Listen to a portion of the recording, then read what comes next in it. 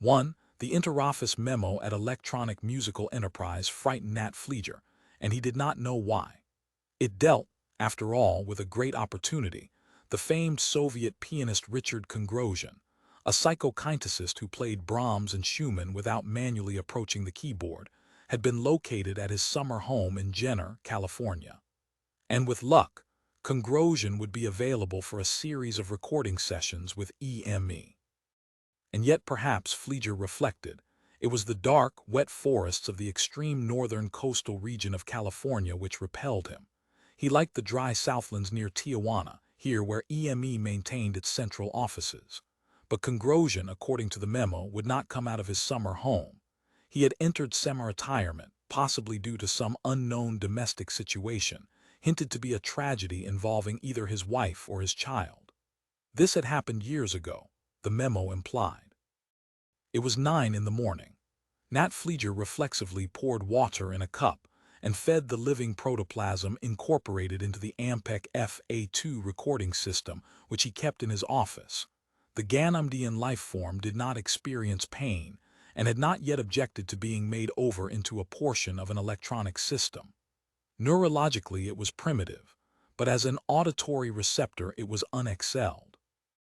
Water trickled through the membranes of the Ampec FA2 and was gratefully absorbed. The conduits of the living system pulsed. I could take you along, Fleeger decided. The FA2 was portable and he preferred its curve to later, more sophisticated equipment. Fleeger lit a Delicado, walked to the window of his office to switch the blind to receive. Warm Mexican sunlight burst in and he blinked. The FA2 went into a state of extreme activity, then, utilizing the sunlight and the water, its metabolic processes stimulated. From habit, Fleeger watched it at work, but his mind was still on the memo. Once more he picked up the memo, squeezed it, and it instantly whined. This opportunity presents EME with an acute challenge, Nat. Kongrosian refuses to perform in public, but we have a contract through our Berlin affiliate Art Corps, and legally we can make Kongrosian record for us, at least if we can get him to stand still long enough. Nat? Yes, Nat Fleeger said, nodding absently, replying to Leo Dindoldo's voice. Why had the famed Soviet pianist acquired a summer home in Northern California? That in itself was radical, frowned on by the central government in Warsaw. And if Kongrosian had learned to defy the ukases of the supreme communist authority, he could scarcely be expected to flinch from a showdown with EME. Kongrosian, now in his 60s, was a professional at ignoring the legal ramifications of contemporary social life, either in communist lands or in the USCA. Like many artists, Kongrosian traveled his own way, somewhere in between the two overpowering social realities. A certain amount of hucksterism would have to be brought into such a pressing as this. The public had a short memory, as was well known. It would have to be forcibly reminded of Kongrosian's existence and musical cum psionic talents. But EME's publicity department could readily handle it. After all, they had managed to sell many an unknown, and Kongrosian, for all his momentary obscurity, was scarcely that. But I wonder just how good Kongrosian is today, Nat Fleeger reflected. The memo was trying to sell him on that too. Everybody knows that Kongrosian has up until quite recently played before private gatherings, the memo declared fervently. For bigwigs in Poland and Cuba, and before the Puerto Rican elite in New York. 1 year ago in Birmingham, he appeared before 50 Negro millionaires for benefit purposes. The funds raised went to help with Afro-Muslim lunar-type colonization. I talked to a couple of modern composers who were present at that. They swore that Kongrosian hadn't lost any of his pizzazz. Let's see, that was in 2040. He was 52 then. And of course he's always at the White House, playing for Nicole and that nonentity, Dare Alte. We had better get the FA2 up there to Jenner and get him down on oxytape, Nat Fleeger decided. Because this may be our last chance. Artistic sighs like Kongrosian have a reputation for dying early. He answered the memo. I'll handle it, Mr. Dindoldo. I'll fly up to Jenner and try to negotiate with him personally. That was his decision. The memo exulted. Nat Fleeger felt sympathy for it. The buzzing, super-alert, obnoxiously persistent reporting machine said, "Is it true, Dr. Egon Superb, that you're going to try to enter your office today? There should have been some way to keep reporting machines out of one's house," Dr. Superb reflected. "However, there was not." He said, "Yes. As soon as I finish this breakfast which I am eating, I will get into my wheel, drive to downtown San Francisco, park in a lot, walk directly to my office on Post Street, where as usual I will give psychotherapy to my first patient of the day. Despite the law, the so-called McPherson Act." He drank his coffee. "And you have the support. The IAPP has fully endorsed my action," Dr. Superb said. In fact, he had talked to the Executive Council of the International Association of Practicing Psychoanalysts just 10 minutes ago. "I don't know why you picked me out to interview. Every member of the IAPP will be in his office this morning." And there were over 10,000 members, scattered throughout the USCA, both in North America and in Europe. The reporting machine purred intimately. "Who do you feel is responsible for the passage of the McPherson Act and dare Alte's willingness to sign it into law?" "You know who," Dr. Superb said. "And so do I. Not the Army and not Nicole and not even the NP. It's the great ethical pharmaceutical house, the cartel AG Chemie in Berlin." Everyone knew that. It was hardly news. The powerful German cartel had sold the world on the notion of drug therapy for mental illness. There was a fortune to be made there. And by corollary, psychoanalysts were quacks on a par with orgone box and health food healers. It was not like the old days, the previous century, when psychoanalysts had stature. Dr. Superb sighed. "Does it cause you anguish," the reporting machine said penetratingly, "to abandon your profession under external compulsion?" "Tell your audience," Dr. Superb said slowly, "that we intend to keep on, law or no law. We can help just as chemical therapy can help. In particular, characterological distortions where the entire life history of the patient is involved." He saw now that the reporting machine represented one of the major TV networks. An audience of perhaps 50 million sat in on this interchange. Dr. Superb felt suddenly tongue-tied. After breakfast, when he walked outside to his wheel, he found a second reporting machine lying in wait for him. "Ladies and gentlemen, this is the last of the race of the Vienna School of Analysts. Perhaps the once distinguished psychoanalyst Dr. Superb will say a few words to us." "Doctor." It rolled towards him, blocking his way. "How do you feel, sir?" Dr. Superb said. "I feel lousy. Please get out of my way." "Going to his office for the last time," the machine declared, as he slipped away. Dr. Superb wears the air of a condemned man, and yet a man secretly proud in the knowledge that according to his own lights he's done his job. But time and tide have passed all the Dr. Superbs by, and only the future will know if this is a good thing. Like the practice of bloodletting, psychoanalysis has thrived and then waned, and now a new therapy has taken its place. Having boarded his wheel, Dr. Superb started up the feeder road, and presently he was rolling along the Autobahn towards San Francisco, still feeling lousy, dreading what he knew to be inevitable, the clash with the authorities which lay directly ahead. He was not a young man anymore. There was too much spare flesh at his midsection. Physically, he was too dumpy, almost middle-aged, to be a participant in these events. And he had a bald spot, which his bathroom mirror took pains to disclose to him each morning. 5 years ago he had divorced his third wife, Livia, and had not remarried. His career was his life, his family. So what now? It was indisputable that, as the reporting machine had said, today he went to his office for the last time. 50 million people in North America and Europe would watch, but would this get him a new vocation, a new transcendental goal to replace the old one? No, it would not. To cheer himself up, he picked up the wheel's phone receiver and dialed a prayer.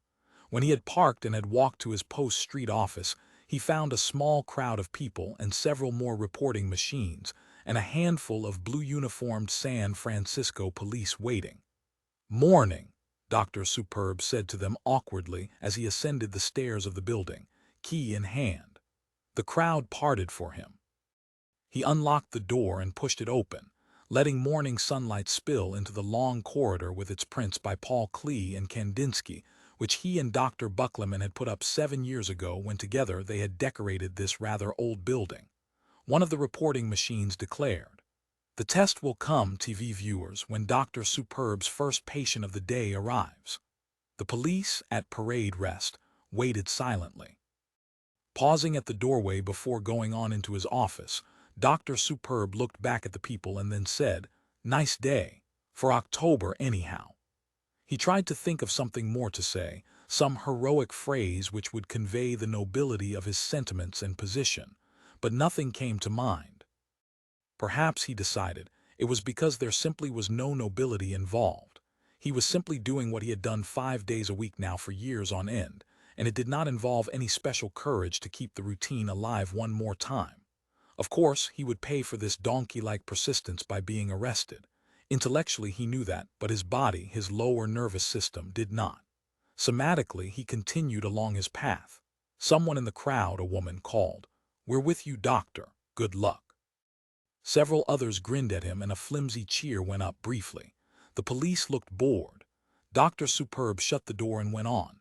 In the front room, at her desk, his receptionist Amanda Connors raised her head and said, "Good morning, doctor." Her bright red hair glowed, tied by a ribbon, and from her low-cut mohair sweater her breasts protruded divinely. "Morning," Dr. Superb said, pleased to see her here today and so well-groomed at that. He handed her his coat, which she hung in the closet. Who's the first patient?" He lit a mild Florida cigar. Consulting her book, Amanda said, "It's Mr. Rugg, doctor, at 9 o'clock. That'll give you time for a cup of coffee. I'll fix it." She quickly started towards the coffee machine in the corner.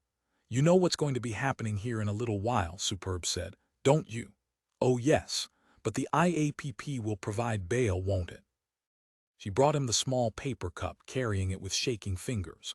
"I'm afraid this means the end of your job." "Yes," Mandy nodded, no longer smiling. Her large eyes had become dark. "I can't understand why Alte didn't veto that bill. Nicole was against it, and so I was sure he would, right up to the last moment. My God, the government's got that time travel equipment. Surely they can go ahead and see the harm this'll cause, the impoverishment to our society." Maybe they did look ahead. And he thought there will be no impoverishment. The office door opened. There stood the first patient of the day, Mr. Gordon Rugg, pale with nervousness. "Ah, you came," Dr. Superb said. In fact, Rugg was early. "The bastards," Rugg said. He was a tall, lean man in his mid-30s, well-dressed. Professionally, he was a broker on Montgomery Street. Behind Rugg appeared 2 plainclothes members of the city police. They fixed their gaze on Dr. Superb, waiting.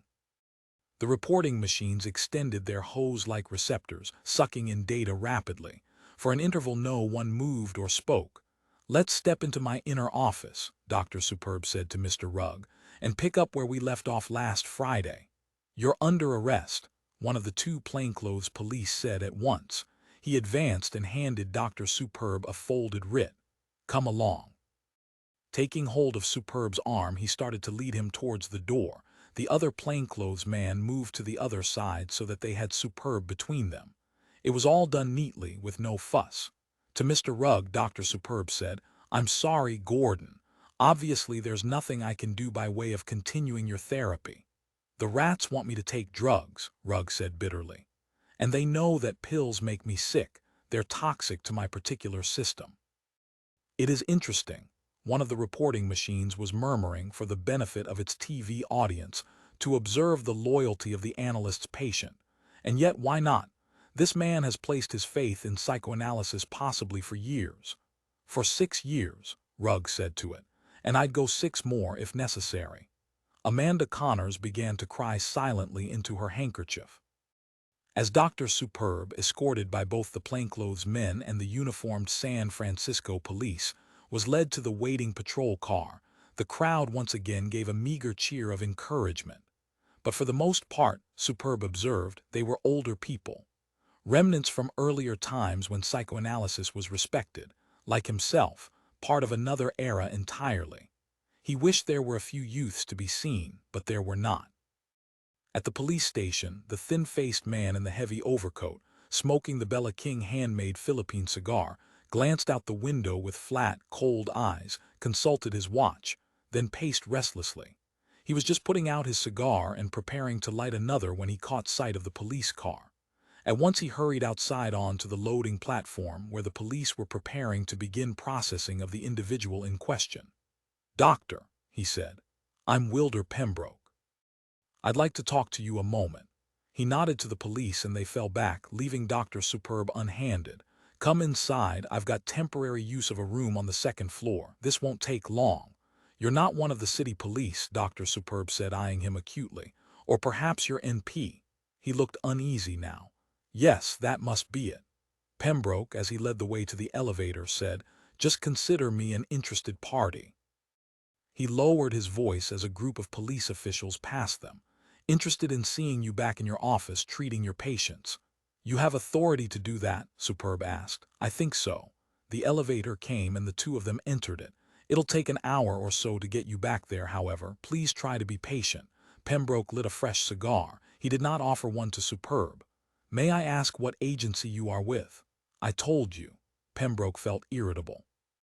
"You're simply to consider me an interested party, don't you understand?" He glared at Superb, and neither of them spoke again until they had reached the second floor. "Sorry to be abrupt," Pembroke said as they walked down the hall, "but I'm very concerned about your arrest, very disturbed." He held the door open, and Superb cautiously entered room 209. "Of course, I get disturbed rather readily. It's my job, more or less. Just as it's your job not to permit yourself to become emotionally involved." He smiled, but Dr. Superb did not smile back. "Too tense for that," Pembroke observed. Superb's reaction fitted the profile contained in the dossier. They seated themselves warily, facing each other. Pembroke said, "There's a man coming to consult you. Not far from now, going to be a patient of yours. You understand? So we want you to be there. We want your office open so you can accept him and treat him." Nodding, his face rigid, Dr. Superb said, "I see. The rest, the others you treat, we don't care about. Whether they get sick or get well, pay you a fortune, Welsh on their bills, anything. Just this one individual. And after he's treated," Superb said, "then you'll shut me down like all the other psychoanalysts." "We'll talk about that then. Not right now." "Who is this man?" Pembroke said. "I'm not going to tell you." "I assume," Dr. Superb said after a pause, "you've used von Lessinger's time travel apparatus to scout out my results with this man." "Yes," Pembroke said. "So you have no doubts I will be able to cure him?" "On the contrary," Pembroke said, "you won't be able to help him. That's exactly why we want you there. If he obtains chemical therapy, he'll recover his mental balance. And it's extremely important to us that he remains ill. So you can see, doctor, we need the continued professional existence of a quack, a practicing psychoanalyst."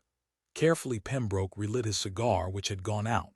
"So your primary instructions are, turn down no new patients. You understand, however insane, or rather, however evidently sane." He smiled. The doctor's discomfort amused him. Two lights burned late in the great communal apartment building, the Abraham Lincoln, as this was All Souls' Night. The residents, all 600 of them, were required by their charter to attend, down in the subsurface community hall. They filed in, men, women, and children. At the door, Vince Strikerock, businesslike and cool, a good, solid bureaucratic official, operated their new identification reader, checking each of them in turn to be sure that no one from outside, from another communal apartment building, got in. The residents submitted good-naturedly, and it all went very fast. "Hey, Vince, how much did it set us back?" asked old Joe Purd, oldest resident in the building. He had moved in with his wife the day the building, in May of 1992, had been built. His wife was dead now, and the children had grown up, married, and moved on, but Joe remained. "Plenty," Vince said quietly, "but it's error-proof. It isn't merely subjective." Up to now, in his permanent job as sergeant of arms, he had admitted people merely by his ability to recognize them. But that way, he had let in a pair of goons from Robin Hill Manor, and they had disrupted the entire meeting with their questions and comments. It would not happen again. Vince Strikerock had vowed that, to himself and to his fellow apartment dwellers. And he meant it. Passing out copies of the agenda, Mrs. Wells smiled fixedly and chanted, "Item 3A, appropriation for roof repairs, has been moved to 4A. Please make a note of that." The residents accepted their agendas, and then divided into two streams flowing to opposite sides of the hall. The liberal faction of the building seated themselves on the right and the conservatives on the left, each conspicuously ignoring the existence of the other. A few uncommitted persons, new residents or oddballs, took seats in the rear, self-conscious and silent, as the room buzzed with many small conferences. The tone, the mood of the room was tolerant, but the residents knew that tonight there was going to be a clash. Presumably, both sides were prepared. Here and there documents, petitions, newspaper clippings rustled as they were read and exchanged, handed back and forth. On the platform, seated at the table with the four building trustees, Chairman Donald Tishman felt sick at his stomach. A peaceful man, he shrank from these violent squabbles. Even seated in the audience, he found it too much for him, and here tonight he would have to take active part. Time and tide had rotated the chair around to him, as it did to each resident in turn, and of course it would be the night the school issue reached its climax. The room had almost filled, and now Patrick Doyle, the current building Skypilot, looking none too happy in his long white robe, raised his hands for silence. The opening prayer, he called huskily, cleared his throat and brought forth a small card. "Everyone please shut your eyes and bow your head." He glanced at Tishman and the trustees, and Tishman nodded for him to continue. "Heavenly Father," Doyle read, "we the residents of the communal apartment building Abraham Lincoln beseech you to bless our assembly tonight. We ask that, in your mercy, you enable us to raise the funds for the roof repairs which seem imperative. We ask that our sick be healed, and that in processing applicants wishing to live amongst us, we show wisdom in whom we admit and who we turn away. We further ask that no outsiders get in and disrupt our law-abiding, orderly lives, and we ask in particular that lastly, if it be thy will, that Nicole Thibodeaux be free of her sinus headaches which have caused her not to appear before us on TV lately, and that those headaches not have anything to do with that time 2 years ago, which we recall, when that stagehand allowed that weight to fall and strike her on the head, sending her to the hospital for several days. Anyhow, amen." The audience agreed, amen. Rising from his chair, Tishman said, "Now, before the business of the meeting, we'll have a few rewarding minutes of our own talent display for our enjoyment. First, the 3 Federsmoller girls from apartment number 205. They will do a soft-shoe dance to the tune of "I'll Build a Stairway to the Stars." He reseated himself, and onto the stage came the 3 little blonde-haired children, familiar to the audience from talent shows in the past. As the Federsmoller girls, in their striped pants and glittery silver jackets, shuffled smilingly through the dance, the door to the outside corridor opened, and a latecomer, Edgar Stone, appeared. He was late this evening because he had been grading test papers of his next-door neighbor, Mr. Ian Duncan, and as he stood in the doorway his mind was still on the test and the poor showing which Duncan, whom he barely knew, had made. It seemed to him that without even having finished the grading of the test he could see that Duncan had failed. On the stage the Federsmoller girls sang in their scratchy voices, and Stone wondered why he had come. Perhaps for no more reason than to avert a fine, it being mandatory for the residents to be here tonight. These amateur talent shows, put on so frequently, meant nothing to him. He recalled the old days when the TV set had carried entertainment, good shows put on by professionals. Now, of course, all the professionals who were any good were under contract to the White House, and the TV had become educational, not entertaining. Mr. Stone thought of the glorious old golden age, long since gone, of great old movie comics such as Jack Lemmon and Shirley MacLaine, and then he looked once more at the Federsmoller sisters and groaned. Vince Strikerock, ever on duty, hearing him, glanced at him severely. At least he had missed the prayer. He presented his identification to Vince's expensive new machine, and it allowed him to pass lucky break. Down the aisle towards a vacant seat. Was Nicole watching this tonight? Was a talent scout present somewhere in the audience? He saw no unfamiliar faces. The Federsmoller girls were wasting their time. Seating himself, he closed his eyes and listened, unable to endure watching. They'll never make it, he thought. They'll have to face it, and so will their ambitious parents. They're untalented like the rest of us. The Abraham Lincoln has added little to the cultural store of the USEA, despite its sweaty, strenuous determination, and you are not going to be able to alter that. The hopelessness of the Federsmoller girl's position made him remember once more the test papers which Ian Duncan, trembling and waxen-faced, had pressed into his hands early that morning. If Duncan failed, he would be even worse off than the Federsmoller girls because he would not even be living at the Abraham Lincoln.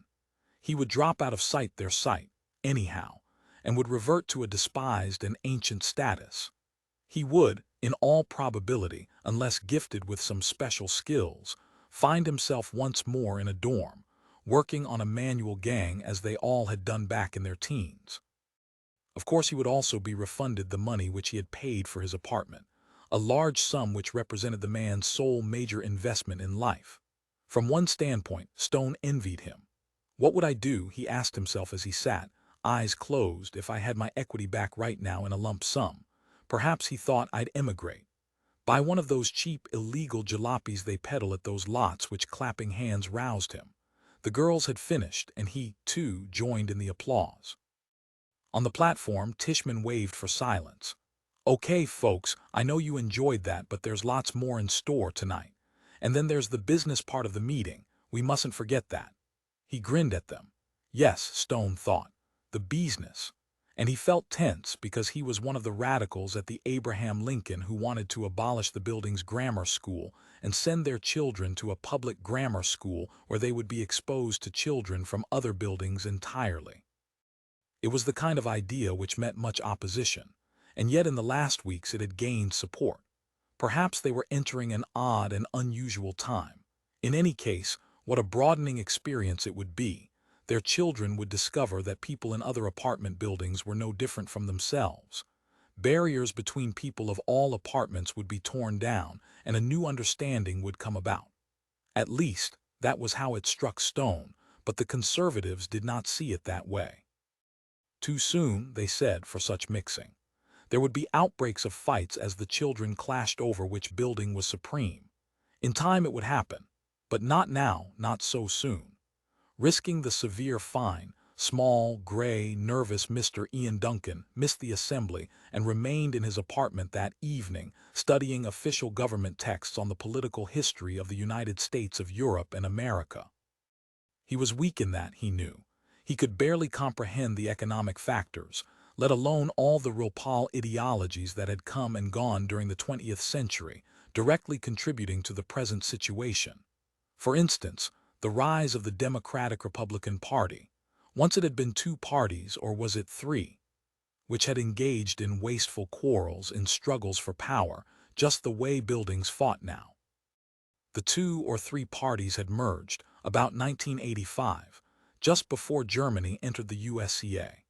Now there was just the one party which had ruled a stable and peaceful society, and everyone, by law, belonged to it. Everyone paid dues and attended meetings and voted, each 4 years, for a new der Alte for the man they thought Nicole would like best. It was nice to know that they, the people, had the power to decide who would become Nicole's husband, each 4 years. In a sense, it gave to the electorate supreme power, even above Nicole herself. For instance, this latest man, Rudolf Kalbfleisch.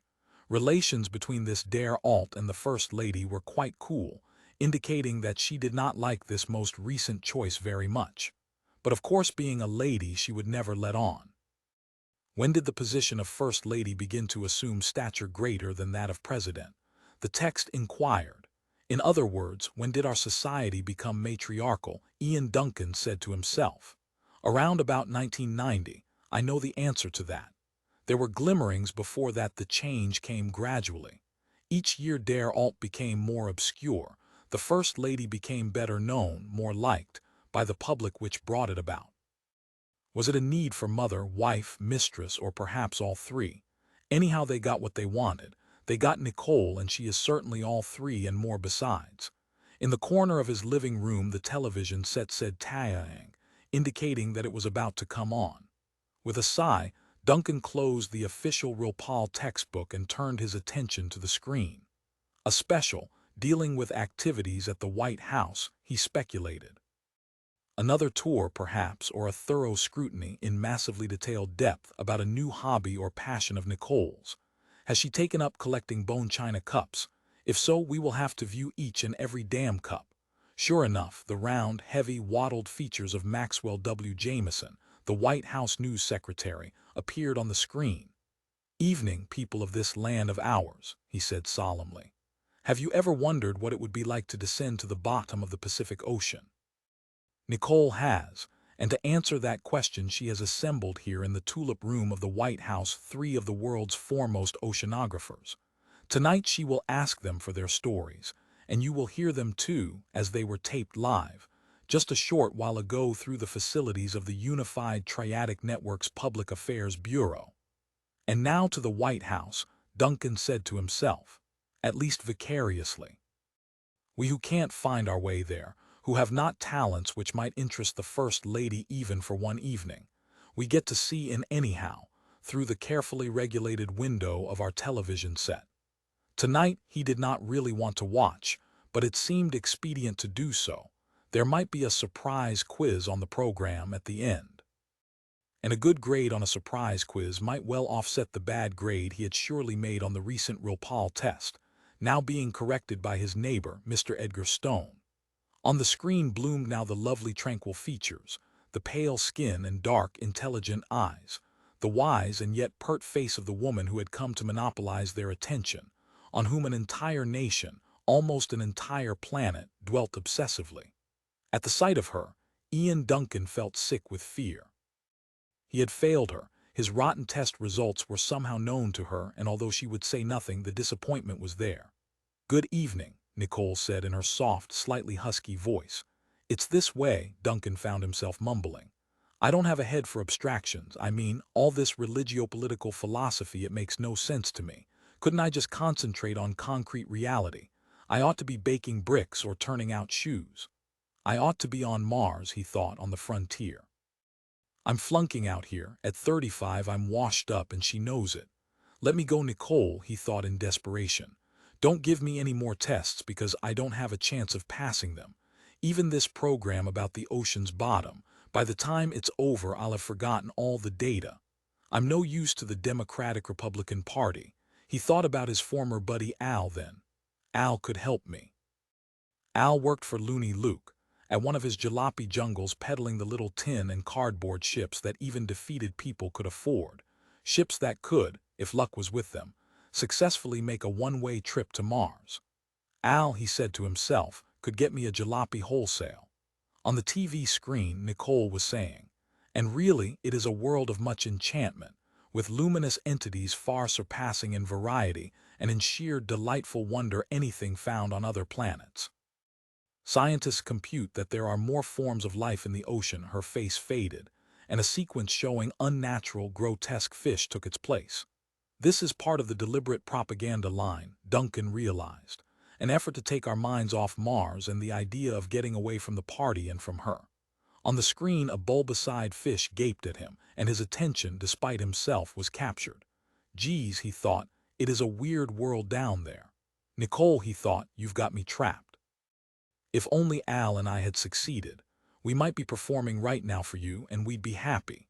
While you interviewed world-famous oceanographers, Al and I would be discreetly playing in the background, perhaps one of the Bach two-part inventions." Going to the closet of his apartment, Ian Duncan bent down and carefully lifted a cloth-wrapped object into the light. "We had so much youthful faith in this," he recalled. Tenderly, he unwrapped the jug. Then, taking a deep breath, he blew a couple of hollow notes on it.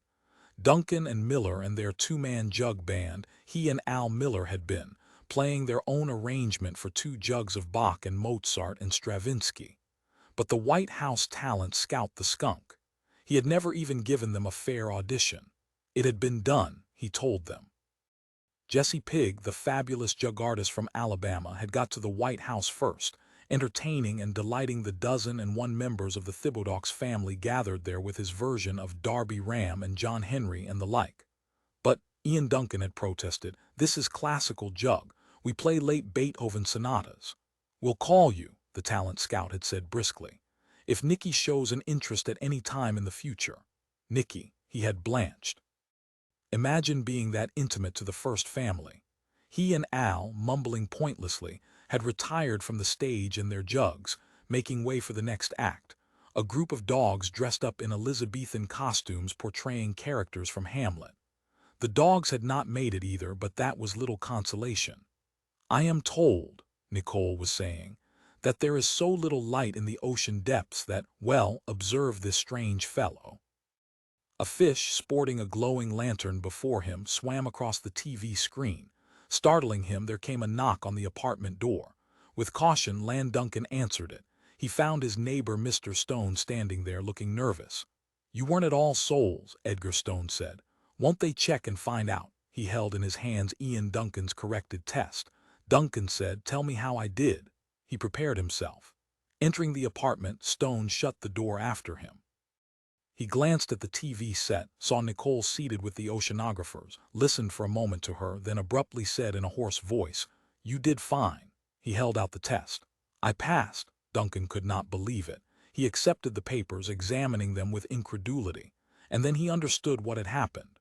Stone had conspired to see that he passed. He had falsified the score, probably out of humanitarian motives. Duncan raised his head and they looked at each other, neither speaking. "This is terrible," Duncan thought. "What'll I do now?" His reaction amazed him, but there it was. I wanted to fail, he realized. Why? So I can get out of here, so I would have an excuse to give up all this, my apartment and my job, say fork it and go.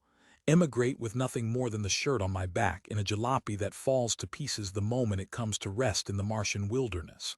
"Thanks," he said glumly. In a rapid voice, Stone said, "Why, you can do the same for me sometime." "Oh yeah, be happy to," Duncan said. Scuttling back out of the apartment, Stone left him alone with the TV set, his jug and the falsely corrected test papers and his thoughts. 3-1 would have to go back to the year 1994, the year that West Germany entered the Union as the 53rd of the United States, to understand why Vince Strycrock, an American citizen and an inhabitant of the Abraham Lincoln Apartments, was listening to Dare Alte on the television set while he shaved the next morning. There was something about this particular Dare Alte, President Rudy Kalbflesh, which always irritated him, and it would be a great thing when Kalbflesh, in 2 more years, reached the end of his term and had, by law, to retire. It was always a great thing, a good day, when the law got one of them out of office. Vince always found it worth celebrating. Nonetheless, Vince felt it was best to do all that was possible with the old man while he remained in office, and so he put down his razor and went into the living room to fiddle with the knobs of the TV set. He adjusted the N, the R and B knobs, and hopefully anticipated a turn for the better in the dire droning on of the speech. However, no change took place. Too many other viewers had their own ideas as to what the old man ought to be saying, Vince realized. In fact, there were probably enough other people in this one apartment building alone to offset any pressures he might try to exert on the old man through his particular set. But anyhow, that was democracy. Vince sighed. This was what they had wanted, a government receptive to what the people said. He returned to the bathroom and continued shaving.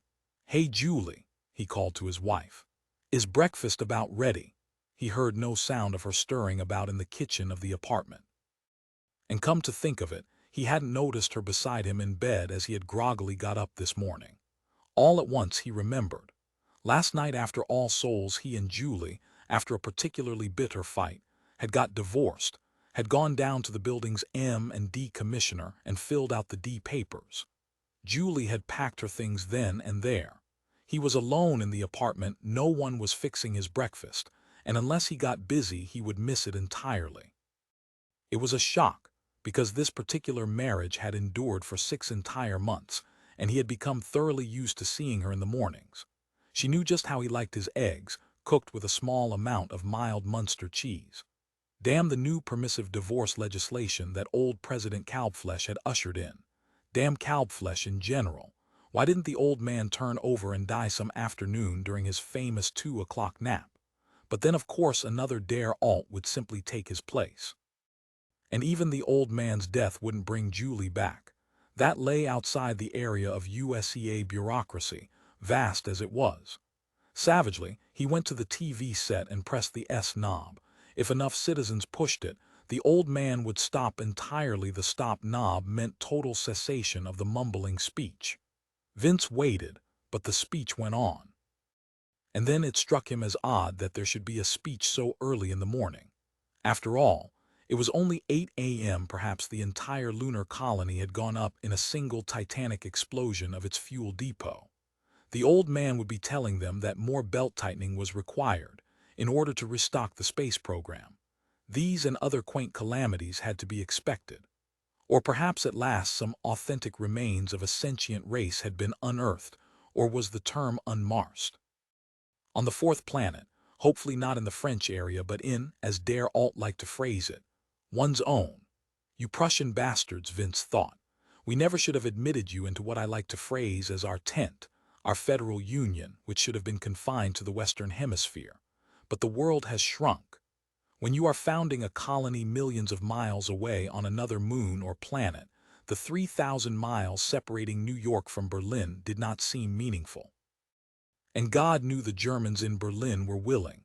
Picking up the telephone, Vince called the manager of the apartment building. My wife Julie, my ex-wife, did she take another apartment last night?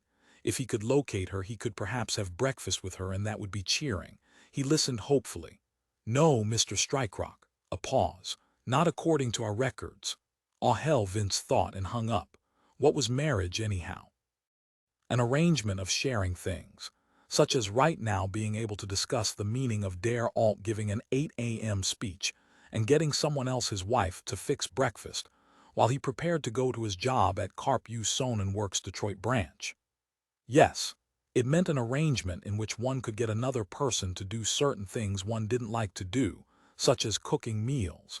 He hated having to eat food which he had prepared himself. Single, he would eat at the building's cafeteria. He foresaw that based on past experience. Mary, Jean, Laura, now Julie, 4 marriages and the last the shortest. He was going downhill. Maybe, God forbid, he was a latent queer. On the TV, Der Alte uttered, and paramilitary activity recalls the days of barbarism and hence is doubly to be renounced. Days of barbarism, that was the sweet talk for the Nazi period of the middle part of the previous century, now gone nearly a century but still vividly, if distortedly, recalled. So Der Alte had taken to the airwaves to denounce the Sons of Job, the latest nut organization of a quasi-religious nature flapping about in the streets, proclaiming a purification of national ethnic life, etc., or whatever it was they proclaimed. In other words, stiff legislation to bar persons from public life who were odd, those born specially, due to the years of radiation fallout from bomb testing, in particular from the vicious people's China blasts. That would mean Julie, Vince conjectured, since she's sterile. Because she could not bear children, she would not be permitted to vote. A rather neurotic connective, logically possible only in the minds of a Central European people such as the Germans. The tail that wags the dog, he said to himself as he dried his face. We in Nord America are the dog, the Reich is the tail. What a life! Maybe I ought to emigrate to colonial reality, live under a faint, fitful, pale yellow sun where even things with 8 legs and a stinger get to vote. No Sons of Job there. Not that all the special people were that special, but a good many of them had seen fit, and for good reason, to emigrate. As had quite a number of quite unspecial folk who were simply tired of the overpopulated, bureaucratically controlled life on Terra these days, whether in the USCA, in the French Empire, or in People's Asia, or free, that is, black Africa. In the kitchen he fixed himself bacon and eggs, and while the bacon cooked, he fed the sole pet allowed him in the apartment building, George III, his small green turtle. George III ate dried flies, 25% protein, more nourishing than human food, hamburger and ant eggs, a breakfast which caused Vince Strikerock to ponder on the axiom de gustibus non disputandum est, there's no accounting for other people's tastes, especially at 8 in the morning. Even as recently as 5 years ago, he could have possessed a pet bird in the Abraham Lincoln, but that was now ruled out. Too noisy, really. Building Rule S205. Thou shalt not whistle, sing, tweet, or chirp. A turtle was mute, as was a giraffe, but giraffes were verboten too, along with the quondam friends of man, the dog and cat, the companions which had vanished back in the days of Der Alte Friedrich Hempel, whom Vince barely remembered. So it could not have been the quality of muteness, and he was left, as so often before, merely to guess at the reasoning of the party bureaucracy. He could not genuinely fathom its motives, and in a sense for that he was glad. It proved that he was not spiritually a part of it. On the TV, the withered, elongated, near-senile face had vanished, and a moment of music, a purely audible event, had replaced it. Percy Granger, a tune called Handle in the Strand, as banal as could be, just the appropriate postscript to what had come before, Vince reflected. He clicked his heels abruptly, came to attention in a parody of Germanic military stiffness, chin up, arms rigid, as the melody tinkled from the speaker of the TV set. Vince struck at attention to this child's music which the authorities, the so-called Jess, saw fit to play. Heil, Vince said to himself, and raised his arm in the ancient Nazi salute. The music tinkled on. Vince turned to another channel. And there on the screen, a hounded-looking man fleetingly appeared in the midst of a crowd which seemed to be cheering him. The man, with what were obviously police on both sides of him, disappeared into a parked vehicle. At the same time, the newscaster declared, and, just as in hundreds of other cities across the USA, Dr. Jack Dowling, leading psychiatrist of the Vienna School here in Bonn, is taken into custody as he protests the newly signed into law bill, the McPherson Act. On the screen, the vehicle, a marked police car, zipped away. A hell of a note, Vince thought glumly. Sign of the times, more repressive, scared legislation by the establishment. So who am I going to get help from if Julie's departure causes me to break down mentally? As well it might. I've never consulted an analyst, I've never needed to in my entire life.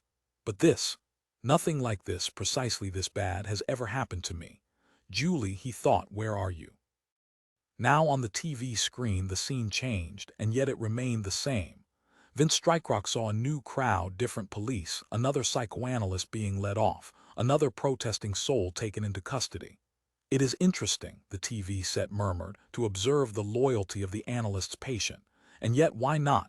This man has placed his faith in psychoanalysis possibly for years. And where did it get him? Vince wondered. Julie, he said to himself, if you're with someone, some other man right now, there's going to be trouble.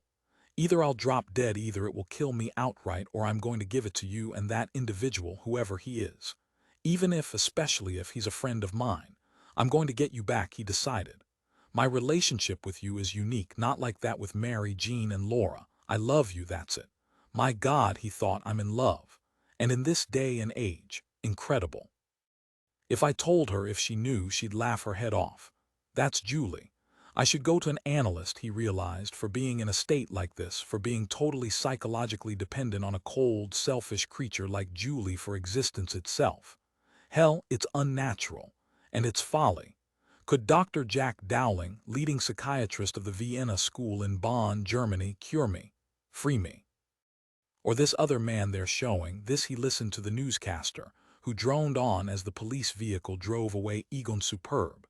He had looked like an intelligent, sympathetic person, gifted with the balm of empathetic understanding. Listen, Egon Superb, Vince thought, I'm in deep trouble. My tiny world collapsed this morning when I woke up. I need a woman whom I'll probably never see again. A.G. Chemi's drugs can't help me with this. Except, perhaps, a mortal overdose. And that's not the sort of help I'm after. Maybe I should roust out my brother Sheik and both of us join the Sons of Job, he thought abruptly. Sheik and I swear fealty to Bertold Goltz. Others have done so, other malcontents, others who have dismally failed, either in their private lives as I have, or in business, or in their social ascent from B to G. Sheik and I Sons of Job, Vince Strycrock thought eerily. In bizarre uniform, parading down the street, being jeered at, and yet believing in what? In ultimate victory. In Goltz, who looks like a movie version of a rattenfanger, a rat catcher. He cringed from the notion, it frightened him. And still the idea remained lodged in his mind. In his apartment on the top of the Abraham Lincoln Apartments, thin, balding Sheik Strycrock, Vince's older brother, awoke and peered nearsightedly at the clock to see if one could manage to remain in bed a bit longer. But the excuse was not valid. The clock read 8:15. Time to get up. A news machine, noisily vending its wares outside the building, had awakened him, fortunately. And then Sheik discovered to his shock that someone was in bed with him. He opened his eyes fully and made himself rigid as he inspected the covered outline of what he saw at once. From the tumble of brown hair was a young woman, and one familiar that was a relief, or was it, to him? Julie, his sister-in-law, his brother Vince's wife. Good grief. Sheik sat up. Let's see, he said to himself rapidly. Last night what did go on here after All Souls anyhow? Julie appeared, didn't she, distraught, with one suitcase and two coats, and telling a disjointed story which boiled down to a simple fact at last. She had broken up with Vince legally. She no longer had any official relationship to him and was free to come and go as she pleased. So here she was. Why? That part he couldn't remember. He had always liked Julie, but it did not explain this. What she had done concerned her own secret inner world of values and attitudes. Not his, not anything that was objective, real. Anyhow, here Julie was, still sound asleep too, here physically but withdrawn into herself, curled up, retracted mollusk-like, which was just as well, because for him it all seemed incestuous, despite the clarity of the law in this variety of matter. She to him was more like family. He had never looked in her direction. But last night, after a few drinks, that was it. He could not drink any more. Or rather he could, and when he did he underwent a rapid change for what at the time seemed like the better. He became outgoing, adventurous, extroverted, instead of morose and taciturn. But here was a consequence. Look what he got involved in here. And yet on a very deep, private level he didn't object as much as all that. It was a compliment to him, her showing up here. But it would be awkward the next time he ran into Vince checking everyone's ID at the front door, because Vince would want to discuss it on a profound, meaningful, somber basis, with much intellectual hot air wasted in analyzing basic motives. What was Julie's real purpose for leaving him and moving in here? Why? Ontological questions, such as Aristotle would have appreciated teleological issues having to do with what they had once called final causes. Vince was out of step with the times.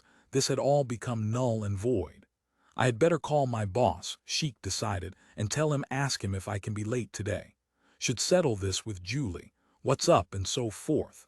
How long is she staying and is she going to help pay expenses? Basic unphilosophical questions of practical nature. He fixed coffee in the kitchen, sat sipping in his pajamas. Turning on the phone, he punched his boss's number, Maury Franzimmer. The screen turned pale gray, then white, then cloudy as an out-of-focus portion of Maury's anatomy formed. Maury was shaving. Yes, Sheik. Hey, Sheik said, and heard it sound forth proudly. I got a girl here, Maury, so I'll be late. It was male-to-male business. Did not matter who the girl was, no need to go into that. Maury did not bother to ask. He showed on his face the involuntary, genuine admiration, then censure. But the admiration came first. Sheik grinned. The censure did not bother him. God you, Maury said, you better get into the office by no later than 9. His tone said, I wish I were you, I envy you, damn you. Aw, Sheik said, I'll be in soon as I can. He glanced towards the bedroom and Julie. She was sitting up. Perhaps Maury saw her, perhaps not. In any case, it was time to conclude the conversation. So long, Maury, old man, Sheik said, and rang off. Who was that? Julie said sleepily. Was that Vince? No, my boss. Sheik put on the coffee water for her. Hi, he said, walking back into the bedroom and seating himself on the bed beside her. How are you? I forgot my comb, Julie said pragmatically. I'll buy you one from the hall dispenser. Those measly little plastic things. He said, feeling fond of her, feeling sentimental. The situation, she in bed, he sitting beside her in his pajamas, it was a bittersweet situation, reminding him of his own previous last marriage of 4 months ago. Hi, he said, patting her on the thigh. Oh God, Julie said. I wish I was dead. She did not say it accusingly, as if it was his fault, or even as if she meant it passionately. It was as if she were resuming a conversation from the night before. What is the purpose of it all, Sheik? She said.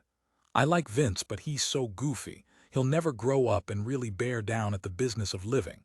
He's always playing his games of being the embodiment of modern, organized social life, the estabman, pure and simple, whereas actually he's not.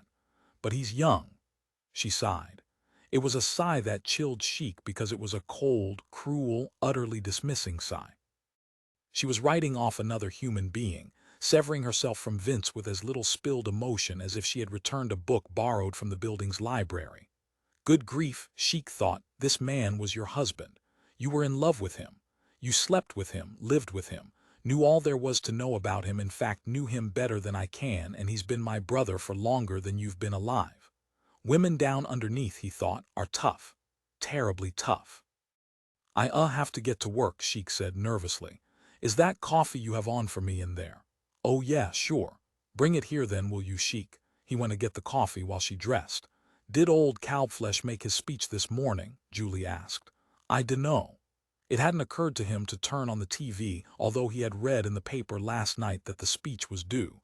He didn't give a damn what the old man had to say about anything. Do you really have to trot off to your little company and go to work? She eyed him steadily, and he saw, for what perhaps was the first time in his life, that she had lovely natural color in her eyes, a polished slab texture of rock smoothness and brilliance that needed the natural daylight for it to be brought out. She had, too, an odd, square jaw and a slightly large mouth with a tendency to turn down, tragedy mask-like, with her lips unnaturally red and lush, drawing attention away from her rather drably colored hair. She had a nice figure, rounded, pleasant, and she dressed well. That is, she looked splendid in whatever she wore. Clothes seemed to fit her, even mass-produced cotton dresses that other women would have difficulty with.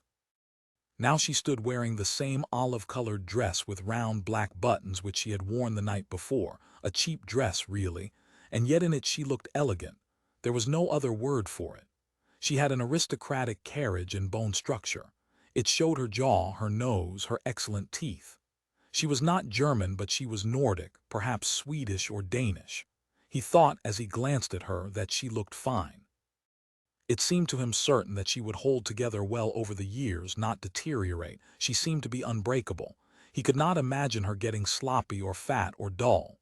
I'm hungry, Julie said. You mean you want me to fix breakfast? He perceived that, no doubt, there.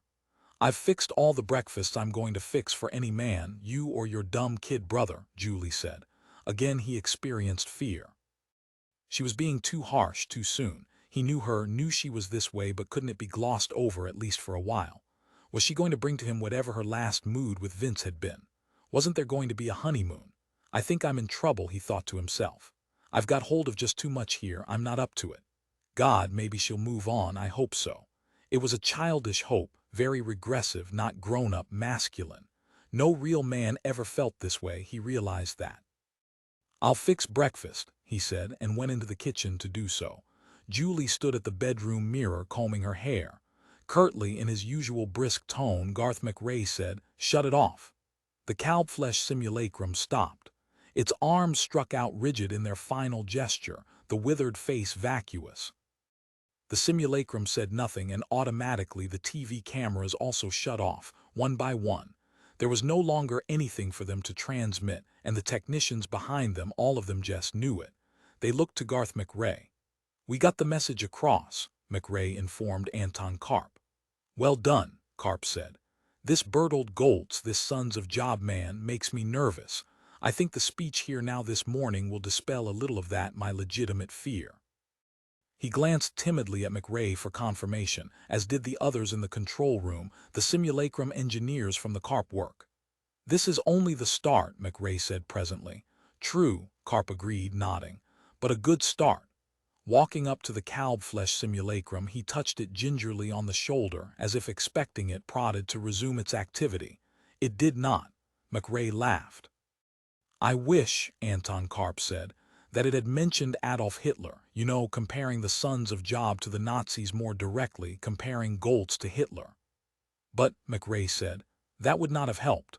True as it may be. You're not authentically a political person, Karp. What gives you the idea that the truth is the best story to stick to? If we want to stop Bertold Goltz, we don't want to identify him as another Hitler simply because in their secret hearts 51% of the local population would like to see another Hitler." He smiled at Karp, who looked worried, who looked, in fact, tremulous and apprehensive. "What I want to know," Karp said, "is this: is Kalbflesh going to be able to handle the Sons of Job? You have von Lessinger equipment, tell me." "No," McRae said. "He won't be able to." Karp gaped at him. But, McRae said, Kalbflesh is going to go, soon, within the next month. He did not say what Karp at once wanted him to say, what Anton and Felix Karp and the entire Karp work instinctively inquired into as a first reflex, an immediate query of primary magnitude. Will we build the next simulacrum? Karp would have asked had he dared, but he was afraid to speak. Karp was, as McRae knew, a coward.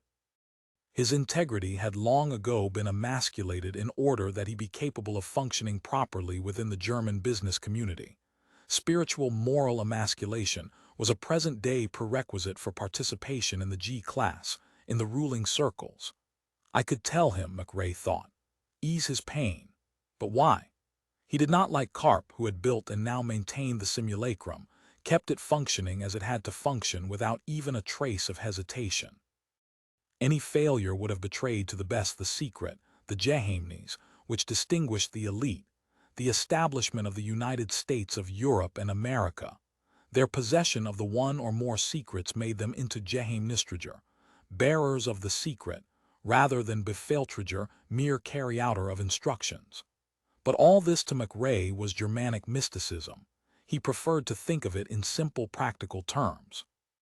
Karp Sonnenwerk was capable of building simulacra, had as an example built Kalbflesh and done a good job of it, as well as a good job of maintaining this Der Alte during his reign.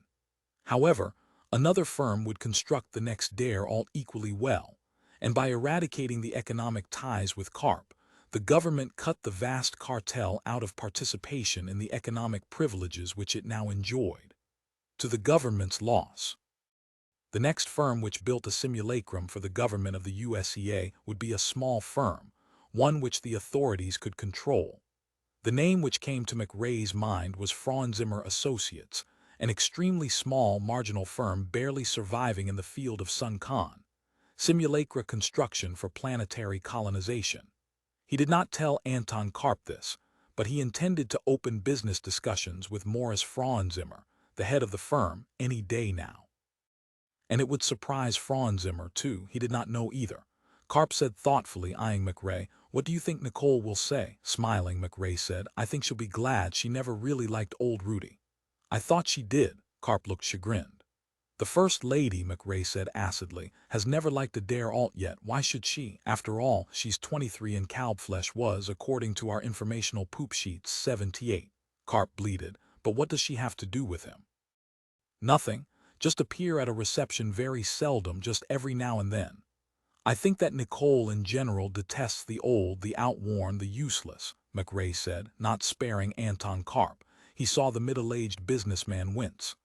"That is a good shorthand description of your chief product," he added. "But the specifications, you could have made it a trifle more." McRae searched for the word, fascinating.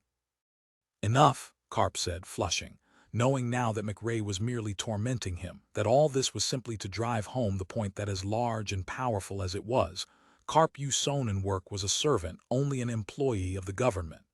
It did not really influence it, and even McRae, who was simply an assistant secretary of state, could take a stand of this sort with impunity. "If you ran things once more," McRae drawled reflectively, "how would you alter matters? Go back to hiring concentration camp victims, as Krupp did during the 20th century.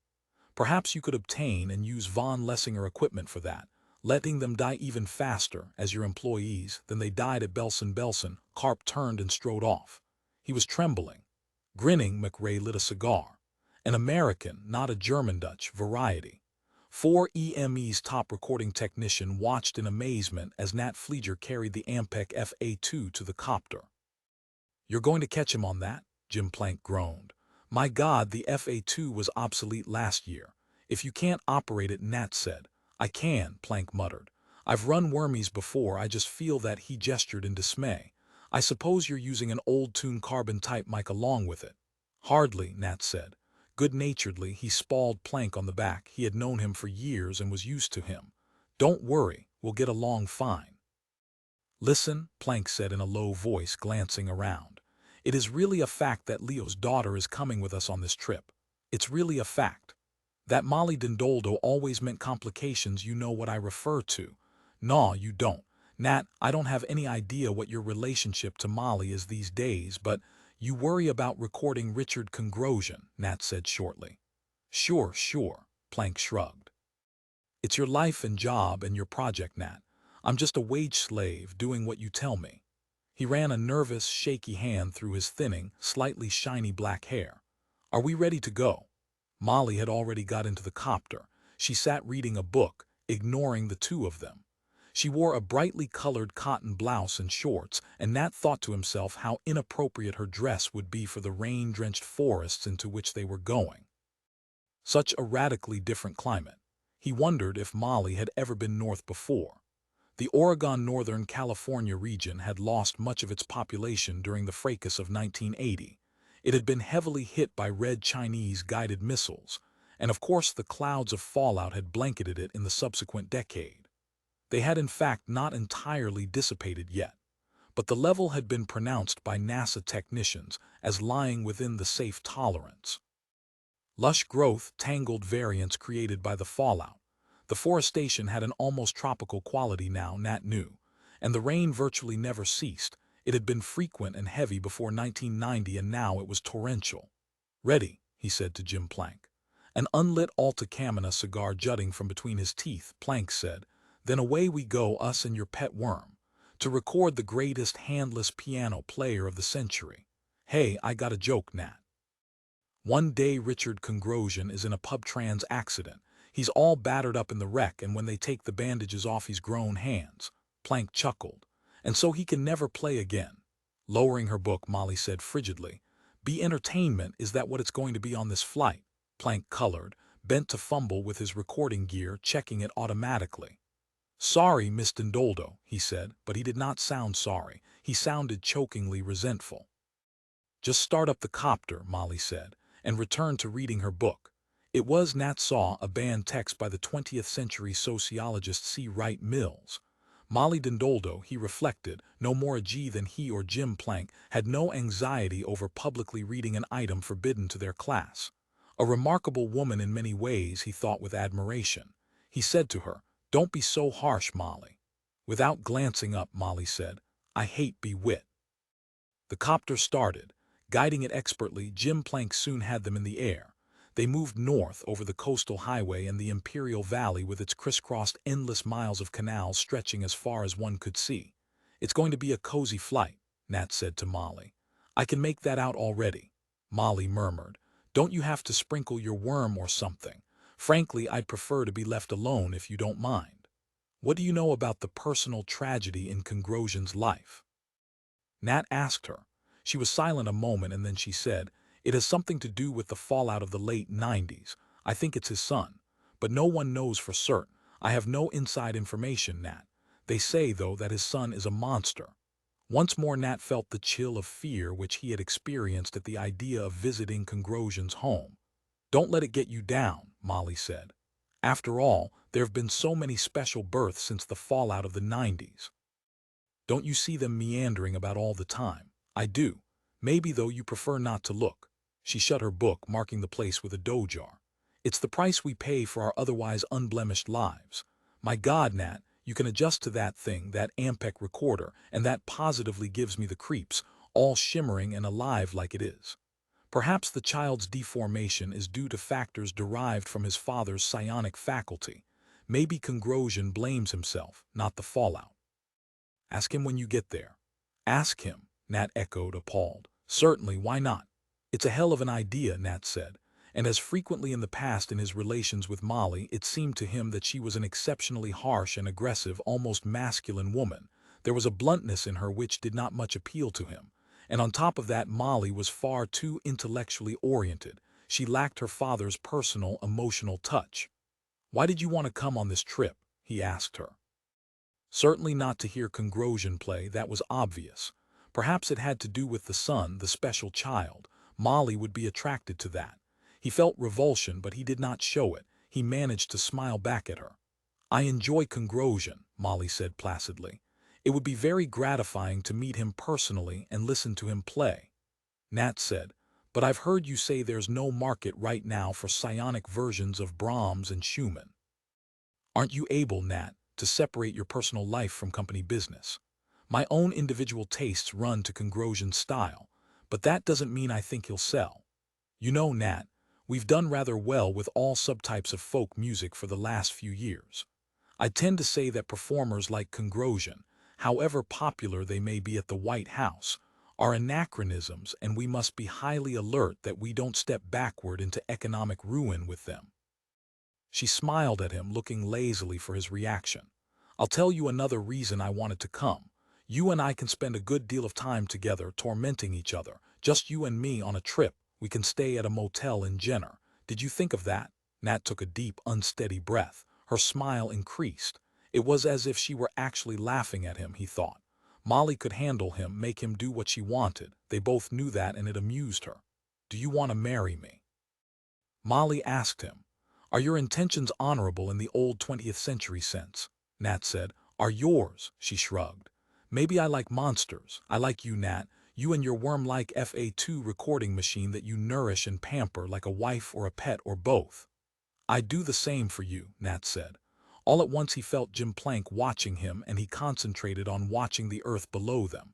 It obviously embarrassed Jim, this exchange. Plank was an engineer, a man who worked with his body, a mere bee as Molly had called him, but a good man. Talk of this sort was tough on Jim. And Nat thought on me. The only one of us who really enjoys it is Molly. And she really does. It's not an affectation. The Audubon-fatigued chic strike rock, with its centrally controlled cars and wheels spinning up invisible runnels in massed procession. In his own individual car, he felt as if he were participating in a black magic ritual, as if he and the other commuters had put their lives into the hands of a force better left undiscussed. Actually, it was a simple homeostatic beam which justified its position by making ceaseless references to all other vehicles and the guide walls of the road itself. But he was not amused. He sat in his car, reading the morning New York Times. He kept his attention on the newspaper instead of the grinding, never-stopping environment which surrounded him, meditating on an article dealing with a further discovery of unicellular fossils on Ganymede. Old-time civilization, Sheik said to himself. The next layer down, just on the verge of being uncovered by the auto shovels operating in the airless, near-weightless void of midspace, of the big planet moons. We're being robbed, he decided. The next layer down will be comic books, contraceptives, empty Coke bottles. But the authorities won't tell us. Who wants to find out that the entire solar system has been exposed to Coca-Cola over a period of 2 million years? It was, for him, impossible to imagine a civilization of any kind of life form that had not contrived Coke. Otherwise, how could it authentically be called a civilization? But then he thought, I'm letting my bitterness get the better of me. Maury won't like it. Better curb it before I arrive. Bad for business. And we must have business as usual. That's the watchword of the day, if not of the century. After all, that's really ale that separates me from my younger brother. My ability to face fundamentals and not get lost in the maze of external rituals.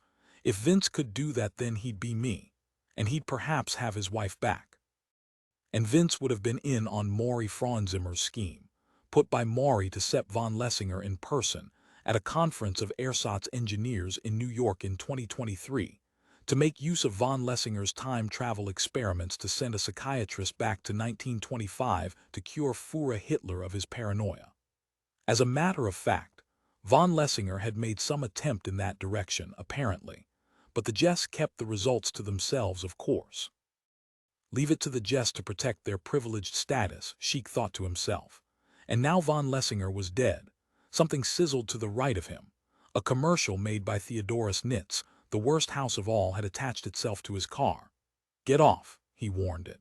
But the commercial, well adhered, began to crawl, buffeted by the wind, towards the door and the entrance crack. It would soon have squeezed in and would be haranguing him in the cranky, garbagey fashion of the Nitz advertisements. He could, as it came through the crack, kill it. It was alive, terribly mortal. The ad agencies, like nature, squandered hordes of them. The commercial, fly-sized, began to buzz out its message as soon as it managed to force entry. Say, haven't you sometimes said to yourself, I'll bet other people in restaurants can see me? And you're puzzled as to what to do about this serious, baffling problem of being conspicuous.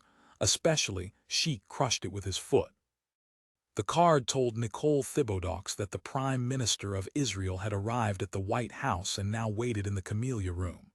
Emil Stark, slender, tall, always knowing the latest Jewish joke, one day God met Jesus and Jesus was wearing, or however it went. She could not remember, she was too sleepy. Anyhow, today she had a joke for him. The Wolf Commission had brought in its report. Later, in a robe and slippers, she drank coffee, read the Morning Times, then pushed the paper away and picked up the document which the Wolf Commission had presented her. Whom had they selected? Hermann Goering. She leafed through the pages and wished she could fire General Wolf. The army brass had picked the man in the age of barbarism to deal with. She knew that, but the Washington authorities had agreed to follow General Wolf's recommendation, not realizing at the time what a typical military fathead he was. It demonstrated the power of the Army's GHQ within purely political areas these days. She called to Leonore, her secretary, "Tell Emil Stark to come on in." No use delaying it, anyhow Stark probably would be pleased. Like so many others, the Israeli prime minister no doubt imagined that Goering had been a simple clown. Nicole laughed sharply. They hadn't digested the war crimes trial documents of World War II if they believed that. "Mrs. Thibodeaux," Stark said, appearing, smiling. "It's Goering," Nicole said. "Of course." Stark continued to smile. "You damn fool," she said. "He's too smart for any of us, don't you know that? If we try to do business with him, but towards the end of the war Goering lost favor," Stark said urbanely, seating himself at the table facing her. "He was involved in the losing military campaign, whereas the Gestapo people and those close to Hitler gained in power, Bormann and Himmler and Eichmann, the blackshirts. Goering did understand what losing the military part of the party's campaign meant." Nicole was silent. She felt irritable. "Does this bother you?" Stark said smoothly. "I know I find it difficult, but we have a simple enough proposition to put to the Reichsmarschall, don't we? It can be phrased in a single sentence and he'll understand it." "Oh yes," she agreed. "Goering will understand. He'll also understand that if we're turned down we'll accept less, then even less that." Finally, she broke off. "Yes, this does bother me. I think that von Lessinger was right in his final summation. No one should go near the Third Reich. When you deal with psychotics you're drawn in, you become mentally ill yourself." Stark said quietly, "There are 6 million Jewish lives to be saved, Mrs. Thibodeaux." Sighing, Nicole said, "All right." She eyed him with harsh anger, but the Israeli premier met her gaze. He was not afraid of her. It was not customary for him to cringe before anyone. He had come a long way to this post, and success for him would not have been possible if he had been made any other way but this. His was not a position for a coward. Israel had always been a small nation, existing among huge blocks that could, at any given moment, efface her. Stark even smiled back slightly. Or did she imagine it? Her anger increased. She felt impotent. "We need not settle this matter right now," Stark said then. "I'm sure you have other matters on your mind, Mrs. Thibodeaux, planning the evening White House entertainment, perhaps. I received an invitation," Stark tapped his coat pocket, "as I'm sure you're aware. We are promised a fine parade of talent, are we not? But that is always true." His voice was a murmur, gentle and soothing. "May I smoke?" From his pocket he brought a little flat gold case from which he removed a cigar. "I am trying these for the first time, Philippine cigars made from Isabella leaf, handmade as a matter of fact." "Go ahead," Nicole said grumpily. "Does Herr Kalbfleisch smoke?" Stark inquired. "No," Nicole said. "He does not enjoy your musical evenings either, does he? That is a bad sign. Recall Shakespeare, Julius Caesar, something about 'I distrust him for he hath no music.' Recall. He hath no music. Does this describe the present Der Alte? I have never met him, unfortunately. In any case, it is a pleasure to deal with you, Mrs. Thibodeaux, believe me." Emil Stark's eyes were gray, extremely bright. "Thanks," Nicole groaned, wishing he would leave. She felt his domination of their colloquy and it made her weary and restless. "You know," Stark continued, "it is very difficult for us Israelis to deal with Germans. I would no doubt have difficulty with Herr Kalbfleisch." He puffed cigar smoke. The smell made her wrinkle her nose with distaste. "This one resembles the first Der Alte, Herr Adenauer, or so I gather from history tapes shown me as a boy in school. It is interesting to realize that he ruled far longer than the entire period of the Third Reich, which was intended to last 1,000 years. Yes, she said dully, and perhaps if we assist it through von Lessinger's system, we will enable it to do so. His eyes were oblique now. You think so?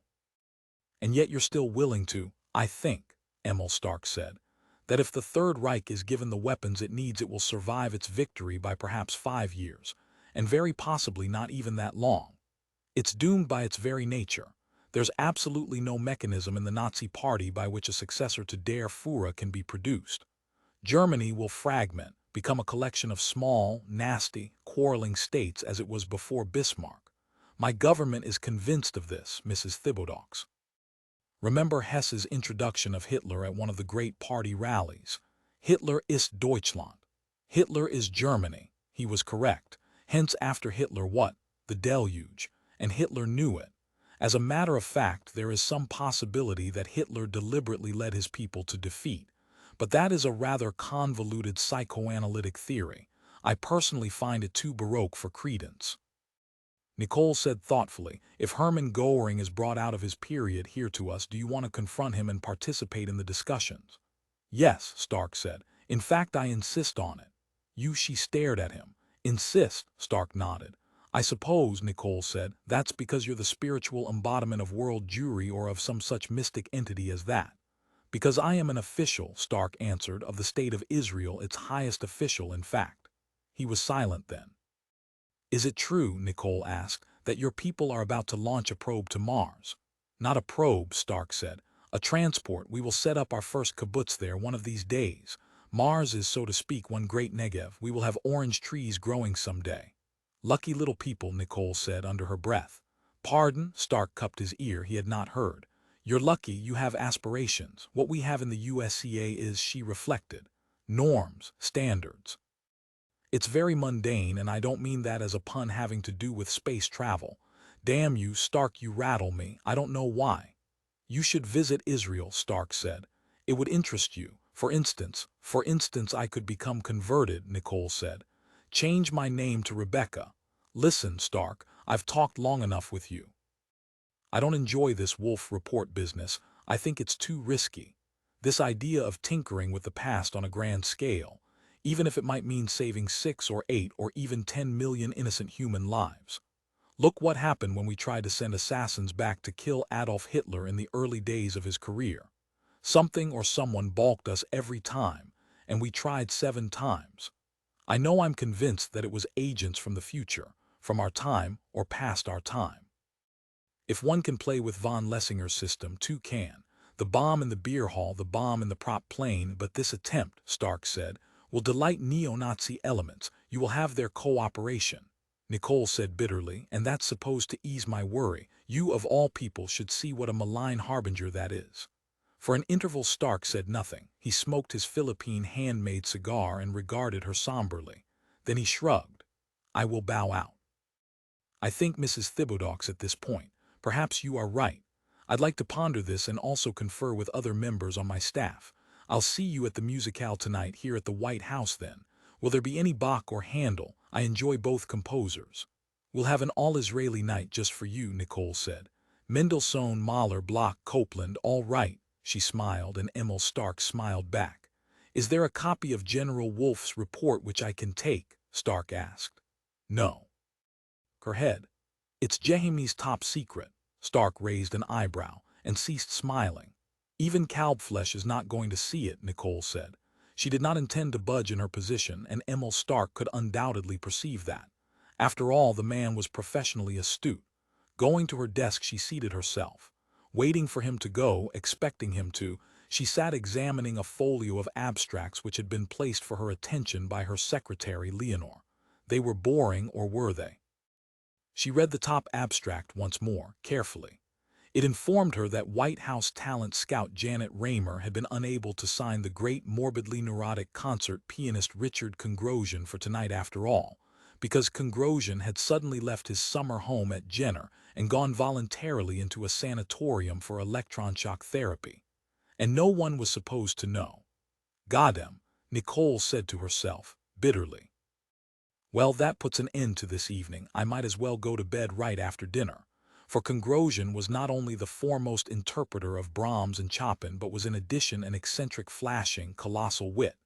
Emil Stark puffed on his cigar, regarding her with curiosity. "Does the name Richard Kongrosian mean anything to you?" she demanded, looking up. "Certainly. For certain romantic composers, he's sick again. Mentally. For the 100th time. Or didn't you know about that? Hadn't you heard the rumors?" Furiously, she spun the abstract away from her. It slipped to the floor. "Sometimes I wish he would finally kill himself or die from a perforated colon or whatever it is he's really got. This week." "Kongrosian is a major artist," Stark nodded. "I can appreciate your concern. These chaotic times, with such elements as the sons of Job parading in the streets and all the vulgarity and mediocrity which seems ready to rise up and reassert itself. Those creatures," Nicole said quietly, "will not last long, so worry about something else." "You believe you understand the situation, then, and have it firmly under control?" Stark permitted himself a brief, cold grimace. "Bertold Goltz is as B as it's possible to be. Out, and B, he's all three. He's a joke. A clown. Like Goering, perhaps." Nicole said nothing. But her eyes flickered. Stark saw that, the sudden temporary doubt. He grimaced again, this time involuntarily. A grimace of concern. Nicole shuddered.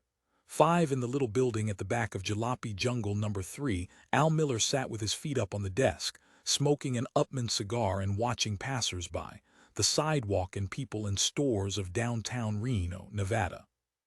Beyond the gleam of the new jalopies parked with flapping banners and streamers cascading from them, he saw a shape waiting, hiding beneath the huge sign that spelled out Looney Luke. And he was not the only person to see the shape. Along the sidewalk came a man and woman with a small boy trotting ahead of them, and the boy, with an exclamation, hopped up and down, gesturing excitedly. "Hey, Dad, look, you know what it is. Look, it's the Papula." "By golly," the man said with a grin, "so it is. Look, Marion, there's one of those Martian creatures hiding there under the sign. What do you say we go over and chat with it?" He started in that direction, along with the boy. The woman, however, continued along the sidewalk. "Come on, Mom," the boy urged. In his office, Al Miller lightly touched the controls of the mechanism within his shirt. The Papula emerged from beneath the Looney Luke sign, and Al caused it to waddle on its 6 stubby legs towards the sidewalk, its round, silly hat slipping over one antenna, its eyes crossing and uncrossing as it made out the sight of the woman. The tropism being established, the Papula trudged after her, to the delight of the boy and his father. "Look, Dad, it's following Mom. Hey, Mom. Hey, Mom, turn around and see." The woman glanced back, saw the platter-like organism with its orange, bug-shaped body, and she laughed. Everybody loves the Papula, Al thought to himself. See the funny Martian Papula. Speak, Papula. Say hello to the nice lady who's laughing at you. The thoughts of the Papula, directed at the woman, reached Al. It was greeting her, telling her how nice it was to meet her, soothing and coaxing her until she came back up the sidewalk towards it, joining her boy and husband so that now all 3 of them stood together, receiving the mental impulses emanating from the Martian creature which had come here to Earth with no hostile plans, no capacity to cause trouble. The Papula loved them too, just as they loved it. It told them so right now. It conveyed to them the gentleness, the warm hospitality which it was accustomed to on its own planet. What a wonderful place Mars must be, the man and woman were no doubt thinking, as the Papula poured out its recollections, its attitude. Gosh, it's not cold and schizoid like Earth society. Nobody spies on anybody else, grades their endless Ropal tests, reports on them to building security committees week in, week out. Think of it, the Papula was telling them as they stood rooted to the sidewalk, unable to pass on. You're your own boss there, free to work your farmland, believe your own beliefs, become yourself. Look at you, afraid even to stand here listening. Afraid to. In a nervous voice the man said to his wife, "We'd better go." "Oh no," the boy said pleadingly. "I mean, gee, how often do you get to talk to a Papula? It must belong to that jalopy jungle there." The boy pointed, and Al found himself under the man's keen, observing scrutiny. The man said, "Of course, they brought it here to sell jalopies. It's working on us right now, softening us up." The enchantment visibly faded from his face. "There's the fellow sitting in there operating it." But the Papilla thought, "What I tell you is still true. Even if it is a sales pitch. You could go there to Mars yourself. You and your family can see with your own eyes if you have the courage to break free. Can you do it? Are you a real man? Buy a Looney Luke jalopy. Buy it while you still have the chance, because you know that someday, maybe not so long from now, the NP is going to crack down. And there will be no more jalopy jungles. No more crack in the wall of the authoritarian society through which a few lucky people can escape." Fiddling with the controls at his midsection, Al turned up the gain. The force of the Papilla's psyche increased, drawing the man in, taking control of him. "You must buy a jalopy," the Papilla urged. "Easy payment plan, service warranty, many models to choose from. This is the time to sign, don't delay." The man took a step towards the lot. "Hurry," the Papilla told him. "Any second now the authorities may close down the lot and your opportunity will be gone forever." "This is how they work it," the man said with difficulty. "The animal snares people, hypnosis, we have to leave." But he did not leave, it was too late. He was going to buy a jalopy, and Al in the office with his control box was reeling the man in. Leisurely, Al rose to his feet. Time to go out and close the deal. He shut off the Papilla, opened the office door and stepped outside onto the lot. And he saw a once familiar figure threading its way among the jalopies towards him. It was his one-time buddy, Ian Duncan, and he had not seen him in years. Good grief, Al thought, what's he want? And at a time like this? "Al," Ian Duncan called, gesturing. "Can I talk with you a second? You're not too busy, are you?" Perspiring and pale, he came closer, looking about in a frightened way. He had deteriorated since Al had last seen him. "Listen," Al said with anger. But already it was too late. The couple and their boy had broken away and were moving rapidly on down the sidewalk. "I didn't mean to bother you," Ian mumbled. "You're not bothering me," Al said as he gloomily watched the three prospects depart. "Well, what's the trouble, Ian? You sure as hell don't look very well. Are you sick? Come on inside the office." He led him inside and shut the door. Ian said, "I came across my jug. Remember when we were trying to make it to the White House? Al, we have to try once more. Honest to God, I can't go on like this. I can't stand to be a failure at what we agreed was the most important thing in our lives." Panting, he mopped at his forehead with his handkerchief, his hands trembling. "I don't even have my jug anymore," Al said presently. "You must. Well, we could each record our parts separately on my jug and then synthesize them on one tape and present that to the White House. This trapped feeling, I don't know if I can go on living with it. I have to get back to playing. If we started practicing right now on the Goldberg variations, in 2 months Al broke in. You still live at that place. That big Abraham Lincoln establishment," Ian nodded. "And you still have that job with that Bavarian cartel. You're still a gear inspector." He could not understand why Ian Duncan was so upset. "Hell, if worst comes to worst you can emigrate. Jug playing is out of the question. I haven't played for years, since I last saw you in fact. Just a minute." He dialed the knobs of the mechanism which controlled the Papilla. Near the sidewalk the creature responded and began to return slowly to its spot beneath the sign. Seeing it, Ian said, "I thought they were all dead." "They are," Al said. "But that one out there moves and it's a fake," Al said. "A simulacrum like those things they use for colonizing. I control it." He showed his old-time buddy the control box. "It brings in people off the sidewalk. Actually, Luke is supposed to have a genuine one on which these are modeled. Nobody knows for sure and the law can't touch Luke. The NP can't make him cough up the real one if he does have it." Al seated himself and lit his pipe. "Tail your real pal test," he said to Ian. "Lose your apartment and get back your original deposit. Bring me the money and I'll see that you get a damn fine jalopy that'll take you to Mars. How about it?" "I tried to fail my test," Ian said, "but they won't let me. They doctored the results. They don't want me to get away. They won't let me go." "Who's they?" "The man in the next apartment at the Abraham Lincoln. Edgar Stone, his name is, I think. He did it deliberately. I saw the expression on his face. Maybe he imagined he was doing me a favor. I don't know." He glanced around him. "This is a nice little office you have here. You sleep in it, don't you? And when it moves, you move with it." "Yes," Al said. "We're always prepared to take off." The NP had almost got him a number of times. even though the lot could obtain orbital velocity in 6 minutes. The papilla detected their approach, but not sufficiently far in advance for a comfortable escape. Generally, it was hurried and disorganized, with part of his inventory of jalopies being left behind. You're barely one jump ahead of them, Ian mused. And yet it doesn't bother you. I guess it's all in your attitude. If they get me, Al said, Luke will bail me out. So what did he have to worry about? His employer was a powerful man. The Thibodeaux clan limited their attacks on him to deep-think articles in popular magazines harping on Luke's vulgarity and the shoddiness of his jalopies. I envy you, Ian said. Your poise, your calmness. Doesn't your building have a Skype a lot? Go talk to him. Ian said bitterly, that's no good. Right now it's Patrick Doyle and he's as badly off as I am. And Don Tishman, our chairman, is even worse off. He's a bundle of nerves. In fact, our whole building is shot through with anxiety. Maybe it has to do with Nicole's sinus headaches. Glancing at him, Al saw that he was actually serious. The White House and all it stood for meant that much to him. It still dominated his life as it had years ago when they had been buddies in the service. For your sake, Al said quietly, I'll get my jug out and practice. We'll make one more try. Speechless, Ian Duncan gaped at him. I mean it, Al said, nodding. With gratitude, Ian whispered, God bless you, Al. Somberly, Al Miller puffed on his pipe. Ahead of Chic Strikerock, the small factory at which he worked grew to its full but meager proportion. This was as large as it was going to get, this hatbox-like structure of late a light green, modern enough if one's standards were not too critical. Frauenzimmer Associates.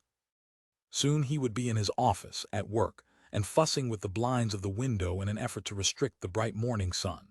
Fussing, too, at Miss Greta Troop, the elderly lady secretary who served both him and Maury. It's a great life, Chic thought. But perhaps since yesterday the firm had gone into receivership. It would not have surprised him, and it probably would not have much saddened him either.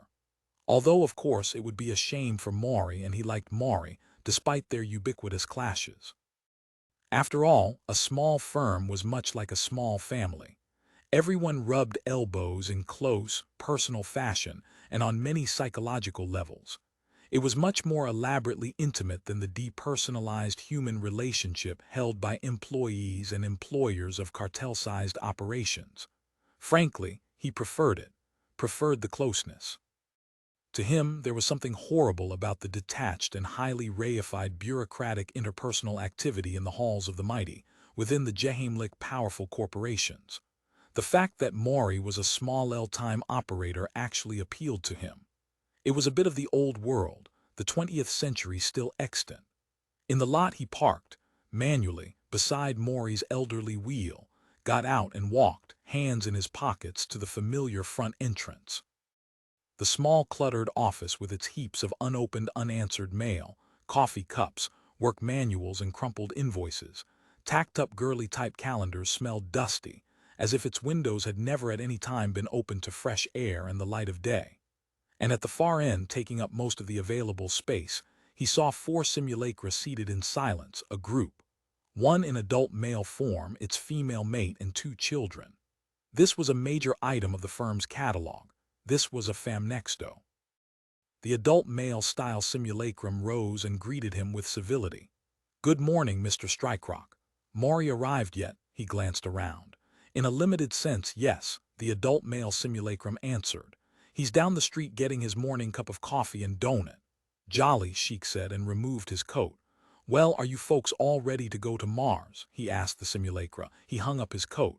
Yes, Mr. Strikerock, the adult female said, nodding. And we're cheerful, too. You can count on that. Obligingly, she smiled in a neighborly way at him. It will be a relief to leave Earth with its repressive legislation. We were listening the FM to the news about the McPherson Act. We consider it dreadful, the adult male said. I have to agree with you, Chic said, but what can one do? He looked around for the mail. As always, it was lost somewhere in the mass of clutter. One can emigrate, the adult male simulacrum pointed out. Chic said absently. He had found an unexpected heap of recent-looking bills from parts suppliers. With a feeling of gloom and even terror, he began to sort through them. Had Maury seen these? Probably. Seen them and then pushed them away immediately, out of sight. Frauenzimmer Associates functioned better if it was not reminded of such facts of life. Like a regressed neurotic, it had to hide several aspects of reality from its percept system in order to function at all. This was hardly ideal, but what really was the alternative? To be realistic would be to give up, to die. Illusion of an infantile nature was essential for the tiny firm's survival, or at least so it seemed to him and Maury. In any case, both of them had adopted this attitude.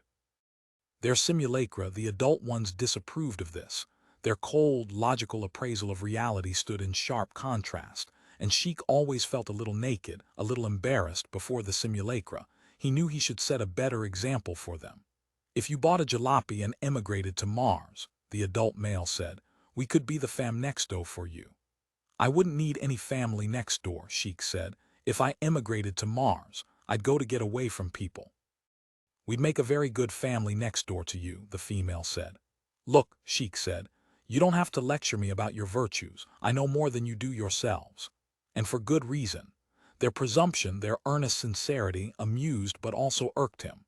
As next-door neighbors, this group of Sims would be something of a nuisance, he reflected. Still, that was what immigrants wanted, in fact needed, out in the sparsely populated colonial regions. He could appreciate that. After all, it was Frauenzimmer Associates' business to understand. A man, when he emigrated, could buy neighbors, buy the simulated presence of life, the sound and motion of human activity, or at least its mechanical near substitute to bolster his morale in the new environment of unfamiliar stimuli and perhaps, God forbid, no stimuli at all. And in addition to this primary psychological gain, there was a practical secondary advantage as well. The Famnexto group of simulacra developed the parcel of land, tilled it and planted it, irrigated it, made it fertile, highly productive. And the yield went to the human settler because the Famnexto group, legally speaking, occupied the peripheral portions of his land. The Famnexto were actually not next door at all. They were part of their owner's entourage. Communication with them was in essence a circular dialogue with oneself. The Famnexto, if they were functioning properly, picked up the covert hopes and dreams of the settler and detailed them back in an articulated fashion. Therapeutically, this was helpful, although from a cultural standpoint it was a trifle sterile. The adult male said respectfully, "Here is Mr. Frauenzimmer now." Glancing up, Sheik saw the office door swing slowly open. Carefully carrying his cup of coffee and donut, Maury appeared. "Listen, buddy," Maury said in a hoarse voice. He was a short, round, perspiring man like a reflection in a bad mirror. His legs had an inferior look, as if they just barely managed to support him. He teetered as he moved forward. "I'm sorry," he said, "but I guess I got to fire you." Sheik stared at him. "I can't make it any longer," Maury said.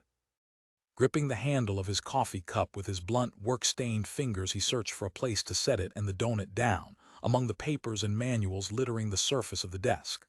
"I'll be darned," Sheik said. In his ears his voice sounded weak. "You knew it was coming." Maury's voice had become a bleak croak. "We both did. What else can I do? We haven't turned over a major order in weeks.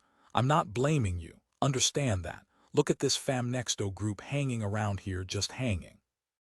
We should be able to unload them long before now." Getting out his immense Irish linen handkerchief, Maury mopped his forehead. "I'm sorry, Sheik." He eyed his employee anxiously.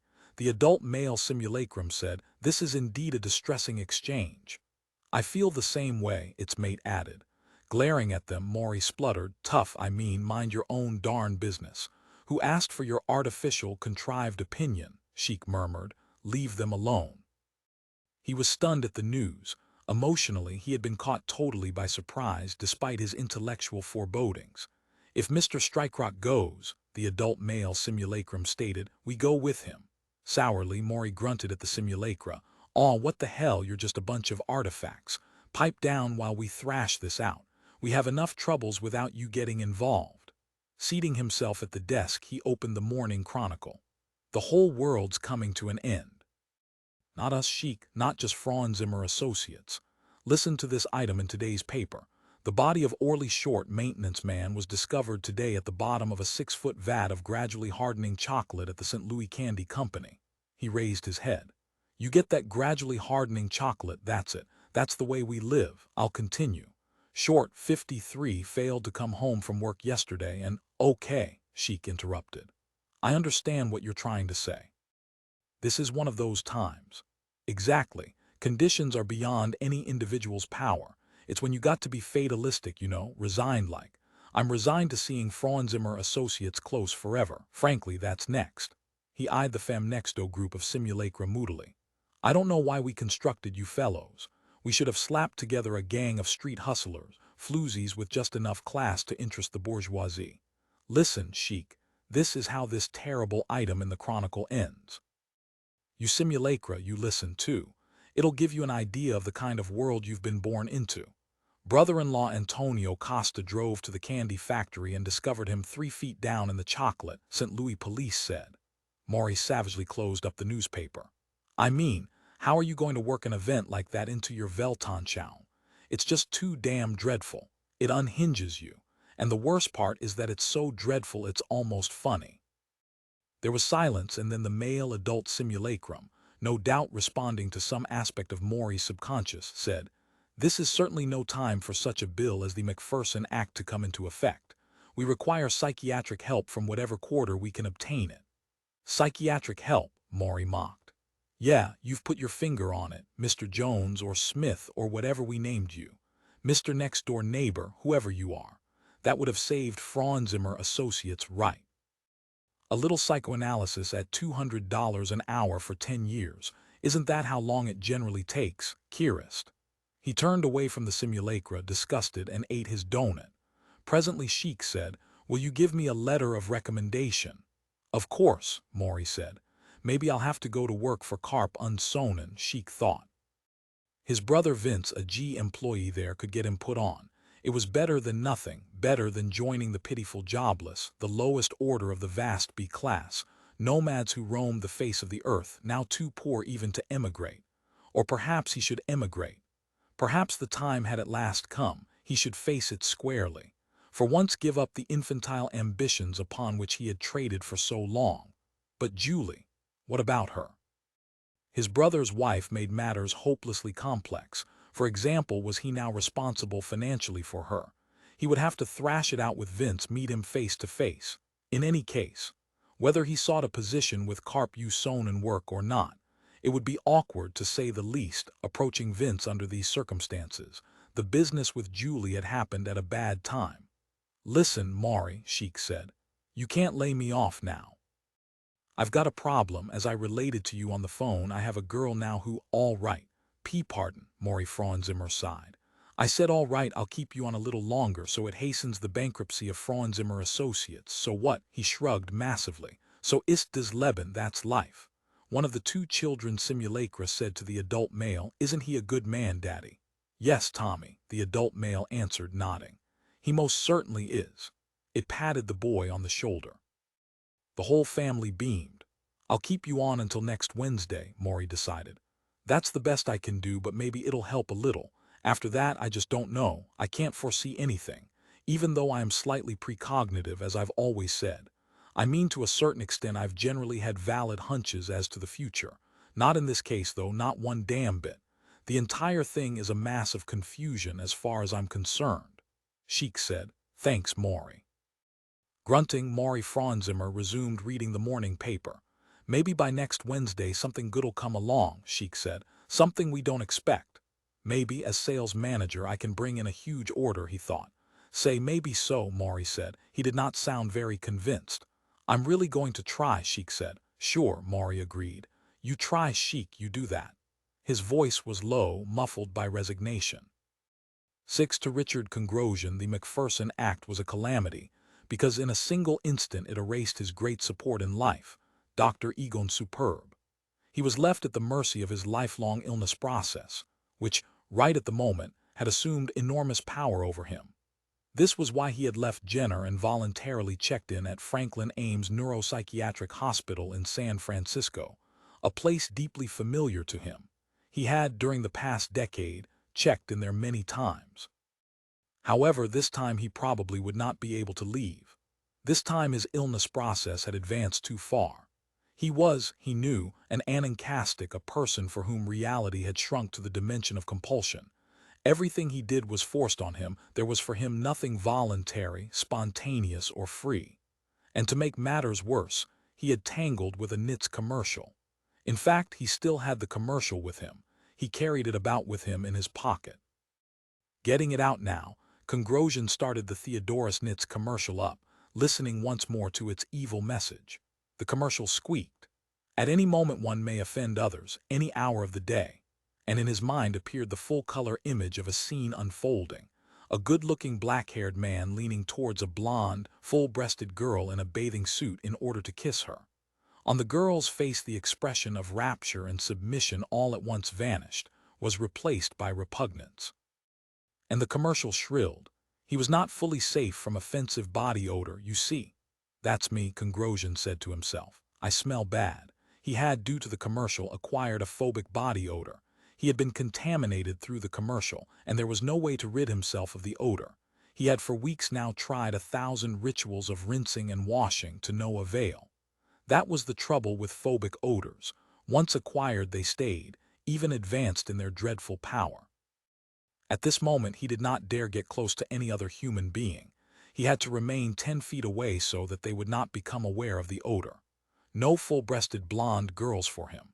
And at the same time he knew that the odor was a delusion, that it did not really exist. It was an obsessive idea only. However, that realization did not help him. He still could not bear to come within 10 feet of another human being of any sort whatsoever, full-breasted or not.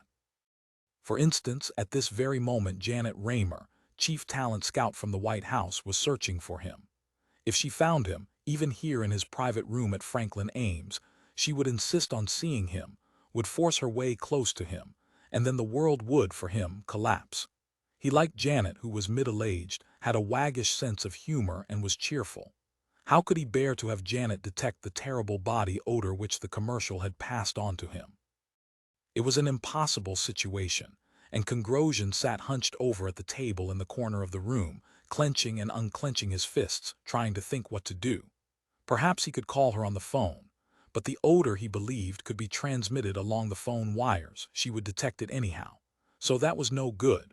Maybe a telegram. No, the odor would move from him to that too, and from it to Janet. In fact, his phobic body odor could contaminate the entire world. Such was at least theoretically possible, but he had to have some contact with people. For instance, very soon now he wanted to call his son Plautus Kongrosian at their home in Jenner. No matter how hard one tried, one could not entirely suspend interpersonal relationships, desirable as it might be. Perhaps A.G. Chemi can help me, he conjectured. They might have a new ultra-powerful synthetic detergent which will obliterate my phobic body odor, at least for a time. Who do I know there that I can contact? He tried to recall. On the Houston, Texas Symphony Board of Directors there was. The telephone in his room rang. Carefully, Kongrosian draped a handhole over the screen. Hell, he said, standing a good distance from the phone, hoping thereby not to contaminate it. Naturally, it was a vain hope, but he had to make the attempt. He was still trying. The White House in Washington, D.C., a voice from the phone stated. Janet Raymer calling. Go ahead, Miss Raymer. I have Mr. Kongrosian's room. Hello, Richard, Janet Raymer said. What have you put over the phone screen? Pressed against the far wall with as much distance between himself and the phone as possible, Kongrosian said, You shouldn't have tried to reach me, Janet. You know how ill I am. I'm in an advanced compulsive obsessive state, the worst I've ever experienced. I seriously doubt if I'll ever be playing publicly again. There's just too much risk. For instance, I suppose you saw the item in the newspaper today about the workman in the candy factory who fell into the vat of hardening chocolate. I did that. You did? How? Psionically. Entirely involuntarily, of course. Currently, I'm responsible for all the psychomotor accidents taking place in the world. That's why I've signed myself in here at the hospital for a course of electroconvulsive shock. I believe in it, despite the fact that it's gone out of style. Personally, I get nothing from drugs. When you smell as bad as I do, Janet, no drugs are going to. Janet Raymer interrupted. I don't believe you really smell as badly as you imagine, Richard. I've known you for many years and I can't imagine you smelling really genuinely badly, at least enough to force a termination of your brilliant career. Thanks for your loyalty, Kongrosian said gloomily, but you just don't understand. This is no ordinary physical odor. This is an idea-type odor. Someday I'll mail you a text on the subject, perhaps by Bingswanger or some of the other existential psychologists. They really understood me and my problem, even though they lived 100 years ago. Obviously they were precogs. The tragedy is that although Minkowski, Kuhn, and Bingswanger understood me, there's nothing they can do to help me. Janet said, "The First Lady is looking forward to your quick and happy recovery." The inanity of her remark infuriated him. Good grief, don't you understand, Janet? At this point I'm thoroughly delusional. I'm as mentally ill as it's possible to be. It's incredible that I can communicate with you at all. It's a credit to my ego strength that I'm not at this point totally autistic. Anyone else in my situation would be. He felt momentary, justified pride. It's an interesting situation that I'm facing, this phobic body odor. Obviously, it's a reaction formation to a more serious disorder, one which would disintegrate my comprehension of the Umwelt, Mitwelt, and Eigenwelt. What I've managed to do is Richard, Janet Raymer interrupted. I feel so sorry for you. I wish I could help you. She sounded then as if she were about to cry. Her voice wavered. Oh well, Kongrosian said. Who needs the Umwelt, Mitwelt, and Eigenwelt? Take it easy, Janet. Don't get so emotionally involved. I'll be out of here just as before. But he did not really believe that. This time was different, and evidently Janet had sensed it. However, he went on, I think in the meantime you're going to have to search elsewhere for White House talent. You'll have to forget me and strike out into entirely new areas. What else is a talent scout for if not to do exactly that? I suppose so, Janet said. My son, Kongrosian thought, maybe he could appear in my place. What a weird, morbid thought that was. He cringed from it, horrified that he had let it enter his mind. Really, it demonstrated how ill he was. As if anyone could be interested, take seriously, the unfortunate quasi-musical noises which Plautus made, although perhaps in the largest, most embracing sense, they could be called ethnic. Your current disappearance from the world, Janet Raymer said, is a tragedy. As you say, it's my job to find someone or something to fill the void even though I know that's impossible. I'll make the try. Thank you, Richard. It was nice of you to talk to me considering your condition. I'll write off now and let you rest. Kongrosian said, all I hope is that I haven't contaminated you with my phobic odor. He broke the connection then. My last tie with the interpersonal world, he realized. I may never speak on the phone again. I feel my world contracting even more. God, where will it end? But the electroconvulsive shock will help.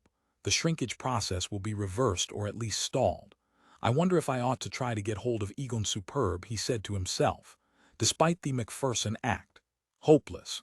Superb no longer exists. The law has obliterated him, at least as far as his patients are concerned. Egon Superb may still exist as an individual in essence, but the category psychoanalyst has been eradicated as if it never existed. But how I need him. If I could consult him just one more time, damn AG Chemi and their enormous lobby, their huge influence. Maybe I can get my phobic odor to spread to them. Yes, I'll put through a call to them, he decided. Ask about the possibility of the super detergent and at the same time contaminate them. They deserve it. In the phone book, he looked up the number of the Bay Area branch of AG Chemi, found it, and by psychokinesis dialed. They'll be sorry they forced passage of that act, Kongrosian said to himself as he listened to the phone connection being put through. Let me talk to your chief psych chemist, he said, when the AG Chemi switchboard had responded. Presently a busy-sounding male voice came onto the line. The towel placed over the screen of the phone made it impossible for Kongrosian to see the man, but he sounded young, competent, and thoroughly professional. This is B Station. Merrill Judd speaking. Who is this and why do you have the vid portion blocked? The psych chemist sounded irritable. Kongrosian said, you don't know me, Mr. Judd. And then he thought now it's time to contaminate them. Stepping close to the phone, he whisked the towel from the screen. Richard Kongrosian, the psych chemist said, eyeing him. Yes, I know you, know your artistry at least. He was a young man with a competent, no-nonsense expression, a thoroughly detached schizoid person indeed. It's an honor to meet you, sir. What can I do for you? I need an antidote, Congrosian said, for an abominable Theodorus Knit's offensive body odor commercial. You know, the one which begins, "In moments of great intimacy with ones we love, especially then does the danger of offending become acute," and so forth. He hated even to think about it. His body odor seemed to become more powerful when he did so, if such was possible. He longed then for genuine human contact. He felt violently conscious of his encapsulation. "Do I scare you?" he asked. Regarding him with his wise, professional intensity, the AG Chemi official said, "I'm not worried. Naturally, I've heard discussions of your endogenous psychosomatic ailment, Mr. Congrosian." "Well," Congrosian said tightly, "let me tell you that it's exogenous. It's the Knits commercial that started it." It depressed him to realize that strangers that the entire world was aware of was talking about his psychological situation. The predisposition must have been there, Judd said, for the Knits commercial to so influence you. "On the contrary," Congrosian said, "and as a matter of fact I'm going to sue the Knits agency, sue them for millions. I'm totally prepared to start litigation. But that's beside the point right now. What can you do, Judd? You smell it by now, don't you? Admit you do, and then we can explore the possibilities of therapy. I've been seeing a psychoanalyst, Dr. Egon Superb, but thanks to your cartel that's over now." Judd said. "Is that the best you can do? Listen, it's impossible for me to leave this hospital room. The initiative has got to come from you. I'm appealing to you. My situation is desperate. If it worsens, an intriguing request," Judd said. "I'll have to ponder for a while. I can't answer you immediately, Mr. Congrosian." How long ago did this contamination by the Knits commercial take place? Approximately 1 month ago. And before that, vague phobias, anxieties, depression mostly. I've had ideas of reference too, but so far I've managed to abort them. Obviously, I'm struggling against an insidious schizophrenic process that's gradually eroding my faculties, blunting their acuity. He felt glum. "Perhaps I'll drop over to the hospital." "Ah," Congrosian said, pleased. "That way I can be certain of contaminating you," he said to himself. "And you in turn will carry the contamination back to your company, to the entire malign cartel which is responsible for shutting down Dr. Superb's practice." "Please do," he said aloud. "I'd very much like to consult you tête-à-tête. The sooner the better, but I warn you I won't be responsible for the outcome. The risk is entirely yours." "Risk? I'll take the risk. What about this afternoon? I have a free hour."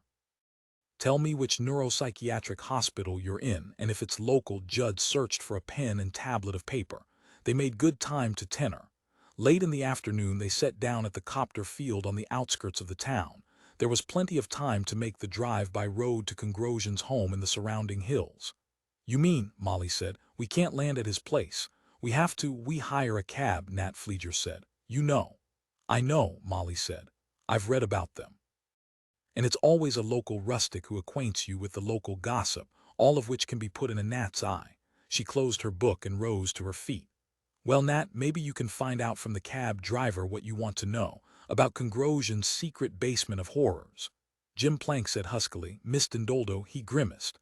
"I think a lot of Leo, but honest to God, you can't stand me," she inquired, raising her eyebrows. "Why, I wonder why, Mr. Plank?"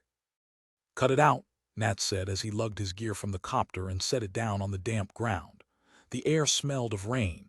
It was heavy and clinging, and he instinctively rebelled against it, against the innate unhealthiness of it. "This must be grand for asthmatics," he said, looking around.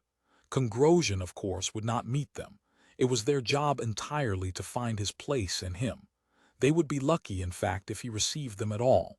Nat was well aware of that. Stepping gingerly from the copter, she was wearing sandals, Molly said. "It smells funny." She took a deep breath, her bright cotton blouse swelling. "Ugh, like rotting vegetation." "That's what it is," Nat said as he helped Jim Plank with his gear. "Thanks," Plank murmured. "I believe I got it, Nat. How long are we going to be up here?" He looked as if he wanted to re-enter the copter and start right back. Nat saw on the man's face overt panic. "This area," Plank said, "always makes me think of like in the kid's book about the 3 billygoats gruff. You know." His voice grated. "Trolls."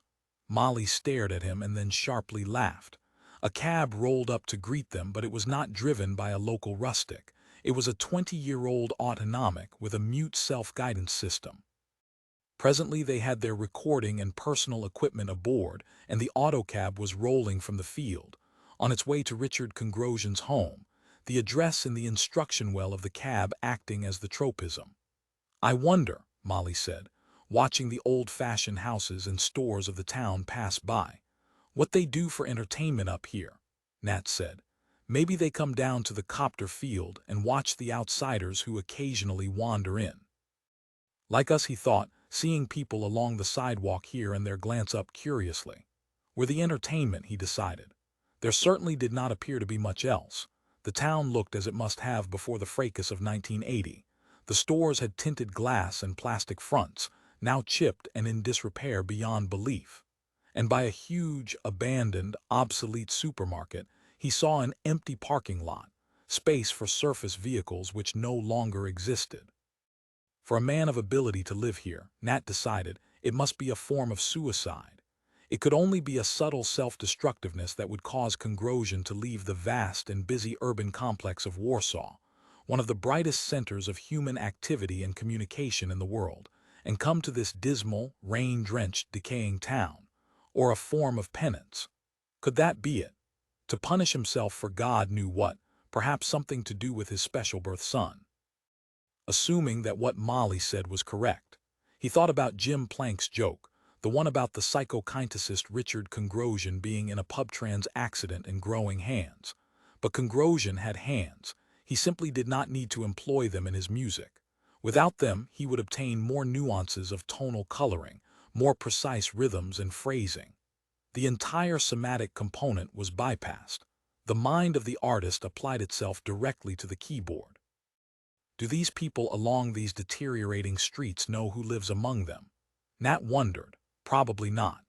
Probably Congrosjean keeps to himself, lives with his family and ignores the community. A recluse and who wouldn't be up here. And if they did know about Congrosjean, they would be suspicious of him because he was an artist and because he was also a psi. It was a double burden to bear.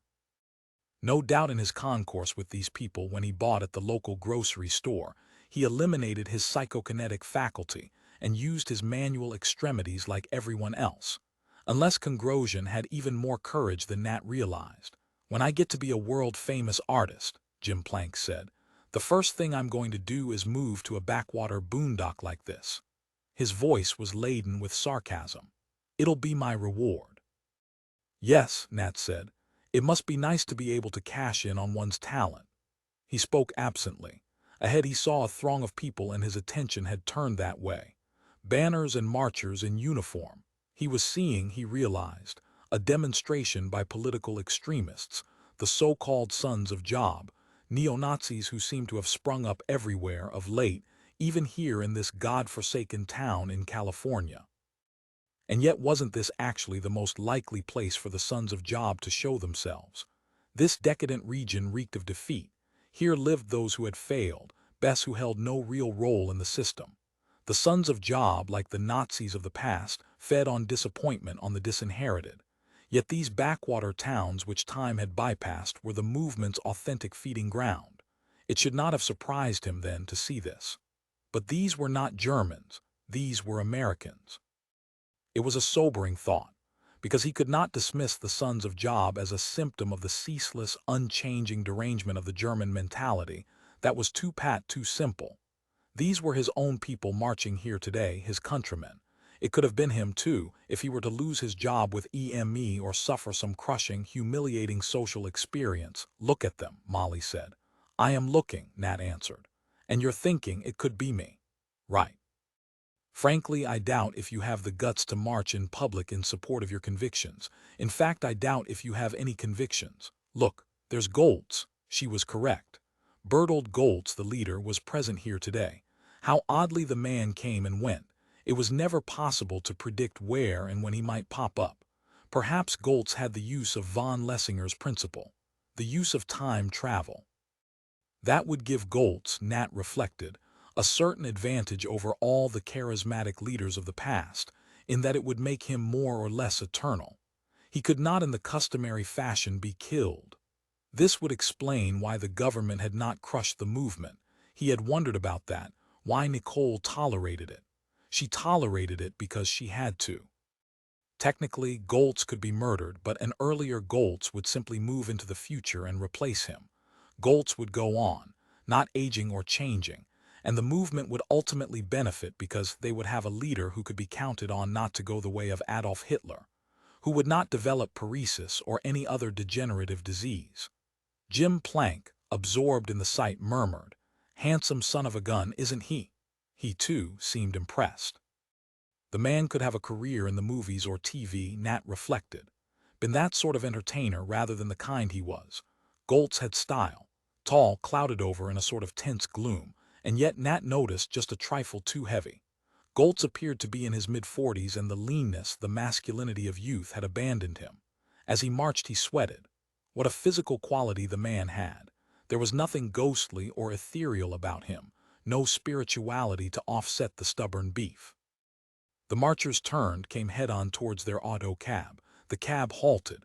Molly said caustically, "He even commands the obedience of machines, at least the local ones." She laughed briefly, uneasily. "We'd better get out of the way," Jim Plank said, "or they're going to be swarming over us like Martian column ants." He fiddled with the controls of the autocab. "Damn this worn-out contraption, it's dead as a doornail." "Killed by awe," Molly said.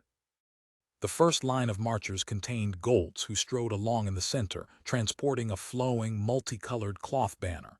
Seeing them, Goltz yelled something. Nat could not catch it. "He's telling us to get out of the way," Molly said. "Maybe we'd better forget about recording Congrosion and step out and join him. Sign up for the movement. What do you say, Nat? Here's your chance. You can rightfully say you were forced to." She opened the door of the cab and hopped lightly out onto the sidewalk. "I'm not giving up my life because of a stalled circuit in an autocab 20 years out of date." "Hail, mighty leader," Jim Plank said shortly, and also hopped out to join Molly on the sidewalk, out of the path of the marchers, who were now, as a body, shouting angrily and gesturing.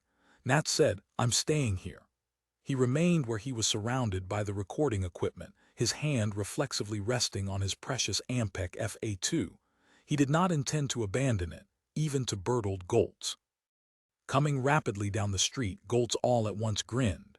It was a sympathetic grin, as if Goltz, despite the seriousness of his political intentions, had room left in his heart for a trace of empathy. "You got troubles, too," Goltz called to Nat. Now the first rank of marchers, including the leader, had reached the old, stalled autocab. The rank divided and dribbled past raggedly on both sides. Goltz, however, halted. He brought out a rumpled red handkerchief and mopped the shiny, steaming flesh of his neck and brow. "Sorry I'm in your way," Nat said. "Heck," Goltz said, "I was expecting you." He glanced up, his dark, intelligent, luminous eyes alert. "Nat Fleeger, head of artists and repertoire for Electronic Musical Enterprise of Tijuana, up here in this land of ferns and frogs to record Richard Congrosion, because you don't happen to know that Congrosion isn't home. He's at Franklin Ames Neuropsychiatric Hospital in San Francisco." "Christ," Nat said, taken aback. "Why not record me instead?" Goltz said, amiably. "Doing what?" "Oh, I can shout or ran a few historic slogans for you. Half an hour's worth or so, enough to fill up a small record. It may not sell well today or tomorrow, but one of these days." Goltz winked at Nat. "No thanks," Nat said. "Is your Ganymedian creature too pure for what I have to say?" The smile was empty of warmth now, it was fixed starkly in place. Nat said, "I'm a Jew, Mr. Goltz, so it's hard for me to look on neo-Nazism with much enthusiasm." After a pause, Goltz said, "I'm a Jew too, Mr. Fleeger, or more properly an Israeli. Look it up, it's in the records. Any good newspaper or media news morgue can tell you that." Nat stared at him. "Our enemy, yours and mine," Goltz said, "is the Der Alt system. They're the real inheritors of the Nazi past. Think about that. They and the cartels, AG Chemi, Carp und Sonnenwerk. Didn't you know that? Where have you been, Fleeger? Haven't you been listening?" After an interval, Nat said, "I've been listening, but I haven't been very much convinced." "I'll tell you something then," Goltz said. "Nicole and the people around her, our mutter, is going to make use of von Lessinger's time travel principle to make contact with the Third Reich, with Hermann Goering, as a matter of fact. They'll be doing it soon." "Does this surprise you?" "I've heard rumors," Nat shrugged.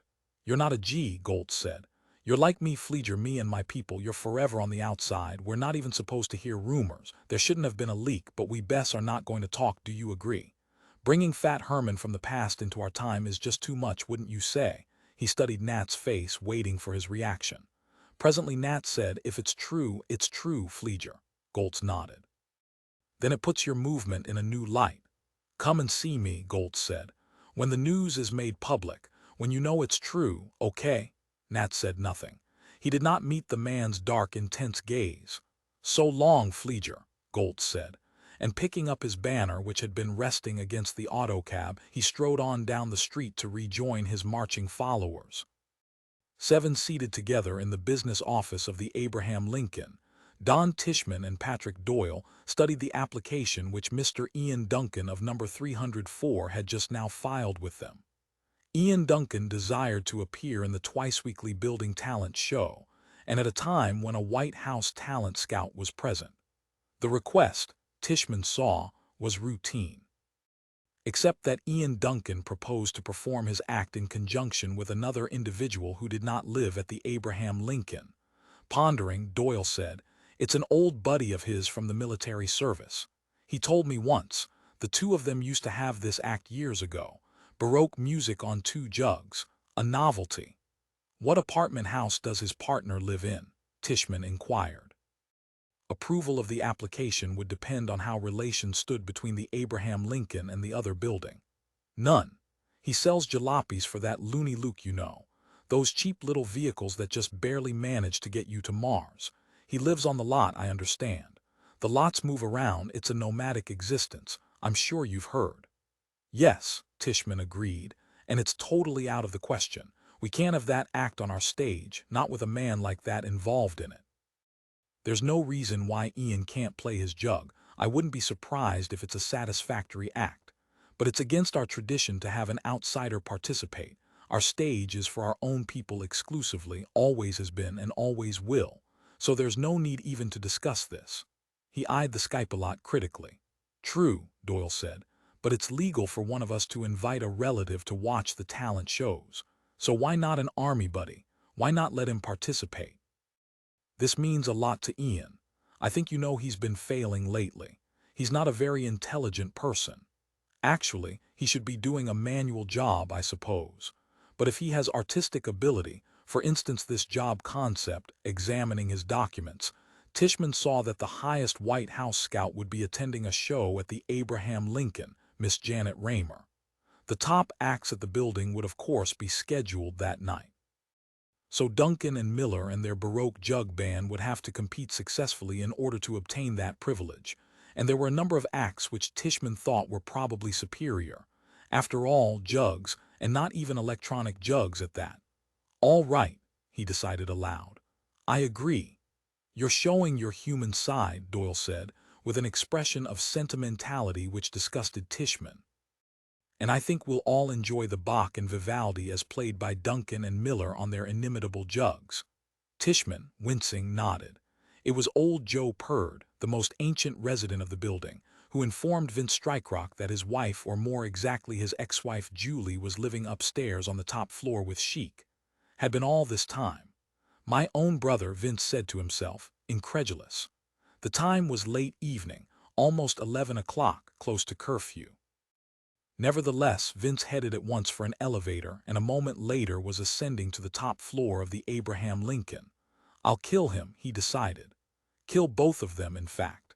And I'll probably get off," he conjectured, "before a jury selected at random from among the residents of the building, because after all I'm official identification reader. Everybody knows me and respects me. I have their confidence. And what position does Chic hold here? And also I work for a really huge cartel, Carpu Sonnen, whereas Chic works for a flea-sized outfit on the verge of collapse. And everyone here knows that too. Facts like that are important. You have to weigh them, take them into account, whether you approve of it or not. And in addition, the pure unadulterated fact that Vince Strikerock was a G in Chic was not would alone positively ensure his acquittal.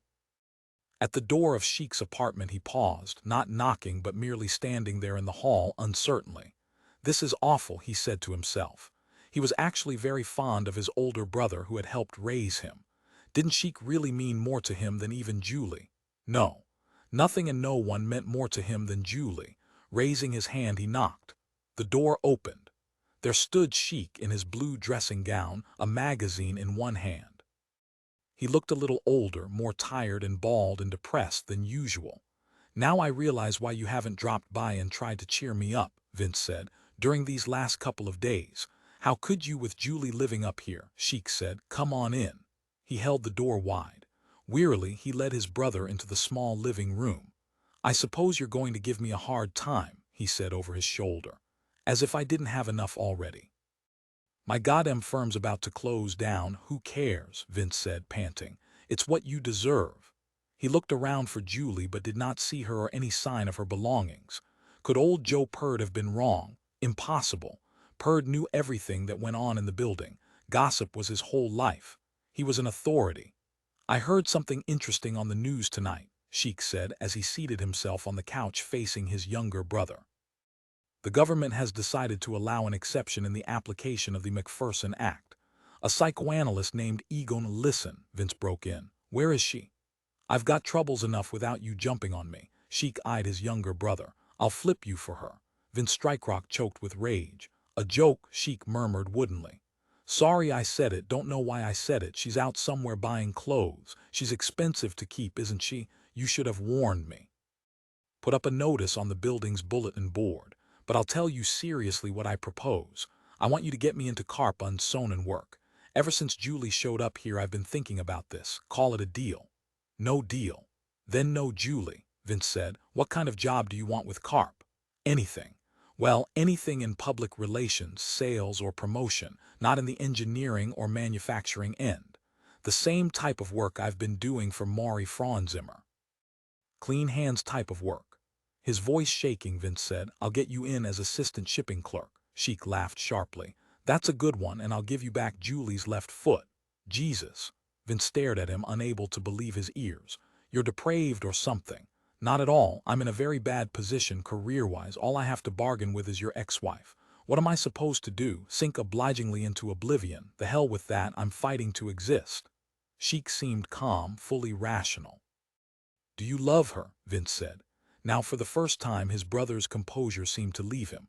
"What? Oh sure, I'm out of my mind with love for her. Can't you perceive that? How can you ask?" His tone was violently bitter. "That's why I'm going to trade her back to you for a job at Carp. Listen, Vince, she's a cold, hostile cookie. She's out for herself and no one else. As far as I can ascertain, she came up here merely to hurt you. Ponder that. I tell you what. We've got a bad problem here, you and I, with Julie. It's ruining our lives. You agree? I think we should take it to an expert. Frankly, it's too much for me. I can't solve it." "What expert?" "Any expert. For instance, the building marital guidance counselor. Or let's take it to the last remaining psychoanalyst in the USCA, that Dr. Egon Superb they told about on the TV. Let's go to him before they shut him down, too. What do you say?" "You know I'm right. You and I'll never manage to thrash this out," he added, "and come out alive anyhow, the two of us. You go." "Okay," Sheik nodded. "I'll go, but you agree to abide by his decision, okay?" "Hell," Vince said. "Then I'll go along too. You think I'm going to depend on your verbal report of what he says?" The door of the apartment opened. Vince turned. There in the doorway stood Julie with a package under her arm. "Come back later," Sheik said to her. "Please." He rose to his feet and walked towards her. "We're going to see a psychiatrist about you," Vince said to Julie. "It's settled." To his brother he said, "You and I'll split the fees. I'm not going to get stuck with the whole tab." "Agreed," Sheik said, nodding. Awkwardly, or so it seemed to Vince, he kissed Julie on the cheek, patted her shoulder. To Vince he said, "And I still want that job at Carp unsewn work, no matter how this comes out, no matter which of us gets her. You understand?" Vince said, "I'll see what I can do." He spoke grudgingly with massive resentment. It seemed to him too much to ask, but after all, Sheik was his brother. There was such a thing as family. Picking up the telephone, Sheik said, "I'll call Dr. Superb right now." "At this time of night," Julie said. "Tomorrow, then, early." With reluctance, Sheik set the phone down again. "I'm anxious to get started. This whole business weighs on my mind and I've got other problems that are more important." He glanced at Julie. "No offense meant," stiffly, Julie said. "I haven't agreed to go to a psychiatrist or abide by anything he says. If I want to stay with you, we'll do what Superb says, Sheik informed her. And if he says for you to go back downstairs and you don't, then I'll get a court order to bar you from my apartment. I mean it. Vince had never heard his brother sound so hard. It surprised him. Probably it was due to Frauenzimmer Associates folding up. Sheik's job was his whole life, after all. A drink, Sheik said, and crossed to the liquor cabinet in the kitchen. To her talent scout Janet Raymer, Nicole said, "Where did you manage to dig up that?"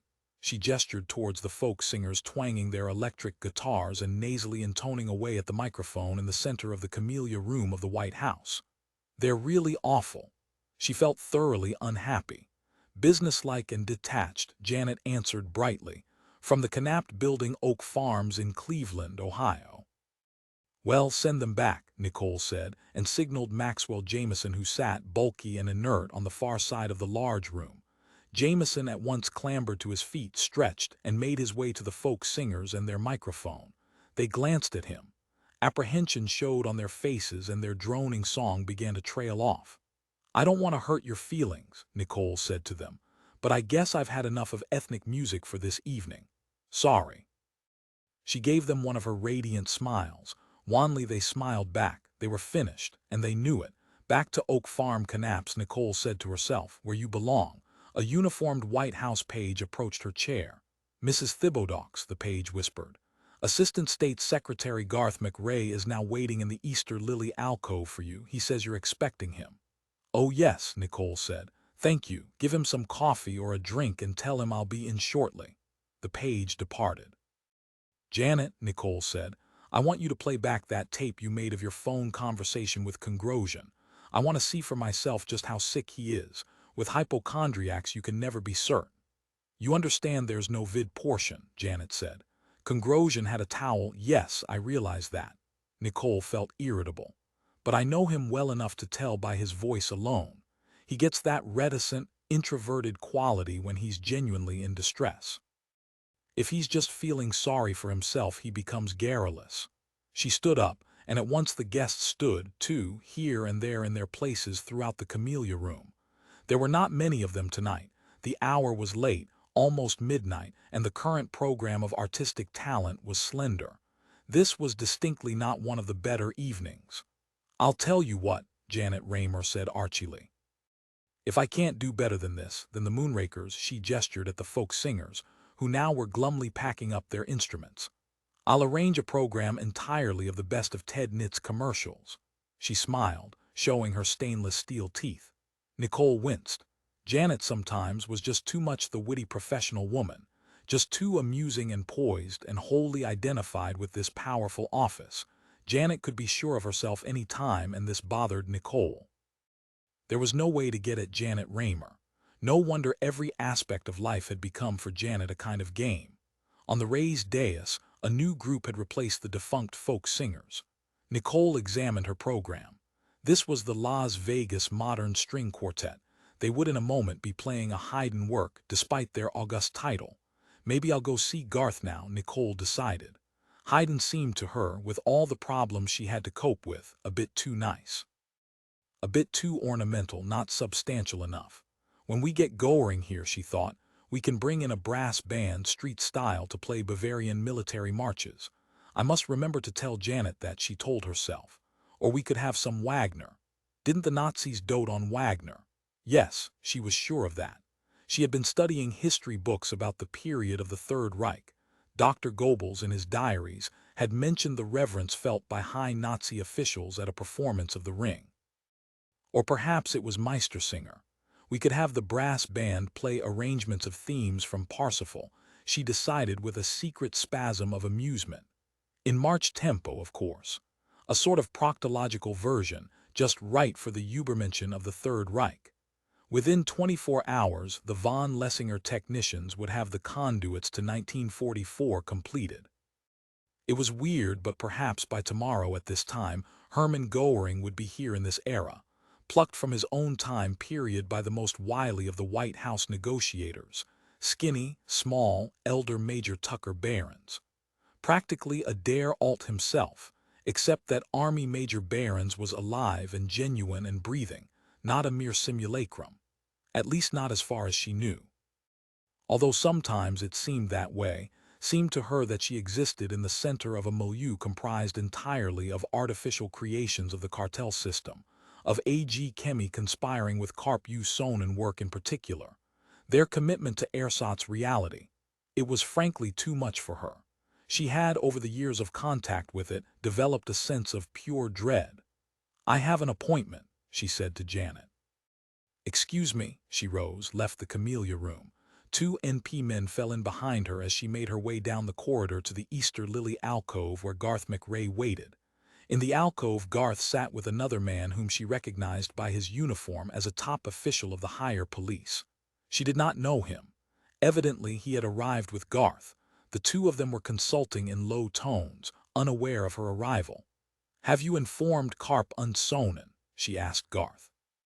At once both men were on their feet, respectful and attentive. "Oh yes, Mrs. Thibodeaux," Garth answered. "At least," he added quickly, "I informed Anton Karp that the Rudy Kalbflesh simulacrum is going to be discontinued soon.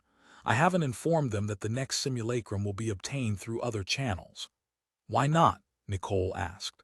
Glancing at his companion, Garth said, "Mrs. Thibodeaux, this man is Wilder Pembroke, new commissioner of the NP.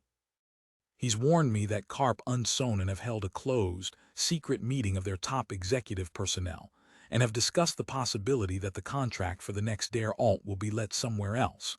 Garth explained. "The NP, of course, has a number of individuals employed at Karp, needless to say." Nicole said to the police official, "What will Karp do?" "The work will make public the fact that the Der Alts are constructs, that the last living Der Alt held office 50 years ago." Pembroke cleared his throat noisily. He appeared singularly ill at ease. "This is a clear violation of basic law, of course. Such knowledge constitutes a state secret and cannot be brought before the best. Both Anton Karp and his father Felix Karp are perfectly aware of that. They discussed these legal aspects at their conference. They know that they and anyone else at policy level at the work would be instantly liable to prosecution." "And yet they'd go ahead," Nicole said, and thought to herself, so we're correct. The Karp people are already too strong, already possess far too much autonomy, and they won't abandon this without a fight. "Individuals high in cartel circles are peculiarly stiff-necked," Pembroke said. "The last of the true Prussians, perhaps. The Attorney General has asked that you contact him before going ahead in this matter. He will be glad to outline the direction of the state's litigation against the work, and he's anxious to discuss several sensitive aspects with you. By and large, however, the Attorney General is prepared to move in at any time, as soon as he receives notification. However," Pembroke glanced at her sideways, "I wonder. It's the summation of all data reaching me that the cartel system as a whole is simply too enormous, too sturdily constructed and interlocked to be brought down. That instead of direct action against it, some sort of quid pro quo should be brought about. Such appears to me to be much more desirable and feasible," Nicole said. "But that's up to me." Both Garth McRae and Pembroke nodded in unison. "I will discuss this with Maxwell Jameson," she said finally. "Max will have a relatively clear idea as to how this information about the Der Alt will be received by the uniformed public. I have no idea how they would react. Would they riot? Would they find it amusing? Personally, I find it amusing. I'm sure it would appear that way to me if I were, say, a rather minor employee of some cartel or government agency. Do you agree?" Neither man smiled. Both remained tense and somber. "In my opinion, if I may say so," Pembroke said, "release of this information will topple the entire structure of our society." "But it is amusing," Nicole persisted. "Isn't it? Rudy is a dummy, an ersatz creation of the cartel system, and yet he's the highest elected official in the USEA. These people voted for him and for the Der Alt before him and so on back for 50 years. I'm sorry, but it has to be funny. There's no other way to look at it." She was laughing now. The idea of not knowing this Jehimnes, this state secret, and suddenly finding it out was too much for her. "I think I'll go ahead," she told Garth. "Yes, I've made up my mind. Contact the Karp work tomorrow morning. Talk directly with both Anton and Felix. Tell them, among other things, that we will arrest them instantly if they try to betray us to the best. Tell them that the NP is ready to move on them." Yes, Mrs. Thibodeaux, Garth said, with gloom. And don't take it so hard, Nicole said. If the Carps do go ahead and release the Jehimnis, we'll still survive. I think you're wrong. It won't mean the end of our status quo at all. Garth said, Mrs. Thibodeaux, if the Carps release this information, no matter how the best react, there can never be another Dare Alte. And legally speaking, you hold your position of authority only because you're the wife. It's hard to keep that in mind because Garth hesitated. Say it, Nicole said. Because it's clear to everyone, Bess and Jess alike, that you are the ultimate authority in the establishment. And it's essential to maintain the myth that somehow, indirectly at least, you were placed here by the people, by mass public vote. There was silence. Pembroke said finally, perhaps the NP should move in on the Carps before they can put out their white paper. Thereby we'd cut them off from the organs of communication. Even under arrest, Nicole said, the Carps would manage to gain access to at least one of the media. Better face that fact. But their reputation, if they're under arrest, the only solution, Nicole said thoughtfully, half to herself, would be to assassinate those officers of the work who attended the policy meeting. In other words, all the Jess of the cartel, no matter how many there are, even if the numbers ran up into the hundreds. In other words, she said to herself, a purge. Such as one generally only witnessed in times of revolution. She shrank from the idea. Nacht und Nebel, Pembroke murmured. What? Nicole said. The Nazi term for the invisible agents of the government who deal in murder. He faced Nicole calmly. Night and fog, they were the Einsatzgruppen, monsters. Of course our police, the NP, has nothing like that. I'm sorry, you'll have to act through the military, not through us. I was joking, Nicole said. Both men studied her. There are no more purges, Nicole said. There haven't been any since World War III, you know that. We're too modern, too civilized for massacres now. Pembroke, frowning, his lips twitching nervously, said, Mrs. Thibodeaux, when the technicians from the von Lessinger Institute bring Goering to our period, perhaps you can arrange for an Einsatzgruppe to be brought too. It could assume responsibility vis-a-vis the Carps and then return to the age of barbarism. She stared at him open-mouthed. I'm serious, Pembroke said, stammering slightly. It certainly would be better for us at least than allowing the Carps to make public the information they possess. That's the worst alternative of all. I agree, Garth McRae said. It's insane, Nicole said. Garth McRae said, is it? Through von Lessinger's principle we have access to trained assassins, and as you pointed out, in our era no such professionals exist. I doubt if it would mean the destruction of scores or hundreds of individuals. I'd guess it could be limited to the board of directors, the executive vice presidents of the work, possibly as few as 8 men. And, Pembroke pointed out eagerly, these 8 men, these top officers at CARP, are de facto criminals. They've deliberately met and conspired against the legal government. They're on a par with the sons of Job, with that Bertold Goltz, even though they wear black bow ties every evening and drink vintage wine and don't squabble in the gutters and streets. May I say, Nicole said dryly, that all of us are de facto criminals, because this government, as you pointed out, is based on a fraud, and of the most primary magnitude. But it's the legal government, Garth said, fraud or not, and the so-called fraud is in the best interests of the people. We're not doing it to exploit anyone as the cartel system does. We're not out to engorge ourselves at somebody else's expense. At least, Nicole thought, that's what we tell ourselves. Pembroke said respectfully, having talked just now to the Attorney General, I know how he feels about the rising power of the cartels. Epstein feels they must be cut down. It's essential. Perhaps, Nicole said, you have a trifle too much respect for the cartels. I don't. And perhaps we should wait a day or so until Hermann Goering is with us and we can ask for an opinion from him. Now the 2 men were staring at her open-mouthed. I'm not serious, she said. Or was she? She did not know herself. After all, she said, Goering founded the Gestapo. I could never approve of that, Pembroke said with hauteur. But you don't make policy, Nicole said to him. Technically, Rudy does, that is, I do. I can compel you to act on my behalf in this matter, and you do it, unless of course you prefer to join the sons of Job and march up and down the streets throwing rocks and chanting.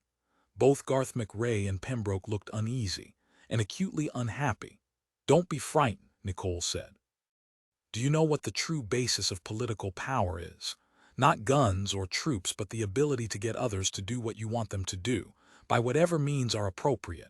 I know I can get the NP to do what I want despite what you personally feel. I can get Herman Goering to do what I want. It won't be Goering's decision, it'll be mine. I hope, Pembroke said presently, that you're right, that you will be able to handle Goering. I admit that on a strictly subjective level I'm frightened of this entire experiment with the past. You may open the floodgates. Goering is not a clown. I'm well aware of that, Nicole said. And don't presume to give me advice, Mr. Pembroke, it's not your place. Pembroke flushed, was silent a moment and then said in a low voice, sorry. Now, if it's all right with you, Mrs. Thibodeaux, I'd like to bring up one other matter. It has to do with the sole remaining psychoanalyst now practicing in the USCA, Dr. Egon Superb. In explanation of the NP's reason for allowing him to, I don't want to hear about it, Nicole said. I just want you to do your job. As you must know, I never did approve of the Macpherson Act in the first place, so you can hardly expect me to object when it is not fully applied. The patient in question, please, she said sharply. Pembroke, his face impassive and set, shrugged in obedience. As they started into the auditorium on floor one of the Abraham Lincoln, Ian Duncan saw, trailing along behind Al Miller, the flat scuttling shape of the Martian creature, the papula. He stopped short. You're bringing that along, Al said. You don't understand, don't we have to win? After a pause, Ian said, not that way. He understood all right. The papula would take on the audience as it had taken on passers-by.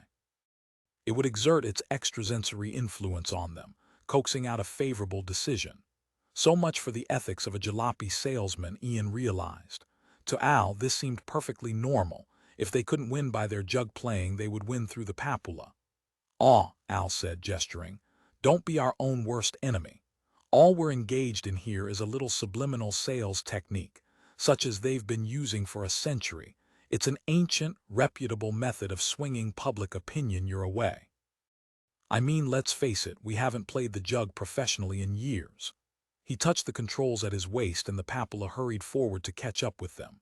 Again, Al touched the controls. And in Ian's mind a persuasive thought came, why not? Everyone else does it.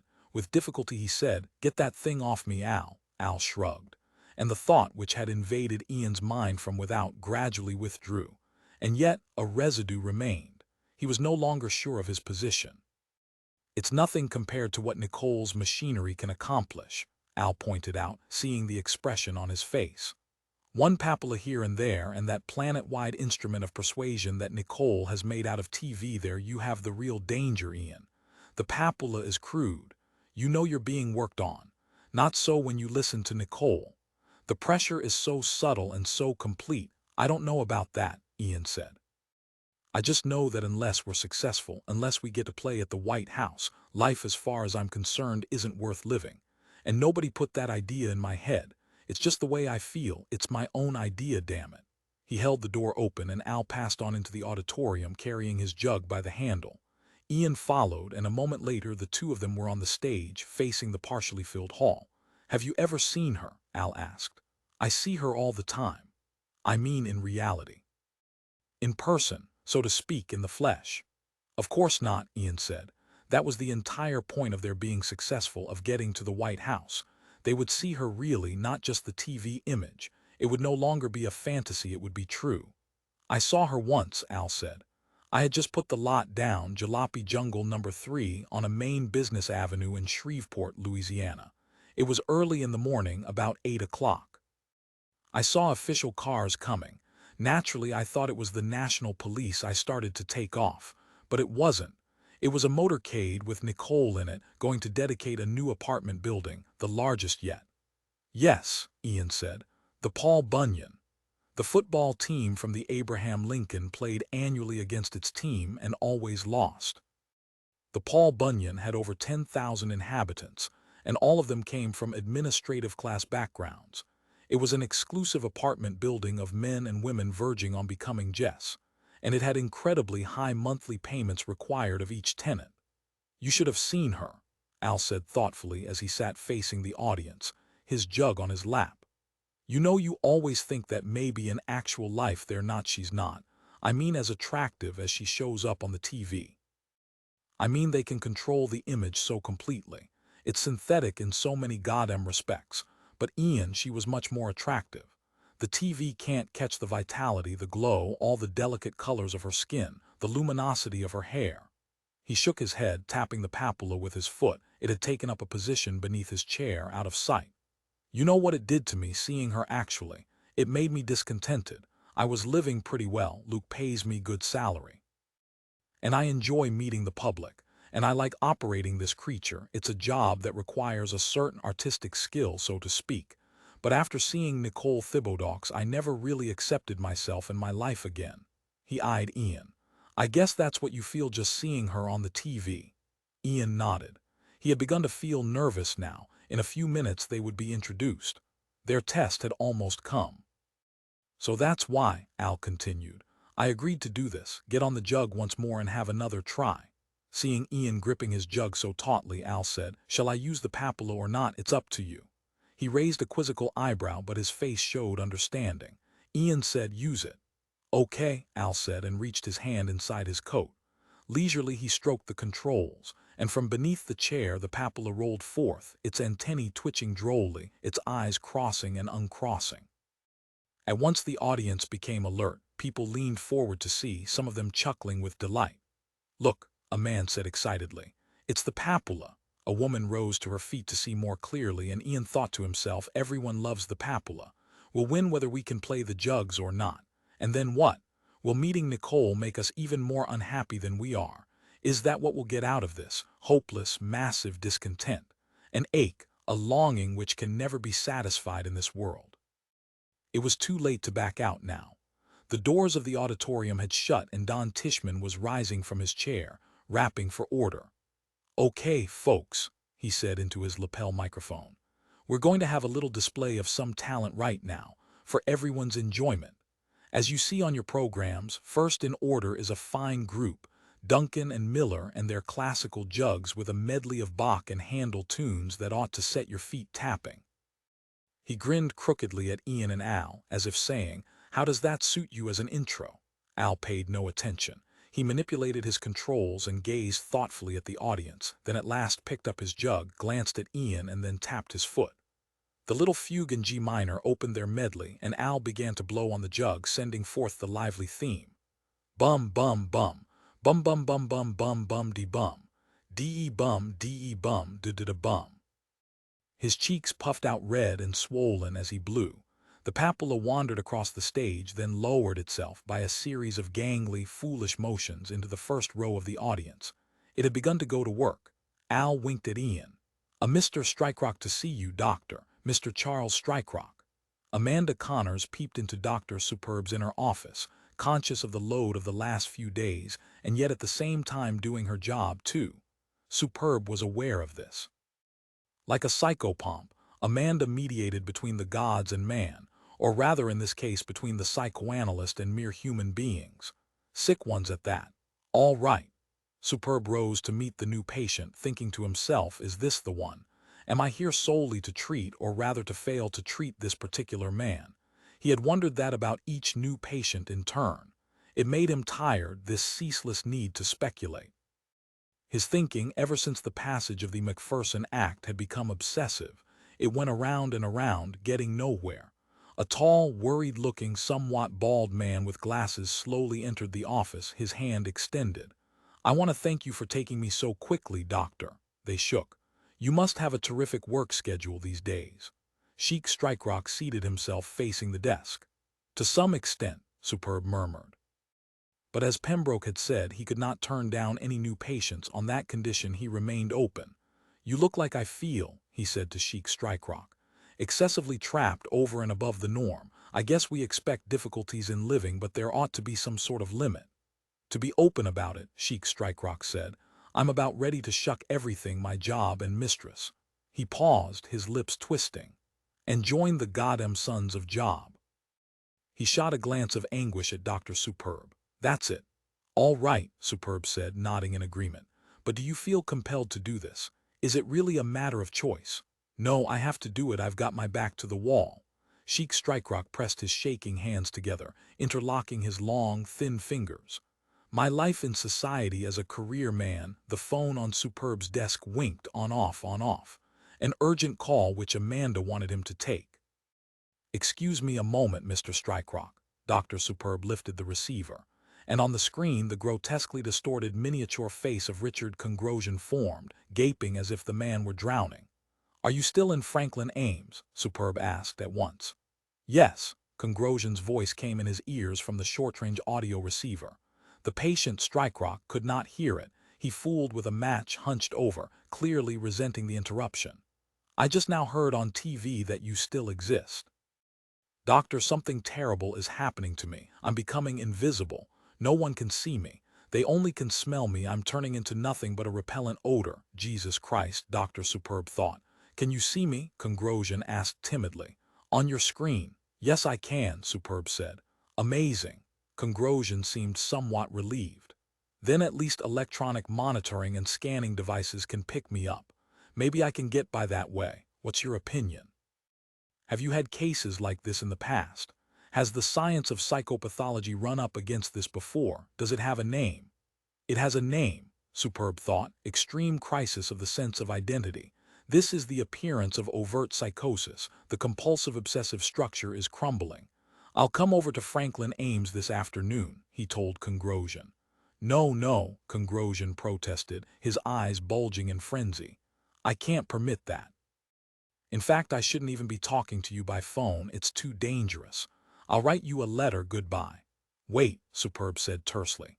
The image remained on the screen, at least temporarily, but he knew Congrosian would not stay for long. The fugal pull was too great. "I have a patient," Superb said, "so there's little I can do at this moment." "What if you hate me?" Congrosian broke in. "Everyone does. Good God, I've got to be invisible. It's the only way I protect my life." "I would think there ought to be certain advantages to being invisible," Superb said, ignoring what Congrosian was saying. "Especially if you were interested in becoming a pruriently prying type of individual or a felon." "What kind of felon?" Congrosian's attention had been snared. Superb said, "I'll discuss that when I see you. I think we should make this as humanly possible. It's just too valuable a situation. Do you agree?" "I hadn't thought of it that way." "Do so," Superb said. "You envy me, do you, Doctor?" "Very much so," Superb said. "As an analyst, I'm obviously quite a pruriently prying person myself." "Interesting." Congrosian seemed much calmer now. "For instance, it occurs to me now that I can get out of this damn hospital any time I want. I can roam the land, in fact, except for the smell." "No, you're forgetting the smell, Doctor. It'll give me away. I appreciate what you're trying to do, but you're not taking all the facts into account." Congrosian managed a brief, wavering smile. "I think the thing for me to do is bind myself over to the Attorney General, Buck Epstein, or if not that, go back to the Soviet Union. Maybe the Pavlov Institute can help me. Yes, I should try that again. I tried it once before, you know." A new thought came to him then.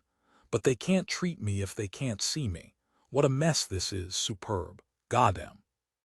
"Maybe the best thing for you," Dr. Superb thought, "would be to do as Mr. Strikerock is considering doing.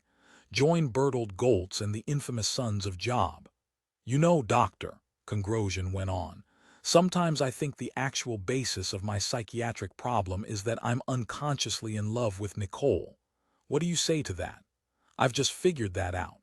It just came to me, and it's replete with clarity. The incest taboo or barrier or whatever it is has been called out by the direction my libido has taken, because of course Nicole is a mother figure. Am I correct?" Dr. Superb sighed. Across from him, Sheik Strikerock fiddled miserably with his match, obviously growing more and more uncomfortable. The phone conversation had to be terminated, and right away. But for the life of him, Superb could not figure out how to manage it. "Is this where I'm going to fail?" he asked himself silently. "Is this what Pembroke, the NP man, using von Lessinger's principle, foresaw? This man, Mr. Charles Strikerock. I'm cheating him of his therapy. He's being robbed by the phone conversation right here before me, and there is nothing I can do. Nicole," Congrosian was saying rapidly, "is the last true woman in our society. I know her, Doctor. I've met her countless times due to my illustrious career. I know who I'm talking about, don't you think?" And Dr. Superb hung up the phone. "You hung up on him," Sheik Strikerock said, becoming fully alert. He ceased fooling with the match. "Was that right to do?" Then he shrugged. "I guess it's your business, not mine." He tossed the match away. That man, Superb said, has a delusion that's overpowering. He experiences Nicole Thibodeaux as real, whereas actually she's the most synthetic object in our milieu. Shocked, Sheik Strikerock blinked. What do you mean? Stammering, he half rose to his feet, then dropped weakly back. You're fishing. Trying to probe my mind in the short time we've got. In any case, I've got a concrete problem, not a delusional one like he had, whoever he is. I'm living with my brother's wife and using her presence to blackmail him. I'm forcing him to get me a job with Carp Usonen. At least that's the problem on the surface. But under that there's something else, something deeper. I'm afraid of Julie, my brother's wife or ex-wife, whatever she is. And I know why. It has to do with Nicole. Maybe I'm like that man on your phone, only I am not in love with her. With Nicole, I'm terrified of her, and that's why I'm scared of Julie, I guess, in fact, of all women. Does this make any sense, Doctor? The image, Superb said, of the bad mother, overpowering and cosmic. It's because of weak-fibered men like me that Nicole can rule, Sheik said. I'm the reason why we've got matriarchal society. I'm like a 6-year-old kid. You're not unique. You realize that. In fact, it's the national neurosis, the psychological fault of our times. Sheik Strikerock said slowly, deliberately, if I joined Bertold Goltz and the Sons of Job, I could be a real man. There's something else you could do if you want to break free of the mother of Nicole. Emigrate. To Mars. Buy one of those flivvers, those loony Luke jalopies, the next time one of his peripatetic jalopy jungles lands close enough for you to go aboard. Haltingly, with a strange expression, Sheik Strikerock said, My God, I never really seriously thought of that. It always seemed just frantic, unreasonable, done neurotically in desperation. It would be better than joining Goltz anyhow.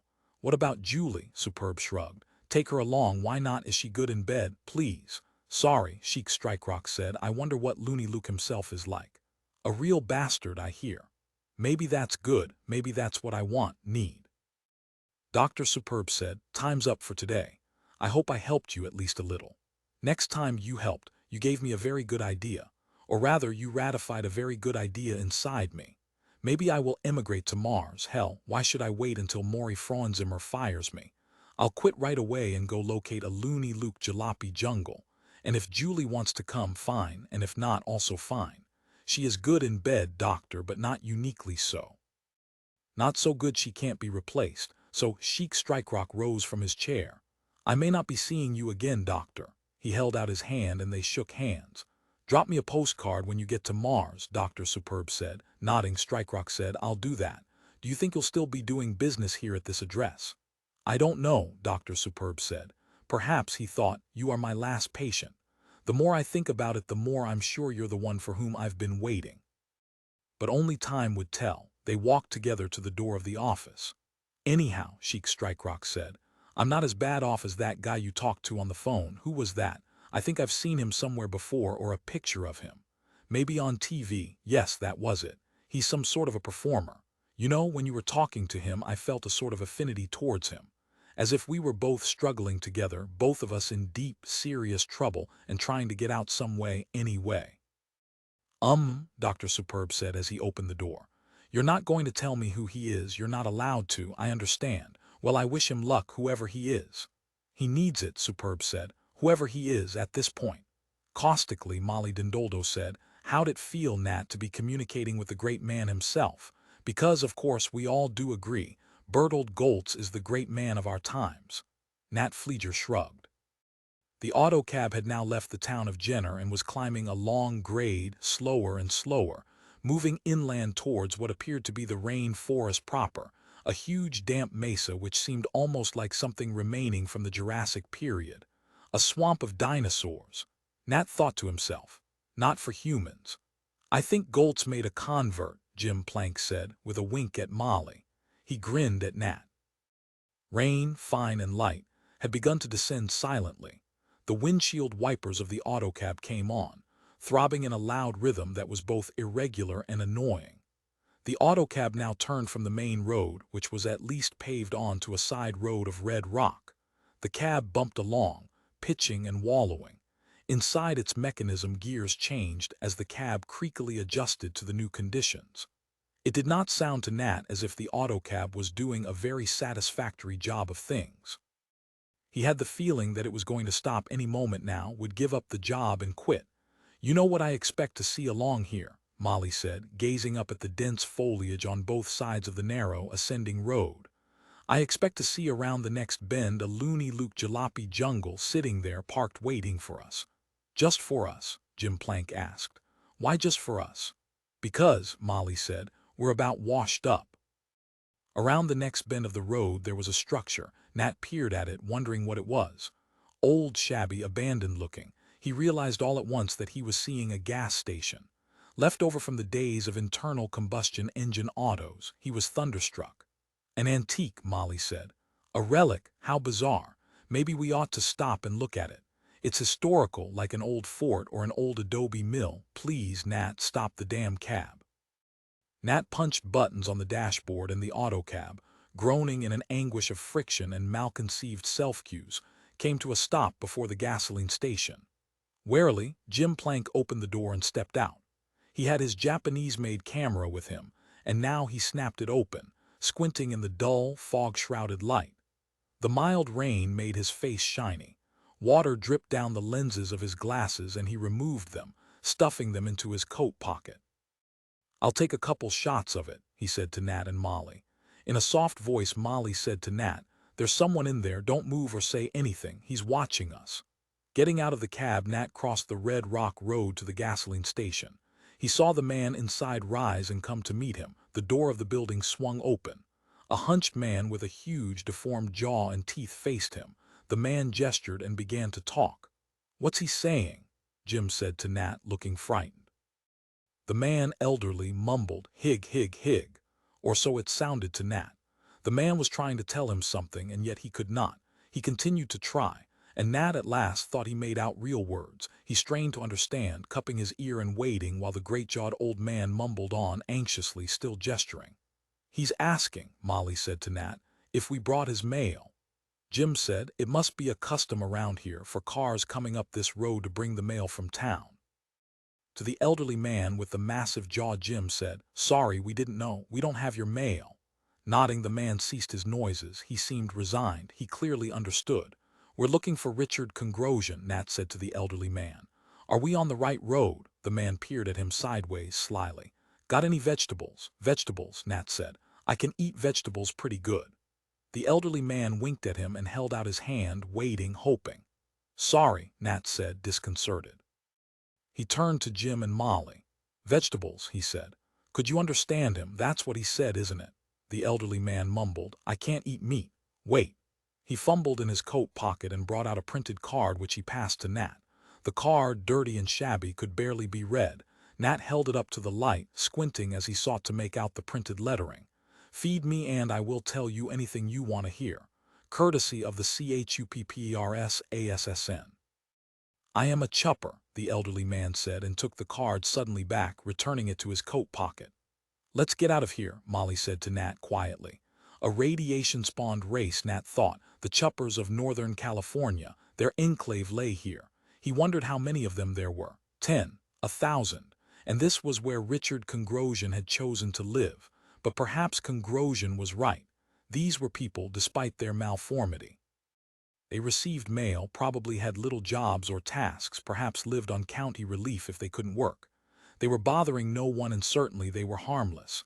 He felt discouraged at his own reaction, his initial instinctive aversion. To the elderly chupper, Nat said, "Would you like a coin?" He held out a platinum $5 piece. Nodding, the chupper accepted the coin. "Thank ya." "Does Congrosian live along this road?" Nat asked once again. The chupper pointed. "Okay," Jim Plank said. "Let's go. We're heading the right way." He glanced urgently at Nat and Molly. "Come on." The three of them re-entered the autocab. Nat started it up and they drove on past the gasoline station and the old chupper, who stood expressionlessly, watching them go as if he had once more become inert, turned off like a simulacrum, a mere machine. "Wow," Molly said and let out her breath raggedly. "What the hell was that?" "Expect more," Nat said briefly. "Goodness God in heaven," Molly said. "Congrosian must be nutty as they say, living here. I wouldn't live up here in this swamp for anything. I wish I hadn't come. Let's record him at the studio, okay? I feel like turning back." The autocab crawled along, passed under trailing vines, and then all at once they were facing the remains of a town. A rotting sequence of wooden buildings with faded lettering and broken windows, and yet not abandoned. Here and there along the weed-split sidewalks Nat saw people, or rather he thought chuppers. 5 or 6 of them making their way haltingly along on their errands, whatever they might be. God knew what one did here. No phones, no mail. Maybe, he thought, Congrosian finds it peaceful here. There was no sound except that of the mist-like rain falling. Maybe once you get used to it, but he did not think he could damn well ever get used to it. The factor of decay was too much at work here. The absence of anything new, of any blossoming or growing. They can be chuppers if they want or if they have to be, he thought, but they ought to try harder, try to keep their settlement in repair. This is awful. Like Molly, he wished now that he hadn't come. I would think a long time, he said aloud, before I'd plunk my life down in this area. But if you could do it, you'd have accepted one of the most difficult aspects of life. And what's that? Jim asked. The supremacy of the past, Nat said. In this region, the past ruled thoroughly, entirely. Their collective past, the war which had preceded their immediate era, its consequences, the ecological changes in everyone's life. This was a museum, but alive. Movement of a circular sort. He shut his eyes. I wonder, he thought, if new chuppers are born. It must be genetically carried, I know it is. Or rather, he thought, I'm afraid it is. This is a waning sporting, and yet it continues on. They have survived. And that's good for the real environment, for the evolutionary process. That's what does it from the trilobite on. He felt sick. And then he thought, I've seen this malformity before, in pictures, in reconstructions. The reconstructions, the guesses, were quite good, evidently. Perhaps they had been corrected through von Lessinger's equipment. Stooped bodies, massive jaw, inability to eat meat because of a lack of incisor teeth, great difficulty speaking. Molly, he said aloud, you know what these are, these chuppers? She nodded. Jim Plank said Neanderthal. They're not radiation freaks, they're throwbacks. The autocab crept on, through the chuppers' town, searching in its blind, mechanical way for the nearby home of the world-famous concert pianist Richard Congrosian. 9. The Theodora's Knits commercial squeaked. In the presence of strangers, do you feel you don't quite exist? Do they seem not to notice you, as if you were invisible? On a bus or spaceship, do you sometimes look around you and discover that no one, absolutely no one, recognizes you or cares about you, and quite possibly may even? With his carbon dioxide-powered pellet rifle, Maury Frauenzimmer carefully shot the Knits commercial as it hung pressed against the far wall of his cluttered office. It had squeezed in during the night, had greeted him in the morning with its tinny harangue. Broken, the commercial dropped to the floor. Maury crushed it with his solid, compacted weight and then returned the pellet rifle to its rack. The mail, Sheik Strikerock said. Where's today's mail? He had been searching everywhere in the office since his arrival. Maury noisily sipped coffee from his cup and said, Look on top of the files, under that rag we used to clean the keys of the typewriter. He bit into a breakfast donut, the sugar-covered type. He could see that Sheik was behaving oddly, and he wondered what it signified. All at once Sheik said, Maury, I've got something I wrote out for you. He tossed a folded piece of paper onto the desk. Without examining it, Maury knew what it was. I'm resigning, Sheik said. He was pale. Please don't, Maury said. Something will come along. I can keep the firm functioning. He did not open the letter. He left it where Sheik had tossed it. What would you do if you left here? Maury asked. Emigrate to Mars. The intercom on the desk buzzed, and their secretary, Greta Troop, said, Mr. Frauenzimmer, a Mr. Garth McRae to see you with several other gentlemen in a group. I wonder who they are, Maury wondered. Don't send them in yet, he said to Greta. I'm in conference with Mr. Strikerock. Go ahead and conduct your business, Sheik said. I'm going. I'll leave my resignation letter there on your desk. Wish me luck. I wish you luck. Maury felt depressed and ill. He stared down at the desk until the door opened and closed and Sheik had gone. What a hell of a way to begin the day, Maury thought. Picking up the letter, he opened it, glanced at it, folded it once more. He pressed a button on the desk intercom and said, Miss Troop, send in the name you said, McRae or whatever it was, and his party. Yes, Mr. Frauenzimmer. The door from the outer office opened and Maury drew himself up to face what he recognized at once to be government officials. Two of them wore the gray of the National Police, and the leader of the group, evidently McRae, had the bearing of a major official of the executive branch, in other words a highly placed G. Rising clumsily to his feet, Maury extended his hand and said, "Gentlemen, what can I do for you?" Shaking hands with him, McRae said, "You're Franzimmer." "Correct," Maury answered. His heart labored and he had difficulty breathing. Were they going to close him down, as they had moved in on the Vienna School of Psychiatrists? "What have I done?" he asked, and heard his voice waver with apprehension. It was one trouble after another. McRae smiled. "Nothing so far. We're here to initiate discussion of the placing of an order with your firm. However, this involves knowledge of a G level. May I rip out your intercom?" "Pardon," Maury said, taken aback. Nodding to the NP men, McRae stepped aside. The police moved in and swiftly made the intercom inoperative. They then inspected the walls, the furniture. They examined scrupulously every inch of the room and its equipment, and then they nodded to McRae to continue. McRae said, "All right, Franzimmer, we have specs with us for a sim we'd like constructed. Here." He held out a sealed envelope. "Go over this, we'll wait." Opening the envelope, Maury studied its contents. "Can you do it?" McRae asked presently. Raising his head, Maury said, "These specifications are for a Dare Alt." "Correct," McRae nodded. "Then that's it," Maury realized. "That's the piece of G knowledge. I'm now a G.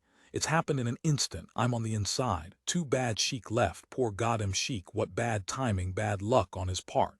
If he had stayed 5 minutes longer." "It's been true for 50 years, McRae said. "They were drawing him in, making him as much a part of this as possible now." "Good grief," Maury said. "I never guessed, watching it perform on TV, making its speeches, and here I build the damn things myself." He was staggered. "Karp did a good job," McRae said, "especially on the current one, Rudy Kalbflesh. We wondered if you'd guessed." "Never," Maury said. "Not one time, not in a million years." "Can you do it, build it?" "Sure," Maury nodded. "When will you start?" "Right away." "Good." "You realize, naturally, that initially NP men will have to be kept here to ensure security maintenance." "Okay," Maury murmured. "If you have to, you have to. Listen, excuse me a moment." He edged past them to the door and through to the outer office. Taken by surprise, they permitted him to go. "Miss Troop, did you see what way Mr. Strikerock went?" he asked. "He just drove off, Mr. Franzimmer. Towards the Audubon. I guess he went back home to the Abraham Lincoln where he lives." "You poor guy," Maury thought. He shook his head. The Sheik Strikerock luck still functioning. Now he began to feel elated. This changes everything, he realized. I'm back in business. I'm caterer to the king, or rather, I supply the White House. Same thing. Yes, it's the same thing. He returned to his office where McRae and the others waited. They eyed him rather darkly. "Sorry," he said. "I was looking for my sales chief. I wanted to pull him back due to this. We won't want to take any new orders for a while, so we can be free to concentrate on this." He hesitated. "As to the cost, we'll sign a contract," Garth McRae said. "You'll be guaranteed your costs plus 40%. The Rudy Kalbflesh we acquired for a total net sum of $1 billion USEA, plus of course the cost of perpetual maintenance and repair since the acquisition." "Oh yeah," Maury agreed. "You wouldn't want it to stop working in the middle of a speech." He tried to chuckle but found he could not. "How does that sound, roughly? Say between 1 bill and 1.5. Maury said thickly, Fine." His head felt as if it were about to roll off his shoulders and plunge to the floor. Studying him, McRae said, "You're a small firm, Franzimmer. You and I are both aware of that. Don't get your hopes up. This will not make you a big firm such as Karp and Sohn work. However, it will guarantee your continued existence. Obviously, we're prepared to underwrite you economically speaking for as long as is necessary. We've gone exhaustively into your books. Does that petrify you? And we know that you've been operating in the red for months now." "True," Maury said. "But your work is good," Garth McRae continued. "We've minutely inspected examples of it, both here and where it actually functions on Luna and Mars. You display authentic craftsmanship, more so, I feel, than the Karp work. That, of course, is why we're here today instead of there with Anton and old Felix." "I wondered," Maury said. "So that was why the government had decided this time to let the contract to him, not Karp." He thought, did Karp build all the Dare Alt simulacra up to now? Good question. If this were so, what a radical departure in government procurement policy this was, but better not to ask. Have a cigar, Garth McRae said, holding an Optimo Admiral out to him. Extra mild, pure Florida leaf. Thank you. Maury gratefully and fumblingly accepted the big greenish cigar. Both he and Garth McRae lit up, gazing at one another in what all at once had become calm, assured silence. The news posted on the Abraham Lincoln's communal bulletin board that Duncan and Miller had been chosen by the talent scout to perform at the White House astounded Edgar Stone. He read the announcement again and again, searching for the joker in it, and wondering how the little nervous, cringing man had managed to do it. There's been cheating, Stone said to himself, just as I passed him on his Ropal tests. He's got somebody else to falsify a few results for him along the talent line. He himself had heard the jugs. He had been present at that program, and Duncan and Miller, classical jugs, simply were not that good. They were good, admittedly, but intuitively he knew that more was involved. Deep inside him he experienced anger, a resentment that he had ever falsified Duncan's test score. I put him on the road to success, Stone realized. I saved him. And now he's on his way to the White House, out of here entirely. No wonder Ian Duncan had done so poorly on his Ropal test. He had been busy practicing on his jug, obviously. Duncan had no time for the commonplace realities which the rest of humanity had to cope with. It must be terrific to be an artist, Stone thought with bitterness. You're exempt from all the rules and responsibilities. You can do just as you like. He sure made a fool out of me, Stone said to himself. Striding rapidly down the second-floor hall, Stone arrived at the office of the building Skypilot. He rang the bell and the door opened, showing him the sight of the Skypilot deep in work at his desk, his face wrinkled with fatigue. Father, Stone said, I'd like to confess. Can you spare a few minutes? It's very urgently on my mind, my sins I mean. Rubbing his forehead, Patrick Doyle nodded. Geez, he murmured. It either rains or it pours. I've had 10 presidents in today so far, using the confessionator. Go ahead. He pointed wearily to the alcove which opened onto his office. Sit down and plug yourself in. I'll be listening while I fill out these 410 forms from Berlin. Filled with righteous indignation, his hands trembling, Edgar Stone attached the electrodes of the confessionator to the correct spots of his scalp, and then, picking up the microphone, began to confess. The tape drums of the machine turned slowly as he spoke. Moved by a false-type pity, he said, I infracted a rule of this building, but mainly I am concerned not with the act itself, but with the motives behind it. The act is merely the outgrowth of a false attitude towards my fellow residents. This individual, my neighbor Mr. Ian Duncan, did poorly on his recent Ropal test, and I foresaw him being evicted from the Abraham Lincoln. I identified with him because subconsciously I regard myself as a failure, both as a resident of this building and as a man, so I falsified his score to indicate that he had passed. Obviously, a new Ropal test will have to be given to Mr. Ian Duncan, and the one which I scored will have to be marked void. He eyed the Skypilot, but there was no evident reaction. That will take care of Duncan and his classic jug, Stone said to himself. By now the confessionator had analyzed his confession. It popped a card out, and Doyle rose to his feet to receive it. After a long, careful scrutiny, he glanced keenly up. Mr. Stone, he said, the view expressed here is that your confession is no confession. What do you really have on your mind? Go back and begin all over. You haven't probed down deeply enough and brought up the genuine material, and I suggest you start out by confessing that you misconfessed consciously and deliberately. No such thing, Stone said, or rather tried to say. His voice had gone out on him, numbed by dismay. Perhaps I could discuss this with you informally, sir. I did falsify Ian Duncan's test score, that's a fact. Now perhaps my motives for doing it, Doyle interrupted. Aren't you jealous of Duncan now? What with his success with the jug White House wards? There was silence. This could be, Stone rasped in admission at last. But it doesn't change the fact that by all rights Ian Duncan shouldn't be living here. He should be evicted, my motives notwithstanding. Look it up in the communal apartment building code. I know there's a section covering a situation such as this. But you can't get out of here, the Skypilot persisted. Without confessing, you must satisfy the machine. You're attempting to force eviction of a neighbor to satisfy your own emotional, psychological needs. Confess that, and then perhaps we can discuss the code ruling as it pertains to Duncan. Stone groaned and once more attached the intricate system of electrodes to his scalp. All right, he grated. I hate Ian Duncan because he's artistically gifted and I'm not.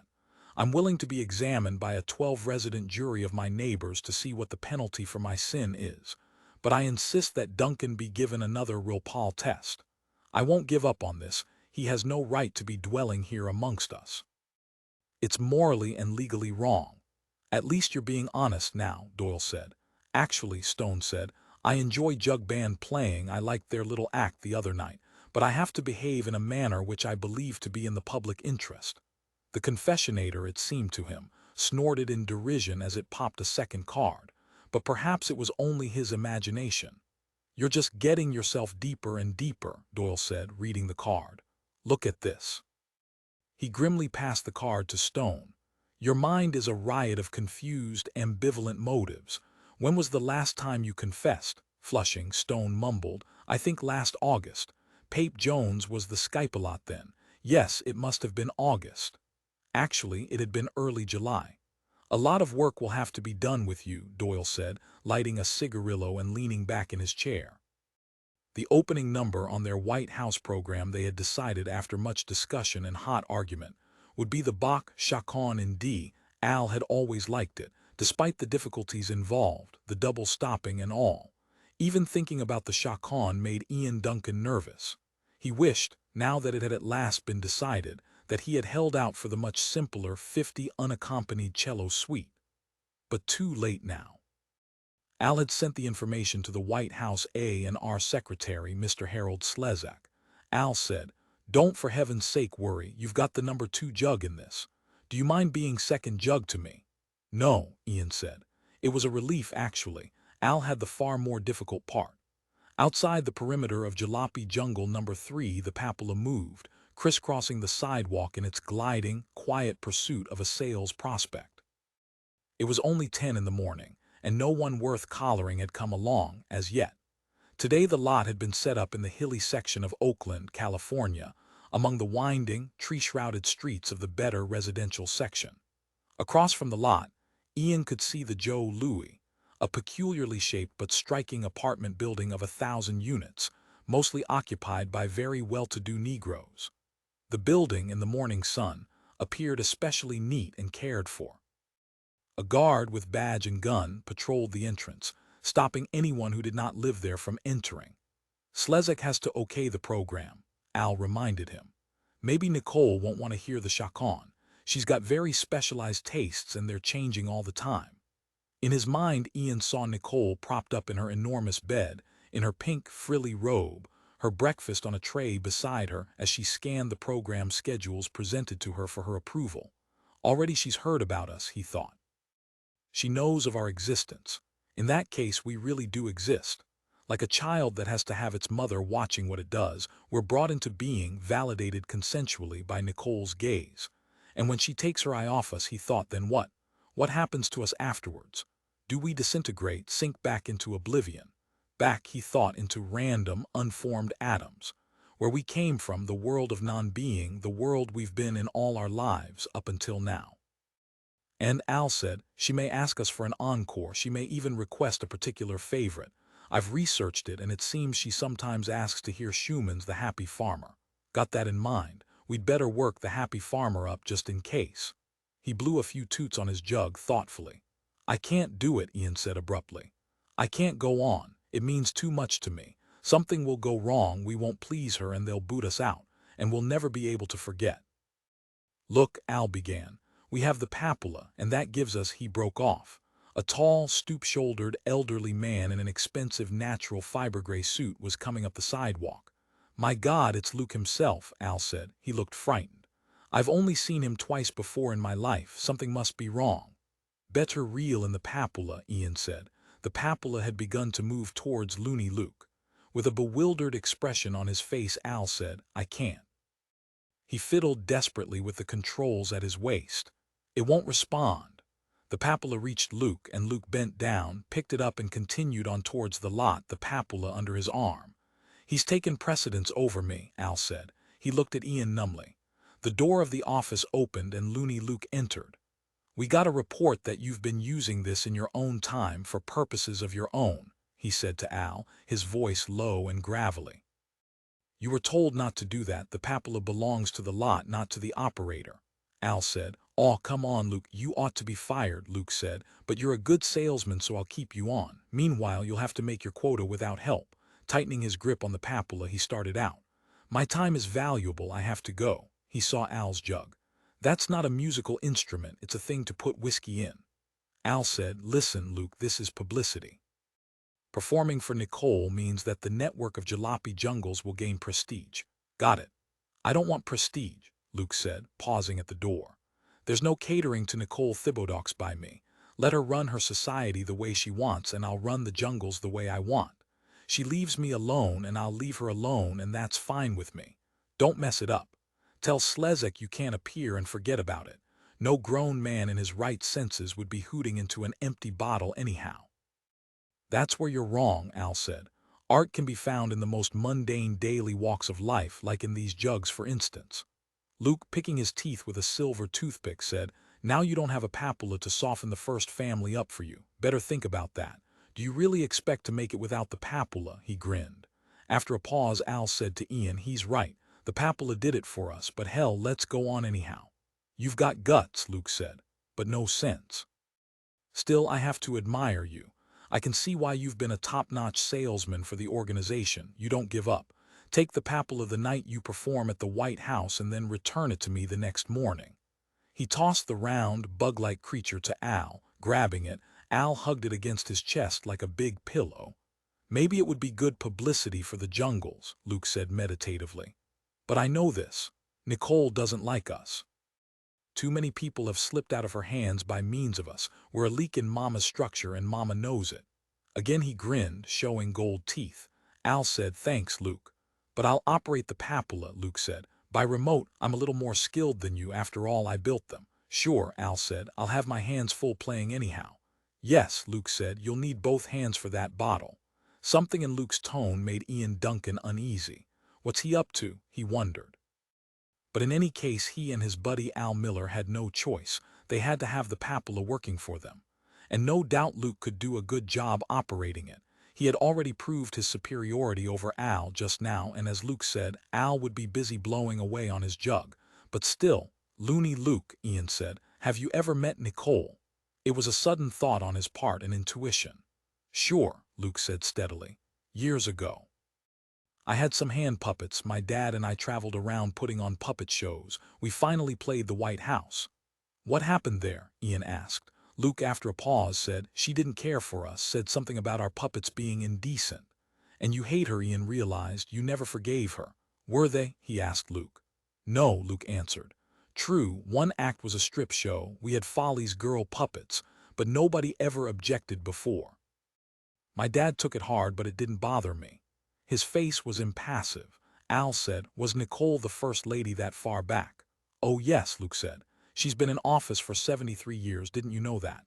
"It isn't possible," both Al and Ian said almost together. "Sure it is," Luke said. "She's a really old woman now, must be a grandmother, but she still looks good, I guess. You'll know when you see her." Stunned, Ian said, "On TV, oh yeah," Luke agreed. "On TV she looks around 20, but go to the history books, except of course they're banned to everyone except Jess. I mean the real history texts, not the ones they give you for studying for those real pol tests. Once you look it up you can figure it out for yourself. The facts are all there, buried down somewhere." The facts, Ian realized, mean nothing when you can see with your own eyes she's as young-looking as ever. And we see that every day. "Luke, you're lying," he thought. "We know it, we all know it.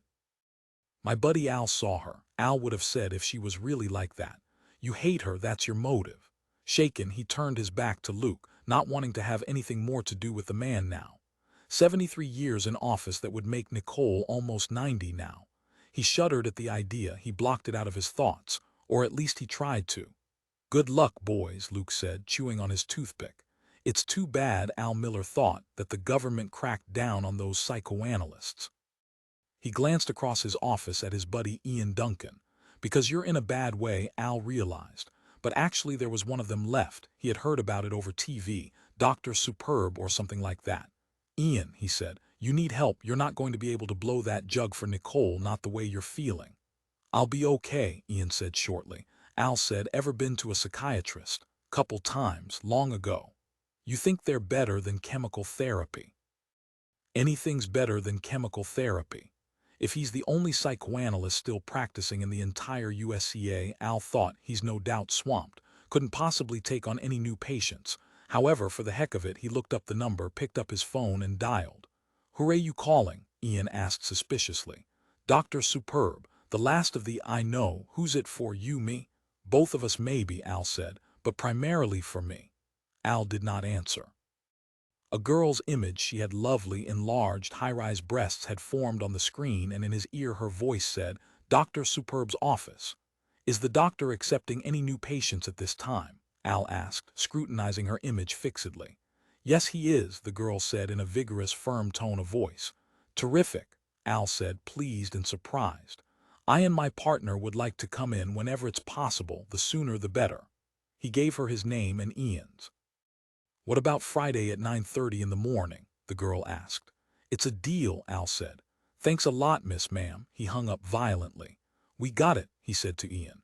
Now we can thrash our worries out with someone qualified to render a professional assist. You know, talk about mother image. Did you see that girl? Because you can go, Ian said. I'm not. Al said quietly. If you don't go, I'm not playing my jug at the White House, so you better go. Ian stared at him. I mean it, Al said. There was a long, awkward silence. I'll go, Ian said at last, but once only, no more after this Friday. That's up to the doctor. Listen, Ian said, if Nicole Thibodeaux is 90 years old, no psychotherapy is going to help me. You're that much involved emotionally with her, a woman you've never seen, that's schizophrenic, because the fact is you're involved with, Al gestured. An illusion, something synthetic, unreal. What's unreal and what's real? To me she's more real than anything else, than you, even than myself, my own life. Holy smoke, Al said. He was impressed. Well, at least you have something to live for. Right, Ian said and nodded. We'll see what Superb says on Friday, Al said.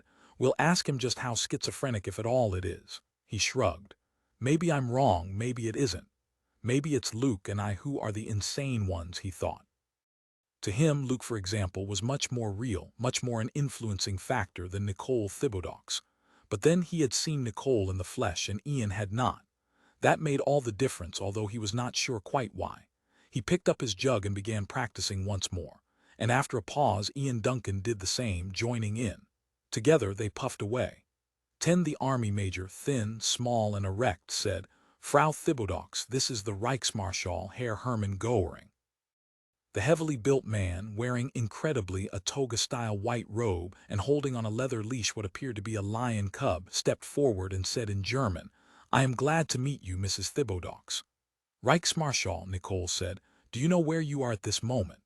Yes, Göring nodded. To the lion cub he said severely, Sei ruhig, Marcy. He fussed with the cub, calming it. All this Bertold Goltz watched. He had gone slightly ahead in his time, by use of his own von Lessinger equipment. He had become impatient, waiting for Nicole to arrange the transfer of Göring. Here it was now, or rather, here it would be in 7 more hours. It was easy, possessing von Lessinger equipment, to penetrate the White House despite its NP guards. Goltz had merely gone far back into the past, before the White House existed, and then had returned to this near future. He had done such a thing several times already and would do it again. He knew that because he had run on to his future self, caught in the act. It amused him, that meeting. Not only was he able to observe Nicole freely, but he could also observe his past and future selves, the future, at least in terms of possibility. Of potentiality rather than actuality. The vista spread out for his inspection of the perhaps. They will make a deal, Goltz decided. Nicole and Göring. The Reichsmarschall, taken first from 1941 and then from 1944, will be shown the ruined Germany of 1945, will see the end in store for the Nazis, will see himself in the dock at Nuremberg, and at last will view his own suicide by a poison carried in a rectal suppository. This will rather influence him, to say the least. A deal will not be difficult to hatch out. The Nazis, even normally, were experts at deals. A few miracle weapons from the future, appearing at the end of World War II, and the age of barbarism would last not 13 years but, as Hitler had sworn, 1,000. A death ray, laser beams, hydrogen bombs in the 100 megaton range would assist the armed forces of the Third Reich considerably. Plus, of course, the A1 and the A2, or as the Allies had called them, the V1 and V2. Now the Nazis would have an A3, A4, and so on without limit if necessary. Goltz frowned, for in addition to this, other possibilities, murky and dense, spread out parallel with an almost occult darkness surrounding them. What did these less likely futures consist of? Dangerous, and yet surely better than the clear one, the track laden with miracle weapons. "You there," a White House NP man called, suddenly catching sight of Goltz as he stood partially concealed in the corner of the bog orchid room. The guard instantly whipped out a pistol and took aim. The conference between Thibodeaux, Goering, and 4 military advisors abruptly terminated. All turned towards Goltz and the NP man. "Frau," Goltz said, a parody of Goering's greeting. He stepped forth confidently. After all, he previewed this with his von Lessinger gear. "You know who I am, the specter at the feast," he chuckled. But of course the White House possessed von Lessinger equipment too. They had anticipated this just as he had. This exposure had in it the element of fatality. It could not be avoided. No alternate tracks branched off here, not that Goltz wished for them. Long ago he had learned that ultimately there was no future for him in anonymity. "Some other time, Goltz," Nicole said with distaste. "Now," Goltz said, walking towards her. The NP man glanced at her for instructions. He appeared highly confused. Nicole waved him irritably. "Who is this?" the Reichsmarschall inquired, studying Goltz. Goltz said, "Just a poor Jew." "Not like Emil Stark, who I notice is not here, Nicole, despite your promise. There are many poor Jews, Reichsmarschall, in your time and ours both.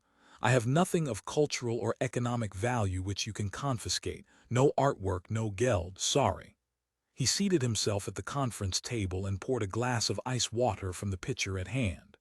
"Is your pet, Marcy, feral? Ja oder nein?" "No," Goering said, petting the cub expertly. He had sat down, placing the cub on the table before him. It curled up obediently, its eyes half closed. "My presence," Goltz said, "my Jewish presence is unwanted.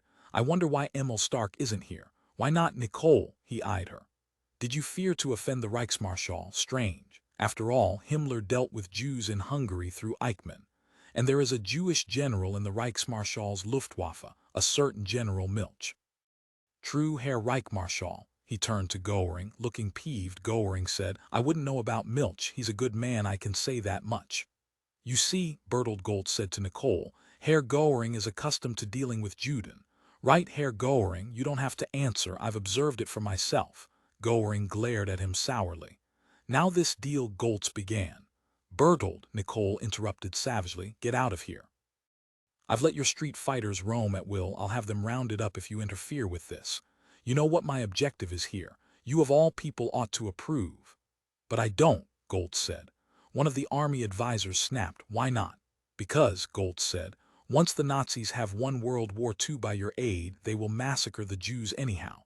And not just those in Europe and White Russia, but in England and the United States and Latin America as well." He spoke calmly. After all, he had seen it, had explored, by means of his von Lessinger equipment, several of these dreadful alternative futures. Remember, the objective in the war for the Nazis was the extermination of world Jewry. It was not merely a byproduct. There was silence.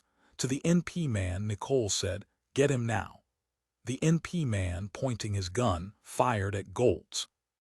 Goltz, timing it perfectly, at the same instant the gun was pointed at him, made contact with the von Lessinger effect surrounding him. The scene, with its participants, blurred and was lost. He remained in the same room, the bog orchid, but the people were gone. He was alone, yet now in the midst of the elusive ghosts of the future, summoned by the device. He saw, in deranged procession, the psychokinetic Richard Congrosian involved in weird situations, first with his rituals of cleansing and then with Wilder Pembroke. The commissioner of the NP had done something, but Goltz could not make out what. And then he saw himself, first holding vast authority and then abruptly, unaccountably, dead. Nicole, too, drifted past his range of vision, altered in various new ways which he could not comprehend. Death seemed to exist everywhere in the future, a potential awaiting everyone it seemed. What did this signify? An hallucinosis. The collapse of certitude appeared to lead directly to Richard Congrosian. It was an effect of the psychokinetic power, a distortion of fabric of the future produced by the man's parapsychological talent. If Congrosian knew, Goltz thought, strength of this sort a mystery even to the owner. Congrosian, tangled in the maze of his mental illness, virtually unable to function and yet still imposing, still looming vastly on the landscape of the tomorrows of our days ahead. If I could only penetrate this, Goltz realized. This man who is, he will become the cardinal enigma for all of us. Then I would have it. The future would no longer consist of imperfect shades, blended in configurations which customarily reason mine, anyhow can never manage to untangle. In his room at Franklin Ames Neuropsychiatric Hospital, Richard Congrosian declared aloud, "I am totally invisible now." He held up his hand and arm, saw nothing. "It's come," he added, and he did not hear his voice, that too was imperceptible. "What should I do now?" he asked the four walls of his room. There was no response. Congrosian was completely alone. He no longer had any contact with other life. "I've got to get out of here," he decided. "Seek help. I'm not getting any help here. They've been unable to arrest the illness process. I'll go back to Jenner, see my son." There was no point in seeking out Dr. Superb or any other medical man, chemically oriented or not. The period of seeking therapy was over, and now a new period. What did it consist of? He did not know yet. In time he would know, however, assuming that he lived through it. And how could he do that when, for all intents, he was already dead? "That's it," he said to himself. "I've died, and yet I'm still alive." It was a mystery. He did not understand it. Perhaps, he thought, what I must seek then is a rebirth. Effortlessly, after all, no one could see him. He made his way from his room and down the corridor to the stairs, down the stairs and out the side entrance of Franklin Ames Hospital. Presently he was walking along the sidewalk of an unfamiliar street, somewhere in a hilly section of San Francisco, surrounded by vastly high apartment buildings, many of them dating from before World War III. By avoiding stepping on any cracks of cement pavement, he canceled, for the time being, the trail of noxious odor which otherwise he would have left in his wake. "I must be getting better," he decided. "I've found at least a temporary ritual of purification to balance my phobic body odor. And except for the fact that he was still invisible, how am I going to play the piano this way?" he asked himself. "This means, evidently, the end of my career." And then all at once he remembered Merrill Judd, the chemist with A.G. Chemi. Judd was supposed to be going to help me, he recalled. I completely forgot about it in the excitement of becoming invisible. "I can go by autocab to A.G. Chemi." He hailed an autocab which was passing, but it failed to see him. Disappointed, he watched it go on by. "I thought I was still visible to purely electronic scanning devices," he thought. Evidently not, however. "Can I walk to an A.G. Chemi branch?" he asked himself. "I guess I'll have to. Because of course I can't board the ordinary pub trans. It wouldn't be fair to the others. I've got quite a task for Judd," he realized. "Not only must the man eradicate my phobic body odor, but he has to make me invisible once more." Discouragement filled Congrosian's mind. "They can't do it," he realized. "It's too much. It's hopeless. I'll just have to keep on trying for rebirth. When I see Judd, I'll ask him about it, see what A.G. Chemi can do for me in that line. After all, next to CARP, they're the most powerful economic syndrome in the entire USCA.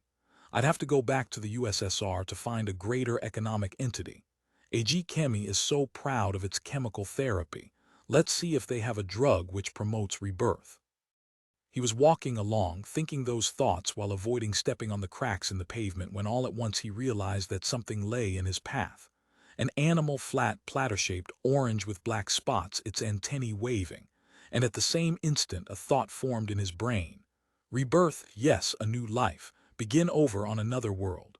Mars. Congrosian halted and said, "You're right." It was a papula there on the sidewalk before him. He looked around and saw, sure enough, A jalopy jungle parked not far off, the shiny jalopies sparkling in the sunlight. There in the center of the lot in a little office building sat the operator of the lot, and Kongrosian moved step by step towards him. The papilla followed, and as it followed it communicated with him. Forget AG Chemi, they can't do anything for you. Right, Kongrosian thought. It's entirely too late for that. If Judd had come up with something right away it would have been different. But now, and then he realized something. The papilla could see him, or at least it could sense him with some organ or apperception in some dimension or other, and it did not object to his smell. Not at all, the papilla was telling him. You smell perfectly wonderful to me. I have no complaints at all, absolutely none. Kongrosian, halting, said, would it be that way on Mars? They could see me, or at least perceive me, and I wouldn't offend them. There are no Theodora's Knits commercials on Mars. The papilla's thoughts came to him, forming in his eager mind. You will gradually shed your contamination there, in that pure, virgin environment.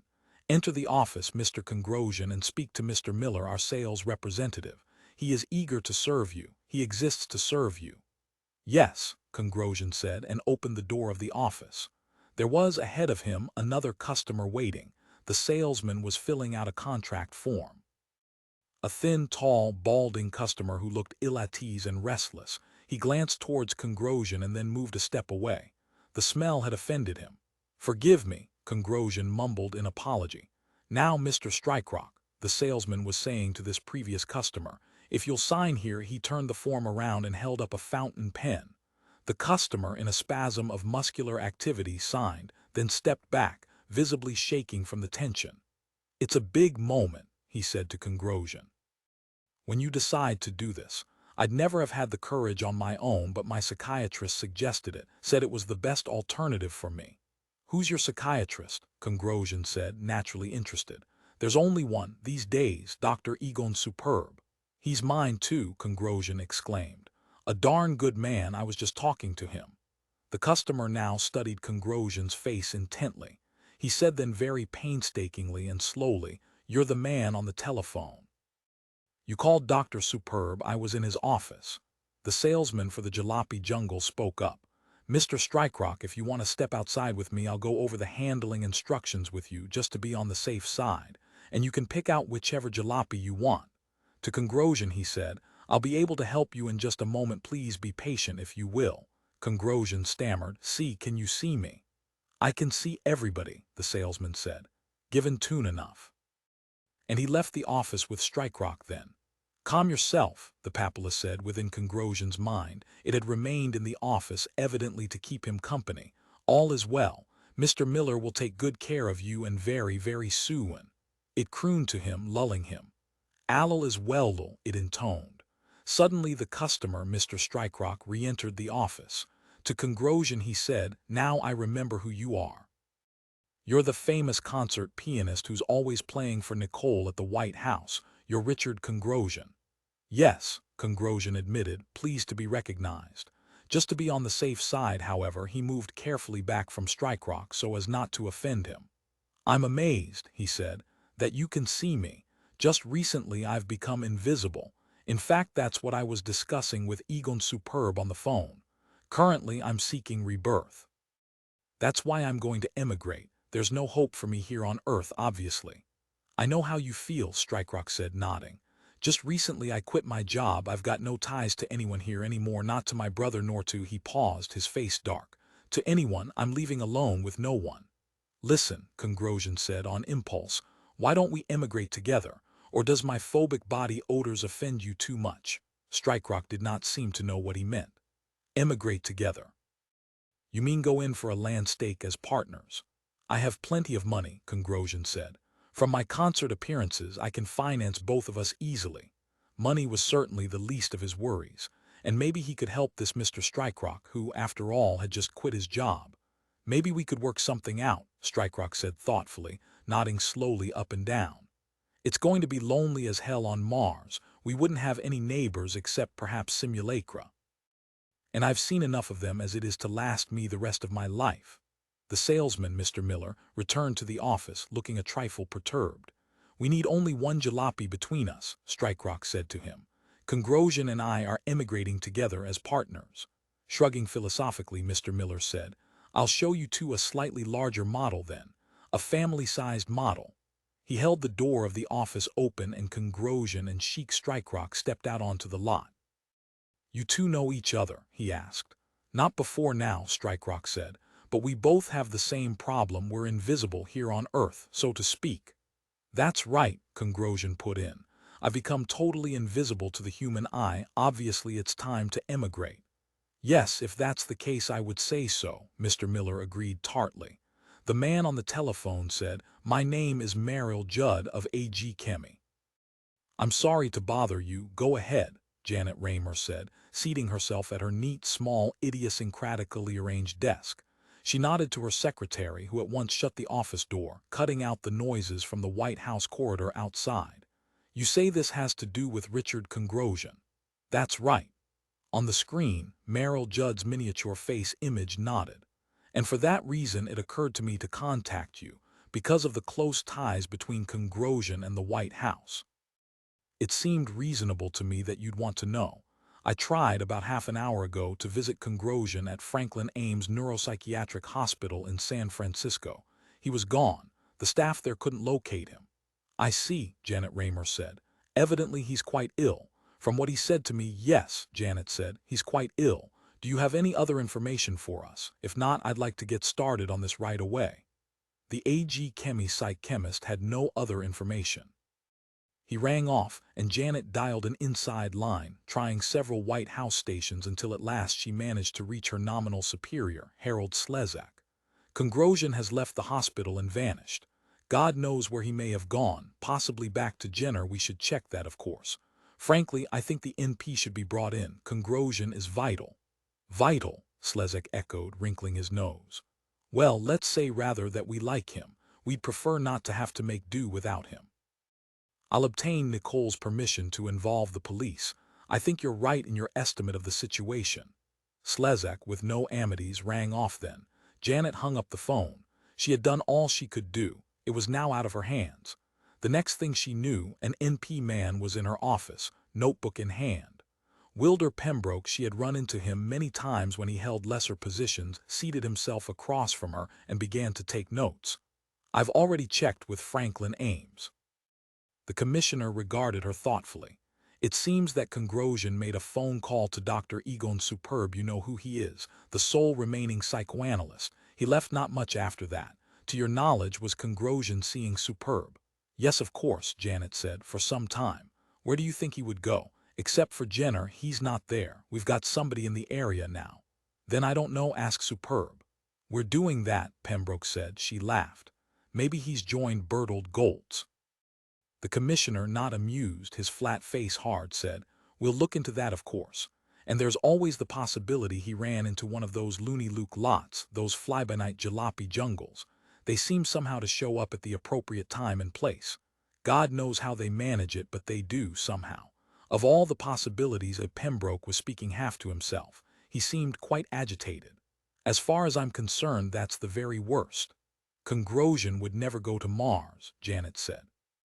There's no market for his talents there. They don't need concert pianists. And underneath his eccentric, artistic exterior, Richard is shrewd. He would be aware of that. Maybe he's given up playing, Pembroke said, for something better.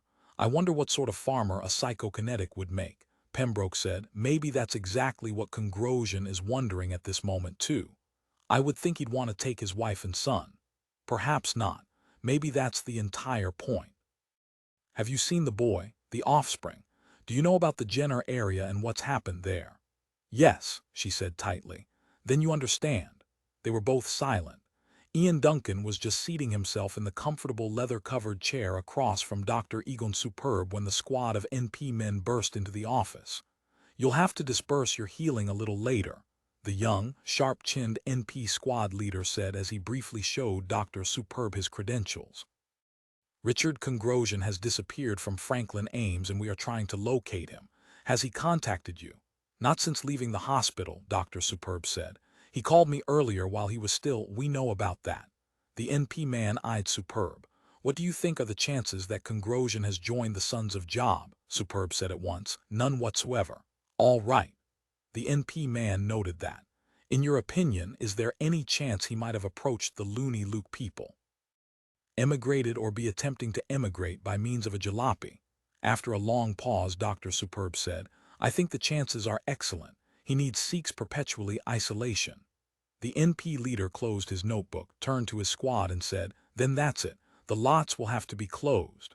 Into his portable corn system, he said, Dr. Superb concurs with the lot idea but not with the sons of Job.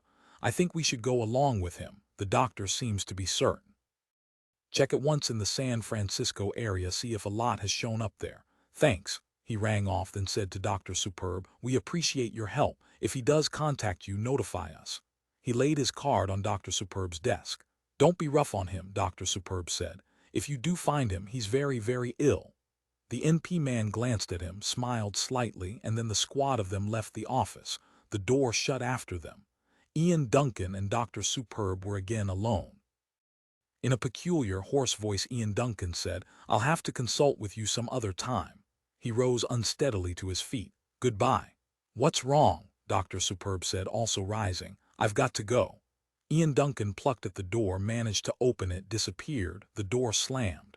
Strange, Dr. Superb thought. The man Duncan, was it? Didn't even have an opportunity to begin discussing his problem with me. Why did the appearance of the NP upset him so? Pondering but finding no answer, Dr. Superb reseated himself and buzzed Amanda Connors to send in the next patient. A whole waiting room full of them waited outside, the men surreptitiously, and many of the women, too, watching Amanda and every move she made. Yes, doctor, Amanda's sweet voice came, cheering up Dr. Superb more than a little. As soon as he was out of the doctor's office, Ian Duncan searched frantically for an autocab. Al was here in San Francisco, he knew that. Al had given him a schedule of the number 3 lot's pattern of appearances. They would get Al. It was the end of Duncan and Miller classic jugs. A sleek modern autocab called to him, Can I help ya, fella? Yes, Ian Duncan gasped and started out into traffic to meet it. This gives me a chance, he said to himself as the autocab streaked for the destination he had given it. But they'll get there first. Or will they? The police would have to comb virtually the entire city and block by block, whereas he knew and was heading for the exact spot where lot number 3 could be found. So perhaps he had a chance, a slim one after all. If they get you, Al, he said to himself, it's the end of me too. I can't go on alone. I'll join Goltz or die, something dreadful like that. It doesn't matter what. The autocab hurtled across town, on its way to Looney Luke's Jalopy Jungle number 3. 11 Nat Fleeger wondered idly if the Chuppers had any ethnic music. EME was, in its impartial way, always interested. But still, that was not their task here. Ahead now lay the home of Richard Congrosian, a pale green wooden frame building, 3-story with incredibly an ancient brown untrimmed ragged palm tree growing in the front yard. We've arrived, Molly murmured. The antique autocab slowed, gave forth a grating, indecisive racket, and then shut itself entirely off. It coasted to a stop, and then there was silence. Nat listened to the far-off wind moving through the trees, and the faint spattering rhythm of the mist-like rain as it fell everywhere on the cab and the foliage, the unkempt old wooden house with its tar-papered sun deck and many small, square windows, several of which were broken. Jim Plank lit a Corona and said, No signs of life. It was true. So evidently Goltz had been correct. I think, Molly said presently, we've come on a wild goose chase. She opened the door of the autocab and hopped gingerly out. The soil under her feet sank squashily. She made a face. The Chuppers, Nat said. We can always record the music of the Chuppers if they have any. He too climbed out. He stood beside Molly and they both gazed at the big old house, neither of them speaking. It was a melancholy scene, no doubt of that. Hands in his pockets, Nat walked towards the house. He came up onto a gravel path which passed between elderly fuchsia and camellia bushes. Presently Molly followed. Jim Plank remained in the car. Let's get it over with and then let's get out of here, Molly said, and shivered, terribly cold in her bright cotton blouse and shorts. Nat put his arm around her. What's that for? She demanded. Nothing in particular. I just felt fond of you all of a sudden. I'd be fond of anything right now that wasn't damp and squishy. He hugged her briefly. Don't I make you feel a little better? No, Molly said. Or maybe yes, I don't know. She sounded irritable. Go on up onto the porch for Christ's sakes and knock. Pulling away from him, she gave him a push forward. Nat ascended the sagging wooden steps onto the porch and rang the doorbell. "I feel sick," Molly said. "Why is that?" "The humidity." Nat found it overwhelming, oppressive. He could hardly breathe. He wondered what the weather would do to the Ganymedian life form, which was his recording apparatus. It liked moisture, and so perhaps it would flourish here. Perhaps the Ampec FA2 could even live here on its own, survive in the rain forest indefinitely. This environment, he realized, is more alien to us than Mars would be.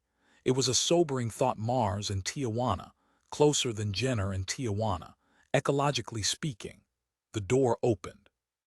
A woman wearing a pale yellow smock faced him, stood blocking the entrance and regarding him quietly, her brown eyes calm but oddly wary. "Mrs. Congrosian," he said. Bate Congrosian was not bad looking. Her hair, tied back with a ribbon, was light brown, long. She might have been in her late 20s or early 30s. In any case, she was slender and she stood well. He found himself studying her with respect and interest. "You're from the recording studio." Her voice, low, had a toneless quality, a peculiar lack of affect. "Mr. Dindoldo phoned and said you were on your way. It's a shame.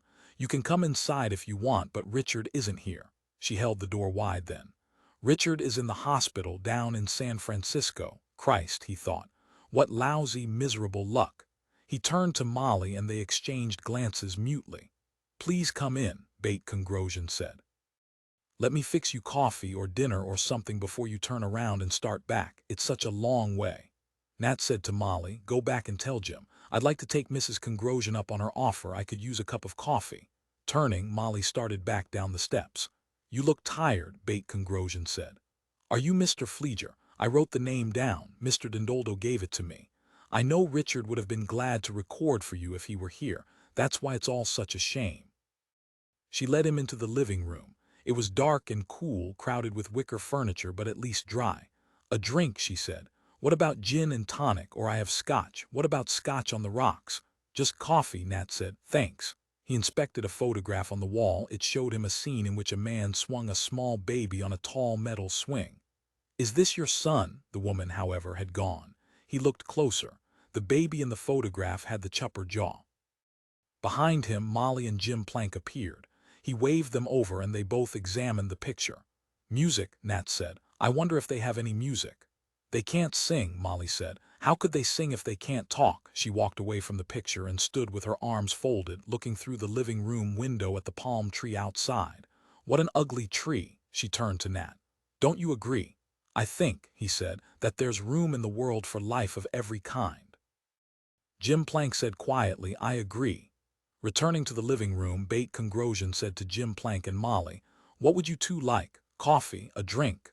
"Something to eat," they conferred.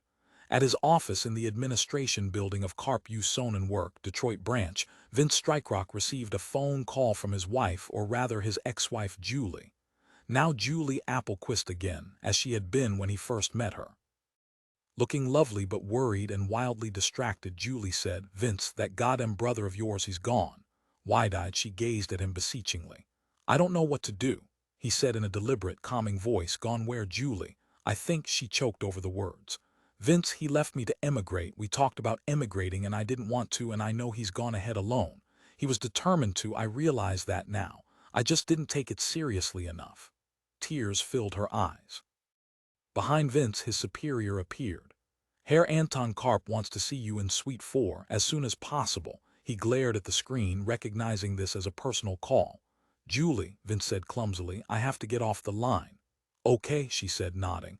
"But do something for me. Find Sheik, won't you please? I'll never ask you for anything else again, I promise. I just have to have him back." "I knew it wouldn't work out between you two," Vince said to himself. He experienced grim relish. "Too bad, dear," he thought. "Tough. You made a mistake. I know Sheik and I know that women like you petrify him. You scared him into running and he'll never stop or look back now that he's begun. Because it's a one-way trip." Aloud, he said, "I'll do what I can." "Thanks, Vince," she breathed tearfully. "Even if I don't actively love you anymore, I still—" "Goodbye," he said and rang off. A moment later he was ascending by elevator to Suite 4. As soon as Anton Karp spied him, Karp said, "Herr Strikerock, I understand that your brother is employed by a miserably tiny firm by the name of Frauenzimmer Associates. Is that correct? Karp's heavy, somber face was twisted with tension. Yes, Vince said slowly with great caution. But he hesitated. Obviously, if Sheik was emigrating, he would be leaving his job. He could hardly take it with him. What did Karp want? Better be on the safe side and not say anything unnecessary. But Karp said, can he get you in there? Blinking, Vince said. Why you mean on the premises? As a visitor? Or do you mean he could feel apprehension mounting inside him as the cold blue eyes of the middle-aged German ersatz industrialist bored into him? I don't quite understand, Herr Karp, he mumbled. Today, Karp said in a brisk, harsh staccato, the government let the simulacrum contract to Herr Frauenzimmer. We have studied the situation and our response is dictated by circumstances themselves. Because of this order, Frauenzimmer will expand. He will take on new employees. I want you, through your brother, to go to work for them as soon as you can arrange it, possibly today. Vince stared at him. What's the matter? Karp said. I'm surprised, Vince managed to say. As soon as Frauenzimmer's taken you on, inform me direct. Don't talk to anyone else but me. Karp paced about the large carpeted room, scratching his nose vigorously. We'll tell you what to do next. That's all for now, Herr Streikrock. Does it matter what I do there? Vince asked weakly. I mean, is it important exactly what my job is? No, Karp said. Vince left the suite, the door at once slid shut after him. He stood alone in the corridor, trying to reassemble his scattered, disorganized faculties. My God, he thought. They want me to throw my sabots into Frauenzimmer's assembly line. I know it. Sabotage or spying, one or the other. Anyhow, something illegal, something that'll bring the NP down on me, not the Karps. My own brother's outfit, too, he said to himself. He felt utterly impotent. They could make him do anything they wanted. All the Karps had to do was lift their little finger. And I'll give in, he realized. He returned to his own office, shakily seated himself with the door shut. Alone, he sat silently at his desk, smoking an ersatz tobacco cigar and pondering. His hands, he discovered, were numb. I've got to get out of here, he told himself. I'm not going to be a petty, minuscule, cipher-type minion for the Karp work. It'll kill me. He crushed his non-tobacco cigar out. Where can I go? He asked himself. Where? I need help. Who can I get it from? There was that doctor that he and Sheik had been going to see. Picking up the phone, he signaled Karp's switchboard operator. Get me Dr. Egon Superb, he instructed her, that one analyst that's left. After that, he sat miserably at his desk, the phone against his ear, waiting. Nicole Thibodeaux thought, I've got too much to do. I'm attempting to conduct delicate, tricky negotiations with Hermann Goering. I've instructed Garth McRae to let the new Dare Alt contract to a small firm and not to Karp. I have to decide what to do if Richard Congrosian is ever found again. There's the McPherson Act and that last analyst, Dr. Superb. And now this. Now the NP's hasty decision, made without even attempting to consult me or notify me in advance, to move in on Looney Luke's jalopy lots in dead earnest. Unhappily, she studied the police order which had gone out to every NP unit throughout the USEA. This isn't in our interest, she decided. I can't afford to attack Luke because I simply can't get at him. We'll only look absurd, and we'll look like a totalitarian society, kept in existence only by our enormous military and police establishments. Glancing up swiftly at Wilder Pembroke, Nicole said, Have you actually found the lot yet? The one in San Francisco where you can merely imagine Richard is. No, we haven't found it yet. Pembroke mopped his forehead nervously. Quite clearly he was under heavy strain. If there had been time, of course, I would have consulted you.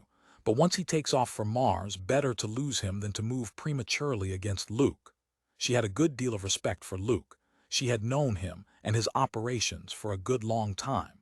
She had seen him easily evade the city police. I have an interesting report from the Karp work. Obviously, Pembroke was now desperately trying to switch the topic under discussion. They've decided to penetrate the Frauenzimmer organization in order to later. Nicole scowled at him. You know now you've made a mistake. Really, down underneath, I enjoy those jalopy jungles. They're amusing. You simply can't fathom that. You've got a cop's mind. Call your San Francisco unit and tell them to release the lot if they've found it. And if they haven't found it, tell them to give up. Bring them back in and forget about it. When the time arrives to proceed against Luke, I'll tell you. Harold Slezak agreed. Slezak doesn't make policy. I'm surprised you didn't get Rudy Kalbflesh's approval on this. That would have been even more like UNP people. I really don't like you. I find you unsavory. She stared at him until he shrank back. Well, she said, say something. With dignity, Pembroke said, they haven't found the lot, so no harm has been done. He flicked on his comm system. Give up on the lots, he said into it. At this moment he did not look very imposing. He was still perspiring freely. Forget the whole damn thing. Yes, that's right. He clicked the system off and raised his head to face Nicole. You should be busted, Nicole said. Anything else, Mrs. Thibodeaux? Pembroke's voice was wooden. Number scram. Pembroke with measured, stiff steps departed. Looking at her wristwatch, Nicole saw that the time was 8 p.m. and what had been planned for this evening. Shortly she would be going on TV with another visit to the White House, the 75th of the year. Had Janet lined up anything, and if so had Slezak managed to bumble through to an adequate schedule? Probably not. She walked through the White House to Janet Raymer's tidy office. Do you have anything spectacular coming along? She demanded. Rattling her notes, Janet frowned and said, one act I'd call truly astonishing, a jug act. Classical, Duncan and Miller, I watched them at the Abraham Lincoln and they're terrific. She smiled hopefully. Nicole groaned. They really are quite good. Janet's voice was insistent now, commanding. It's relaxing. I'd like you to please give it a try. That's either for tonight or tomorrow. I'm not certain which Slezak scheduled it for. Jug acts, Nicole said. We've gone from Richard Congrosian to that. I'm beginning to think we should let Bertold Goltz take over, and to think that in the days of barbarism they had Kirsten Flagstead to entertain them. Maybe things will pick up when the next Der Alte takes office, Janet said. Regarding her keenly, Nicole said, how is it that you know about that? Everybody in the White House is talking about it. Anyhow, Janet Raymer bristled, I'm a G. How wonderful, Nicole said sardonically. Then you must lead a truly delightful life. May I ask what this next Der Alte will be like? Old, Nicole said. Old and tired, she thought to herself. A worn-out string bean, stiff and formal, full of moralizing speeches. A real leader type who can drum obedience into the masses.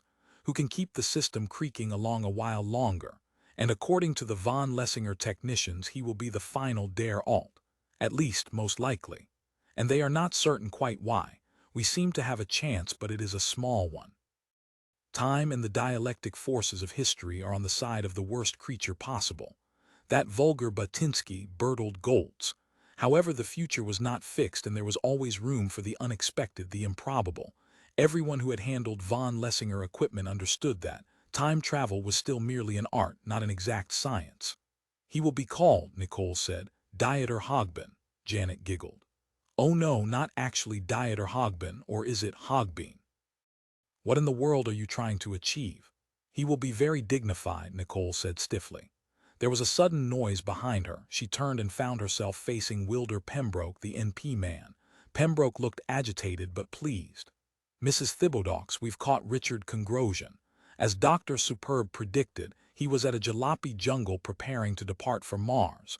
Shall we bring him to the White House? The San Francisco squad is waiting for instructions. They're still at the lot. I'll go there, Nicole decided on impulse. And ask him, she said to herself, to give up the idea of emigrating. Voluntarily. I know I can persuade him we won't have to resort to blunt force. He says he's invisible, Pembroke said, as he and Nicole hurried along the White House corridor towards the off-trans field on the roof. The squad, however, says he appears perfectly visible, at least to them. Another of his delusions, Nicole said.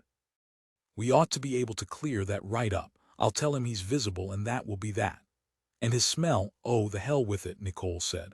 I'm tired of his ailments. I'm tired of having him pamper himself in his hypochondriacal obsessions. I'm going to toss the entire power and majesty and authority of the state at him. Tell him point blank that he's got to give his imaginary diseases up. I wonder what that will do to him, Pembroke mused. He'll comply, of course, Nicole said. He won't have any choice. That's the whole point. I'm not asking him, I'm going to tell him.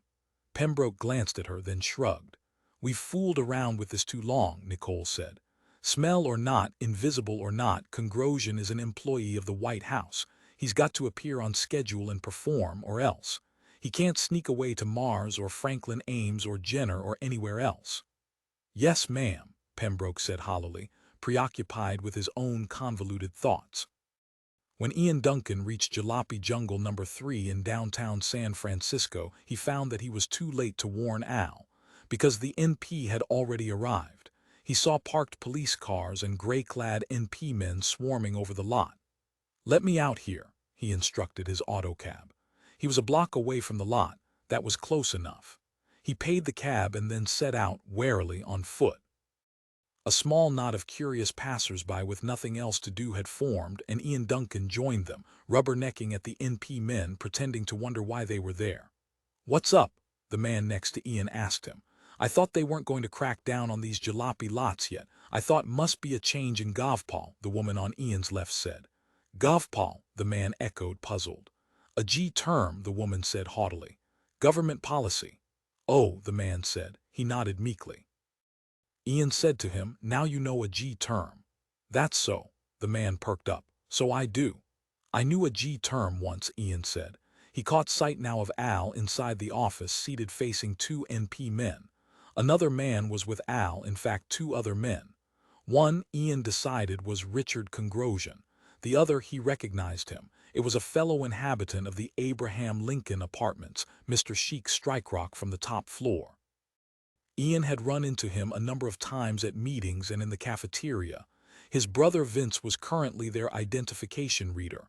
"The term I knew," he murmured, "was allost." "What's allost mean?" the man beside him asked. "All's lost," Ian said. "The term applied right now." Obviously, Al was under arrest. So in fact were Strikerock and Congrosian, but Ian did not care about them. He was thinking about Duncan and Miller, classical jugs. About the future which had opened up when Al had decided to play once more. The future which now had closed so decisively in their faces. "I should have expected this," Ian said to himself. That just before we got to the White House, the NP would step in and arrest Al, put an end to it all. It's the luck that's tracked me all my life. No reason why it should relent now. If they've got Al, he decided, they might as well have me too. Pushing through the knot of onlookers, Ian stepped up onto the lot and approached the nearest NP man. "Move on," the gray-clad NP man said to him, motioning. "Take me," Ian said. "I'm in on it." The NP man glared at him. "I said get going." Ian Duncan kicked the NP man in the groin. With a curse, the NP man groped in his coat, whipped out his pistol. "Damn you, you're under arrest." His face had turned green. "What's going on here?" another NP man, higher in rank, demanded, walking up. "This jerk just kicked me in the crotch," the first NP man said, holding his gun pointed at Ian Duncan and trying to keep from being ill.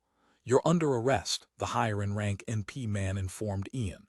"I know," Ian said, nodding. "I want to be, but eventually this tyranny will fall." "What tyranny, you jerk?" the higher in rank NP man said. "Obviously you're confused. You'll cool off in jail." From the office in the center of the lot, Al appeared. He walked over somberly. "What are you doing here?" he asked Ian. He did not look very pleased to see him. Ian said, "I'm going along with you and Mr. Congrosian and Sheik Strikerock. I'm not going to be left behind. There's nothing here for me now." Opening his mouth, Al started to say something. But then a government ship, a gleaming silver and yellow off-trans vehicle, appeared overhead and began, with a tremendous series of noises, carefully to land. The NP men at once cleared everyone back. Ian found himself herded along with Al over to a corner of the lot, still under the dark scrutiny of the first NP man, the one whom he had kicked in the groin, the one who now had it in for him. The off-trans ship landed, and from it stepped a young woman. It was Nicole Thibodeaux. And she was beautiful, slim and beautiful. Luke had been wrong or lying. Ian gaped at her, and beside him, Al grunted in surprise and said under his breath, "How come?"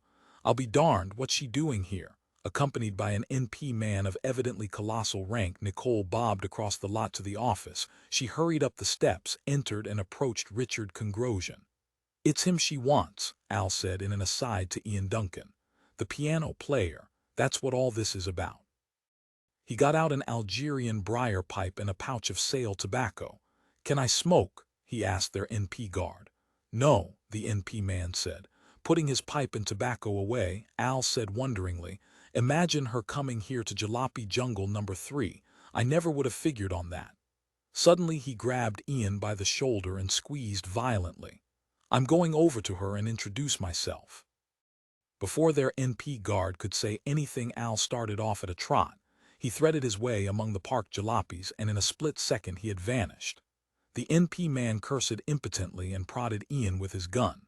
A moment later Al reappeared, at the entrance to the small office building in which Nicole stood talking to Richard Congrosian. Al opened the door and pushed inside.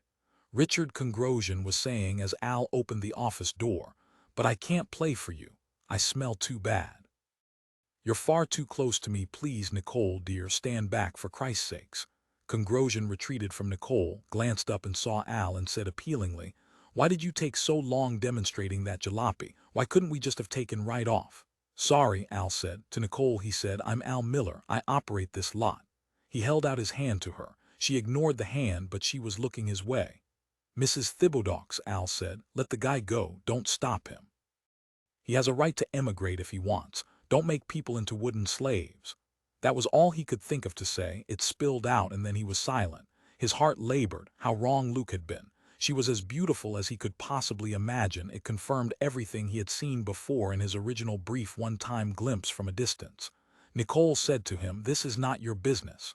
"Yes, it is," Al said. "Literally, this man is my customer." Now Chick Strikerock found his voice. "Mrs. Thibodeaux, it's an honor, an incredible honor to—" His voice wavered, he gulped air, trembled, and he could not continue. He backed away from her, frozen into silence as if he had been turned off. Al felt disgusted. "I'm a sick man," Congrosian mumbled. "Bring Richard along," Nicole said to the high NP official who stood beside her. "We're returning to the White House." To Al she said, "Your little lot can remain open. We're not interested in you one way or another. Some other tune, perhaps." She eyed him without malice and, as she had said, without interest. "Stand aside," the high-ranking gray-uniformed NP official ordered Al. "We're going out." He shoved past Al, leading Congrosian by the arm, businesslike and tough. Nicole followed slightly after the two of them, her hands in the pockets of her long leopard-skin coat. She seemed pensive now and had become silent, withdrawn into her moody thoughts. "I'm a sick man," Congrosian mumbled once more. To Nicole, Al said, "Can I have your autograph?" It was an impulse, a whim from the unconscious, pointless and futile. "What?" She glanced at him, startled. And then she showed her even white teeth in a laugh. "My God," she said, and then passed on out of the office after the high-ranking NP official and Richard Congrosian. Al was left behind with Sheik Strikerock, who was still trying to find words by which to express himself. "I guess I don't get her autograph," Al said to Strikerock. "What do you think of her?" Strikerock stammered. "Lovely," Al said. "Yes," Strikerock said. "It's incredible. I never expected ever to actually see her, you know, in real life actually. It's like a miracle, don't you agree?" He crossed to the window to peer after Nicole as she and Congrosian and the NP bigwig moved towards the parked off-trans ship. "It would be easy as hell," Al said, "to fall in love with that woman." He, too, watched her depart. So did everyone else, including the squad of NP men. Far too easy, he thought. And he would be seeing her again. Presently he and Ian, too, would be playing their jugs before her. Had that changed? No. Nicole had specifically said that no one was under arrest. She had countermanded the NP's order. He was free to keep the lot open. The NP would be leaving after all. Al lit his pipe. Coming up beside him, Ian Duncan said, "Well, Al, she cost you the sale of a jalopy." By Nicole's order, the NP had let him go. He, too, was free. Al said, "Mr. Strikerock will still take it, won't you, Mr. Strikerock?" After a pause, Sheik Strikerock said, "No, I've changed my mind." "The power," Al said, "of that woman," he cursed loudly and explicitly and scatologically. Sheik Strikerock said, "Thanks anyhow, maybe I'll see you some other time concerning that." "You're a fool," Al said, "to let that woman scare you out of emigrating." "Maybe so," Sheik agreed, nodding. Obviously it was hopeless to try to reason with him. Al could see that, so could Ian. Nicole had won another convert and she was not even here to enjoy it. She was not even interested. "Back to your job, is it?" Al said. "That's right," Strikerock nodded. "Back to the stale routine." "You'll never make it here to this lot again," Al said. "This is undoubtedly absolutely the last chance you'll ever have to break away in your entire life." "Maybe so," Sheik Strikerock said, nodding morosely. But he did not budge. Good luck, Al said bitingly and shook hands with him. Thanks, Sheik Strikerock said with no trace of a smile. Why? Al asked him. Can you explain to me why she affected you so? No, I can't, Strikerock said. I just feel it, I don't think it, it's not a logical situation. Ian Duncan said to Al, and you felt it too, I watched you, I saw the expression on your face. Okay, Al said with irritation. So what? He walked away from them and stood by himself, smoking his pipe and gazing out the window of the office at the jalopies parked outside.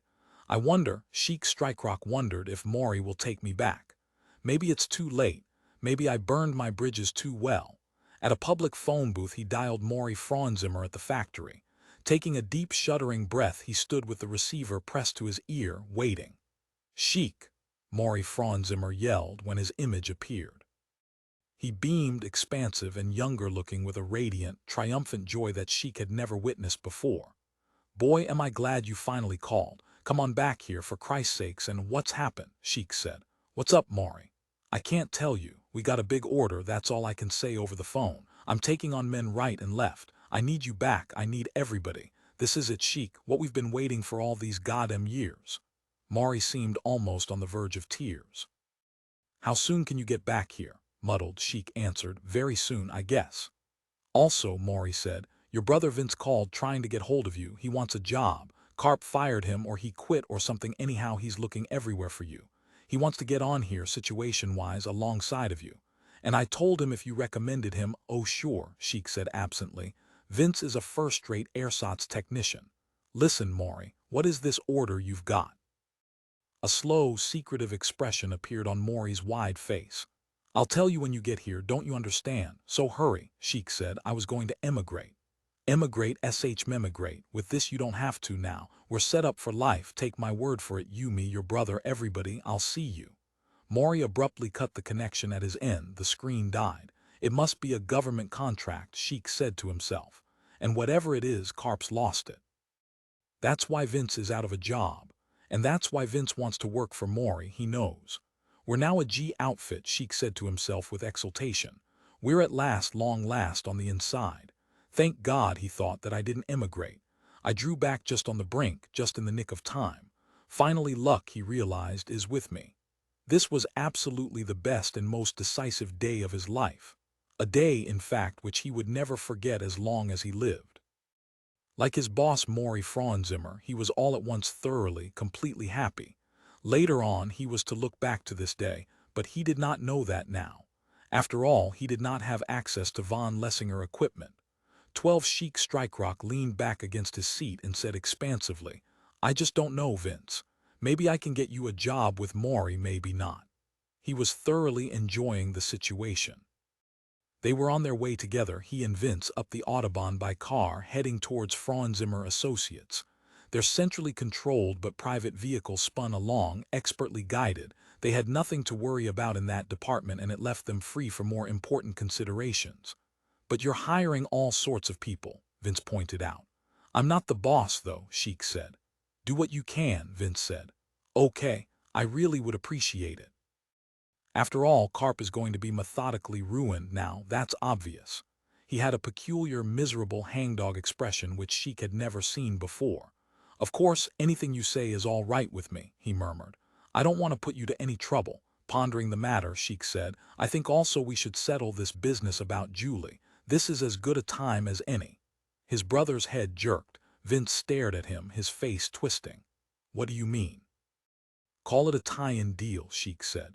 After a long pause, Vince said, wouldn't I see? But Vince shuddered. I mean, you said yourself, the most I've ever said is that she makes me nervous. But I feel a lot more psychologically secure now. After all, I was about to be fired. That's all changed. I'm part of an expanding, growing company, and we both know it. I'm on the inside, and that means a lot. Now I think I can handle Julie. In fact, I ought to have a wife. It helps ensure status. You mean you intend to formally marry her? Sheik nodded. All right, Vince said at last. Keep her. Frankly, I don't give a damn about it. It's your business. Just as long as you get me on at Maury Franzimmer's place, that's all I care about. Strange, Sheik thought. He had never known his brother to be that concerned with his career to the exclusion of any other topic. He made a mental note of it. Perhaps it meant something. I can offer Franzimmer a lot, Vince said. For example, I happen to know the name of the new Dare Alt. I picked up some scuttlebutt at Carp's before I left. You want to know it? Sheik said. What? The new what? The new Dare Alt. Or don't you understand what this contract is that your boss has got away from Carp? Shrugging, Sheik said. Sure, I know. I was just startled. His ears rang from shock. Listen, he managed to say, I don't care if it's going to be called Adolf Hitler van Beethoven. The Dare Alt, so it was a sim. He felt really good knowing that. This world Earth was a fine place to live in at long last, and he meant to make the most of it, now that he was truly a G. Its name is going to be Dieter Hogbin, Vince said. I'm sure Maury knows what it'll be, Sheik said nonchalantly, but inside he was still nonplussed, utterly. Bending, his brother turned on the car radio. There's some news about it already. I doubt if there would be so soon, Sheik said. Quiet. His brother turned up the volume. He had a news bulletin. So everyone throughout the USCA would be hearing it now.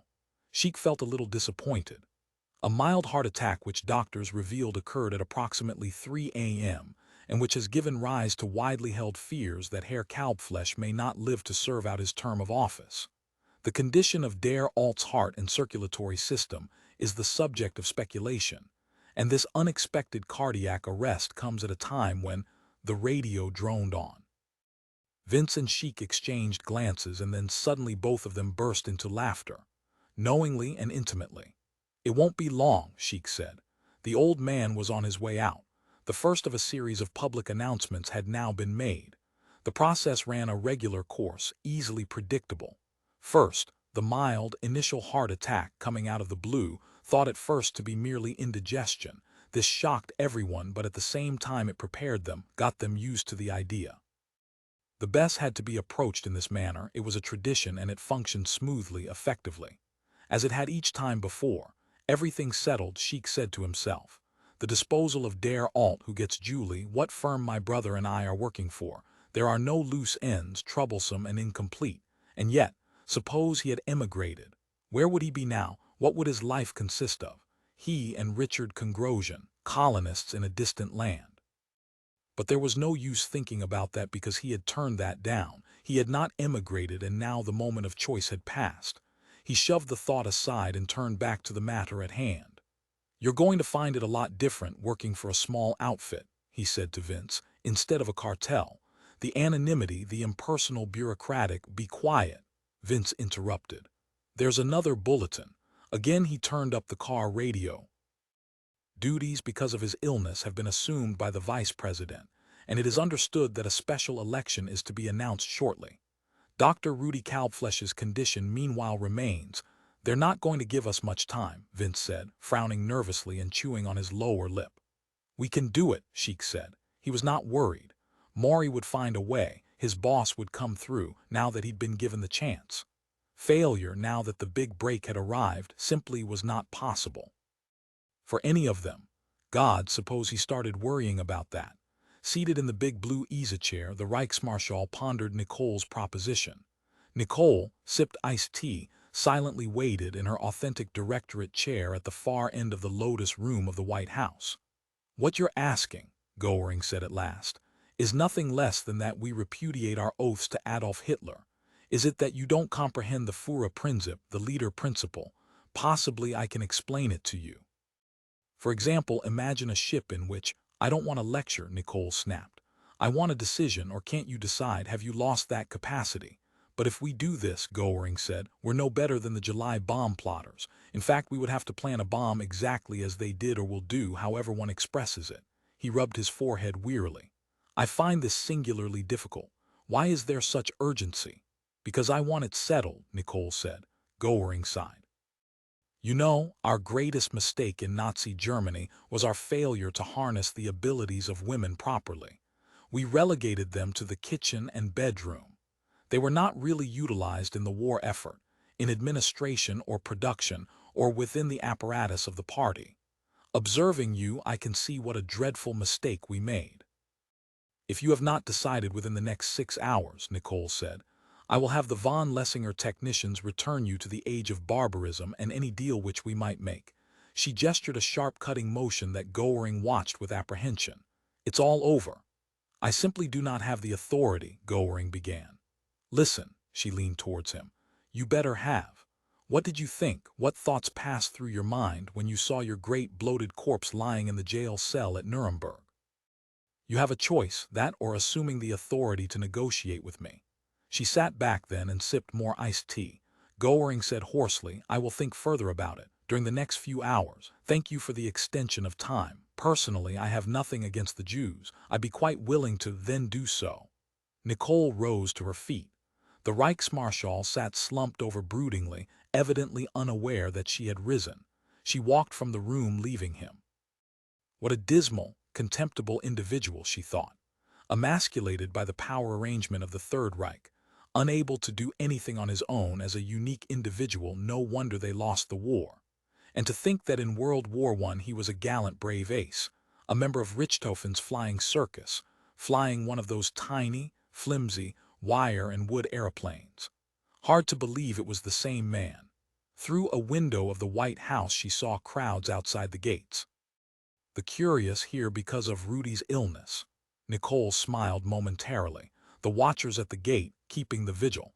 They would be there from now on day and night as if waiting for World Series seat tickets until Kalbfleisch died. And then they would silently drift off. Heaven knew what they came for. Didn't they have anything else to do? She had wondered about them many times before at the previous occasions. Were they always the same people? Interesting speculation. She turned a corner and found herself facing Bertold Goltz. I hurried here as soon as I heard, Goltz said lazily. So the old man strutted his little period and now is to be hustled off. He didn't last very long, this one, and Herr Hogben will replace him, a certain mythical non-existent construct with that apt appellation. I was over at the Frauenzimmer work, they're going great guns there. What do you want here? Nicole demanded. Goltz shrugged. Conversation, perhaps. I eternally enjoy chatting with you.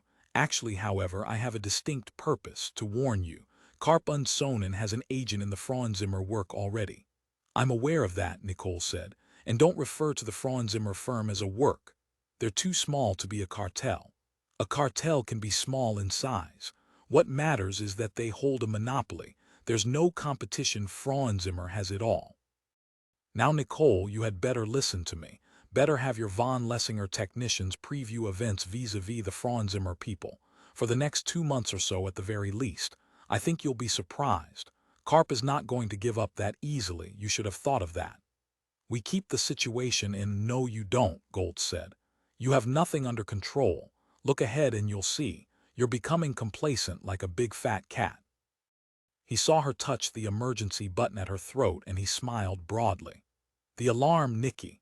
Because of me. Well, I guess I'll stroll on. By the way, congratulations on stopping Kongrosian before he could emigrate. That was a genuine coup on your part.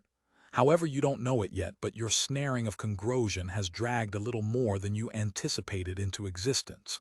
Please make use of your von Lessinger equipment. It's so uniquely valuable in situations like this. 2 gray-clad NP men appeared at the end of the corridor.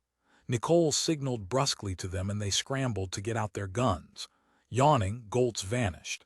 He's gone, Nicole said to the NP men accusingly.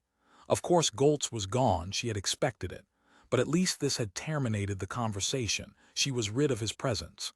We ought to go back, Nicole thought, to Goltz's babyhood and destroy him then. But Goltz had anticipated them. He was long since back there at the time of his birth and onward into childhood. Guarding himself, training himself, crooning over his child self.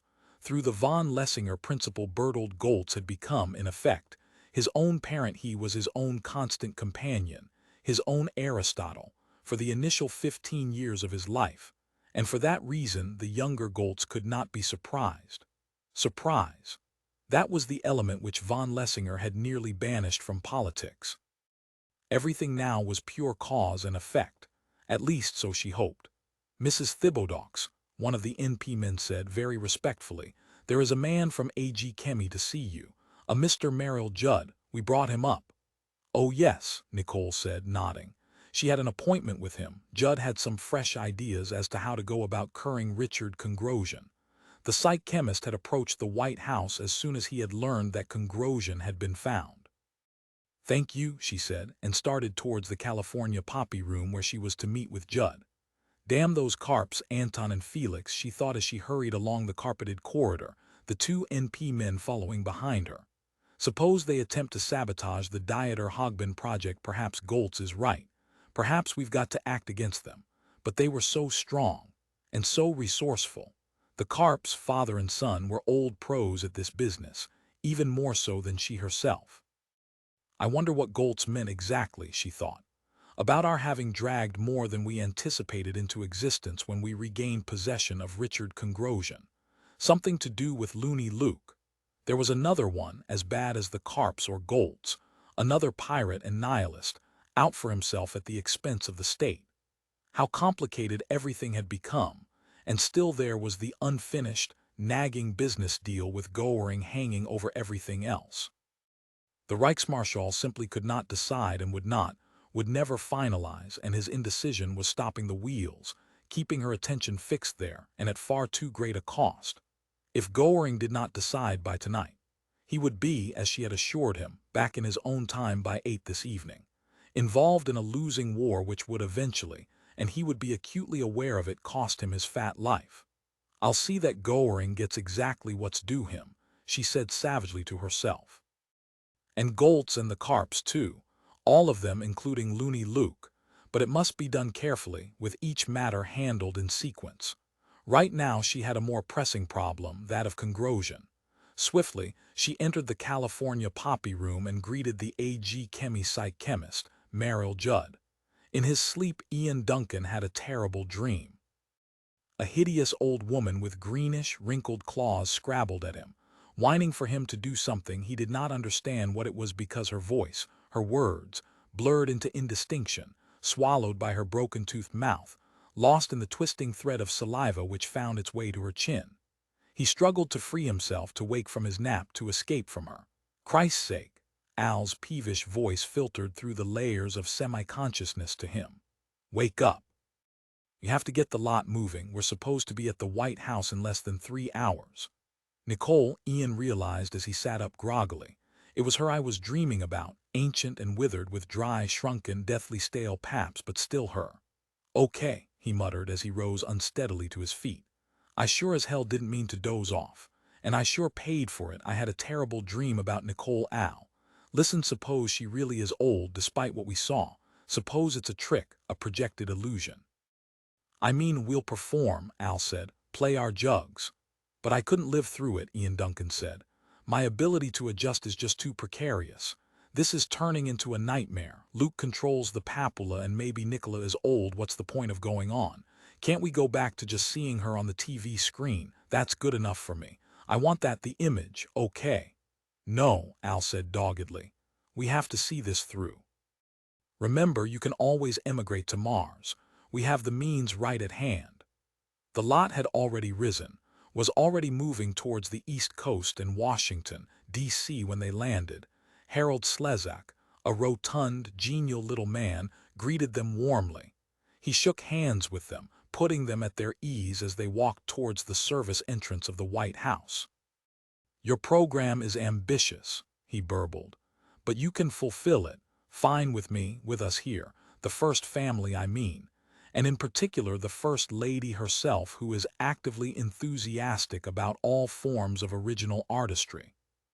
According to your biographical data, you too made a thorough study of primitive disc recordings from the early 1900s, as early as 1920, of jug bands surviving from the U.S. Civil War, so you're authentic juggists, except of course you're classical, not folk. Yes, sir, Al said. Could you, however, slip in one folk work? Slezak asked as they passed the NP guards at the service entrance and entered the White House, the long, quiet corridor with its artificial candles set at intervals. For instance, we suggest Rockabye My Sarah Jane. Do you have that in your repertoire? If not, we have it, Al said shortly. A look of repugnance appeared on his face and then immediately was gone. Fine, Slezak said, prodding the two of them amiably ahead of him. Now may I ask what this creature you carry is? Eyed the papilla with something less than active enthusiasm. Is it alive? It's our totem animal, Al said. You mean a superstitious charm, a mascot? Exactly, Al said. With it we assuage anxiety. He patted the papilla's head. and it's part of our act. It dances while we play, you know, like a monkey." "Well, I'll be darned," Slezak said, his enthusiasm returning. "I see now, Nicole will be delighted. She loves soft, furry things." He held a door open ahead of them, and there she sat. How could Luke have been so wrong? Ian Duncan thought. She was even lovelier than their glimpse of her at the lot, and in comparison with her TV image she was much more distinct. That was the cardinal difference, the fabulous authenticity of her appearance, its reality to the senses. The senses knew difference. Here she sat in faded blue cotton trousers, moccasins on her small feet, a carelessly buttoned white shirt through which he could see, or imagined he could see, her tanned, smooth skin. How informal she was, Ian thought, lacking in pretense or vainglory. Her hair cut short, exposing her beautifully formed neck and ears, which fascinated him, captured his whole attention. And he thought so darn young, she did not look even 20. He wondered if by some miracle she remembered him, or Al. "Nicole," Slezak said, "these are the classical juggists." She glanced up sideways. She had been reading the Times. Now she smiled in greeting. "Good afternoon," she said. "Did you two have lunch? We could serve you some Canadian bacon and butter horns and coffee as a snack if you want." Her voice, oddly, did not seem to come from her. It materialized from the upper portion of the room, almost at the ceiling. Looking that way, Ian saw a series of speakers, and he realized with a start that a glass or plastic barrier separated Nicole from them, a security measure to protect her. He felt disappointed, and yet he understood why it was necessary. "If anything happened to her," ate Mrs. Thibodeaux, Al said. "Thanks." He too was glancing up at the speakers. "We ate Mrs. Thibodeaux," Ian Duncan thought crazily. "Isn't it actually the other way around? Doesn't she, sitting here in her blue cotton pants and shirt, doesn't she devour us?" Strange thought. "Look," Nicole said to Harold Slezak. "They have one of those little papulas with them. Won't that be fun?" To Al she said, "Could I see it? Let it come here." She made a signal and the transparent wall began to lift. Al dropped the papula and it scuttled towards Nicole beneath the raised security barrier. It hopped up, and all at once Nicole held it in her strong, competent hands, gazing down at it intently as if peering deep inside it. "Heck," she said, "it's not alive, it's just a toy." "None survived," Al explained, "as far as we know, but this is an authentic model based on fossil remains found on Mars." He stepped towards her. The barrier settled abruptly in place. Al was cut off from the papula and he stood gaping foolishly, seemingly very upset. Then, as if by instinct, he touched the controls at his waist. The papula slid from Nicole's hands and hopped clumsily to the floor. Nicole exclaimed in amazement, her eyes bright. "Do you want one, Nikki?" Harold Slezak asked her. "We can undoubtedly get you one, even several." "What does it do?" Nicole said. Slezak bubbled. "It dances, ma'am. When they play it has rhythm in its bones." "Correct, Mr. Duncan. Maybe you could play something now, a shorter piece to show Mrs. Thibodeaux." He rubbed his ample hands together vigorously, nodding to Ian and Al. "Sure," Al said. He and Ian looked at each other. We could play that little Schubert thing, that arrangement of the Trout." "Okay, Ian, get set." He unbuttoned the protective case from his jug, lifted it out and held it awkwardly. Ian did the same. "This is Al Miller here at first jug," Al said. "And beside me is my partner Ian Duncan at second jug, bringing you a concert of classical favorites beginning with a little Schubert." "Bump, bump, bump, bump, bump, bump, bump, babum, bump, bup, bup, bup, bup, bup," Nicole said suddenly. "Now I remember where I saw you two before, especially you, Mr. Miller." Lowering their jugs, they waited apprehensively. "At that jalopy jungle," Nicole said, "when I went to pick up Richard. You talked to me, you asked me to leave Richard alone." "Yes," Al admitted. "Didn't you suppose I'd remember you?" Nicole asked. "For heaven's sake," Al said, "you see so many people." "But I have a good memory," Nicole said. "Even for those who aren't too dreadfully important. You should have waited a little longer before coming here, or perhaps you don't care." "We care," Al said. "We care a lot." She studied him for a long time. "Musicians are funny people," she said aloud at last. "Don't think like other people, I've discovered. They live in their own private fantasy world like Richard does. He's the worst, but he's also the best, the finest of the White House musicians. Perhaps it has to go together. I don't know, I don't have any theory about it. Someone should do a definitive scientific study on the subject and settle it once and for all." "Well, go ahead with your number." "Okay," Al said, glancing quickly at Ian. You never told me you said that to her, Ian said. Asking her to leave Congrosian alone, you never mentioned that.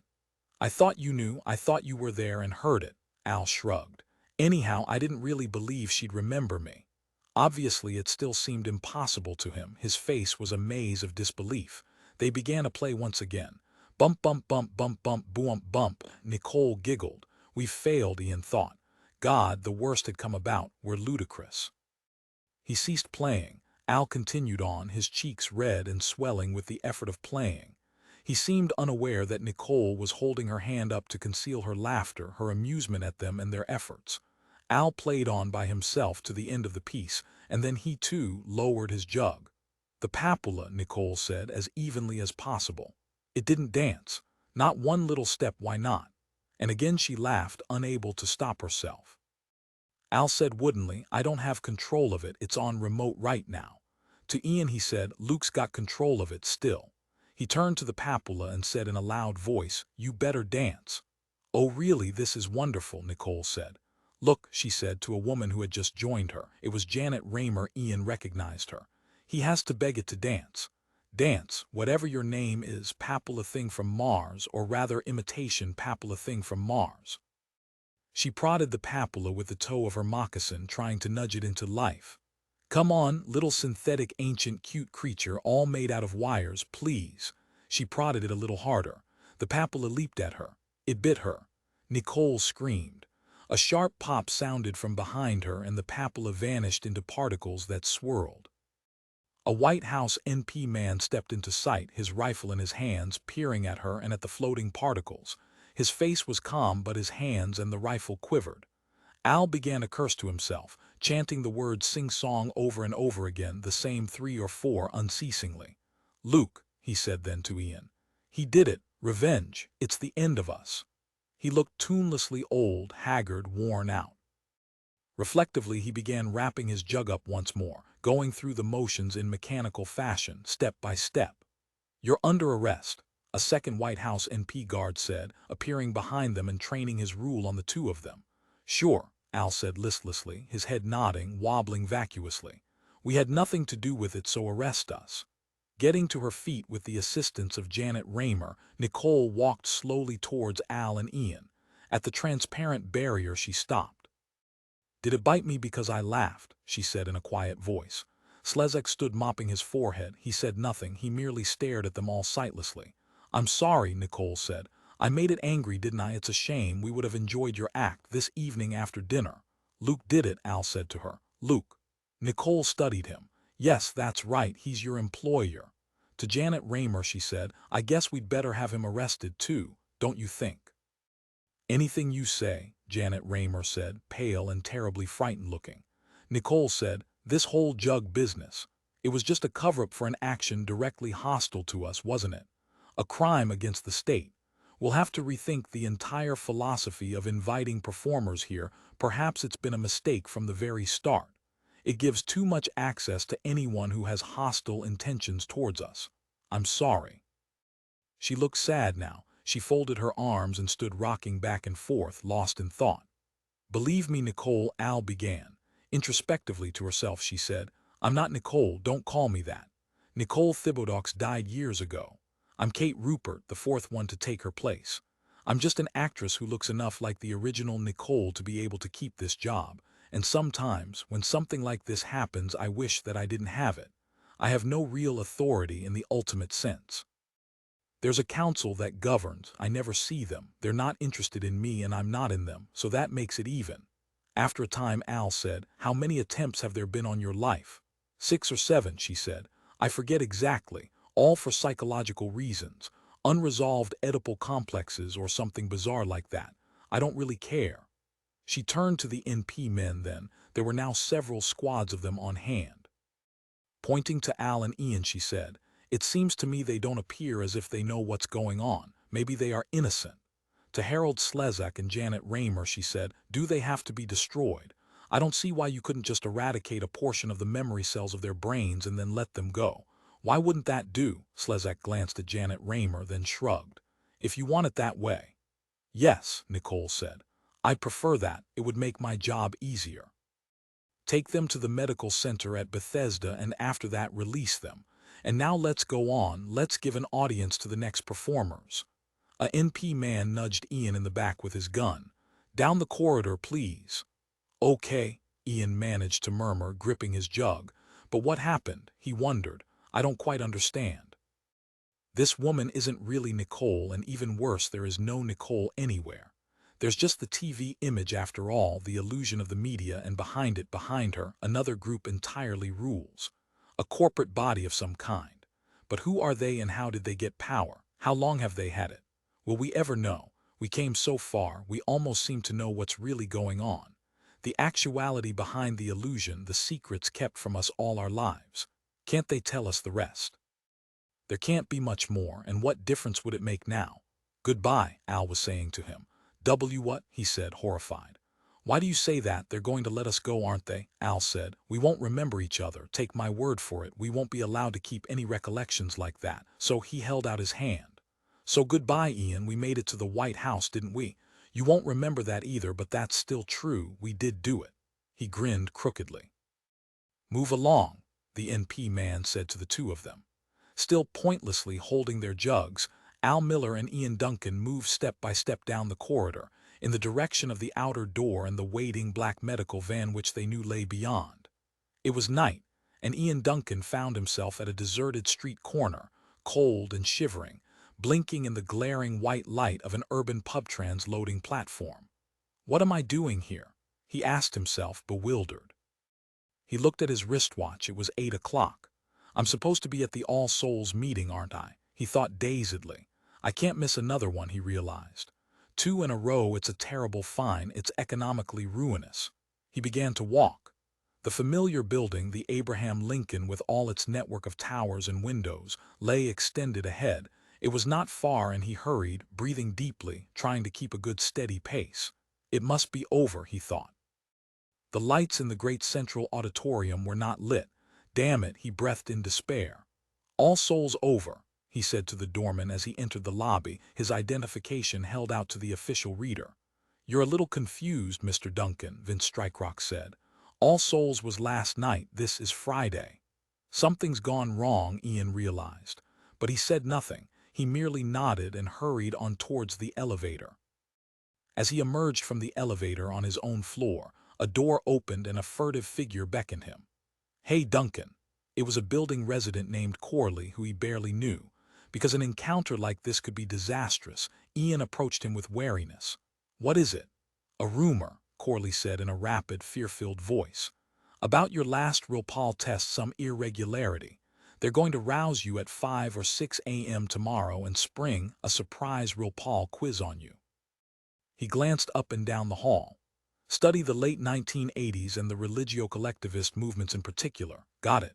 Sure, Ian said with gratitude. And thanks a lot. Maybe I can do the same, he broke off because Corley had scuttled back into his own apartment again and shut the door. Ian was alone. Certainly very nice of him, he thought as he walked on. Probably saved my hide, kept me from being forcibly evicted right out of here forever. When he reached his apartment, he made himself comfortable, with all his reference books on the political history of the United States spread out around him. I'll study all night, he decided.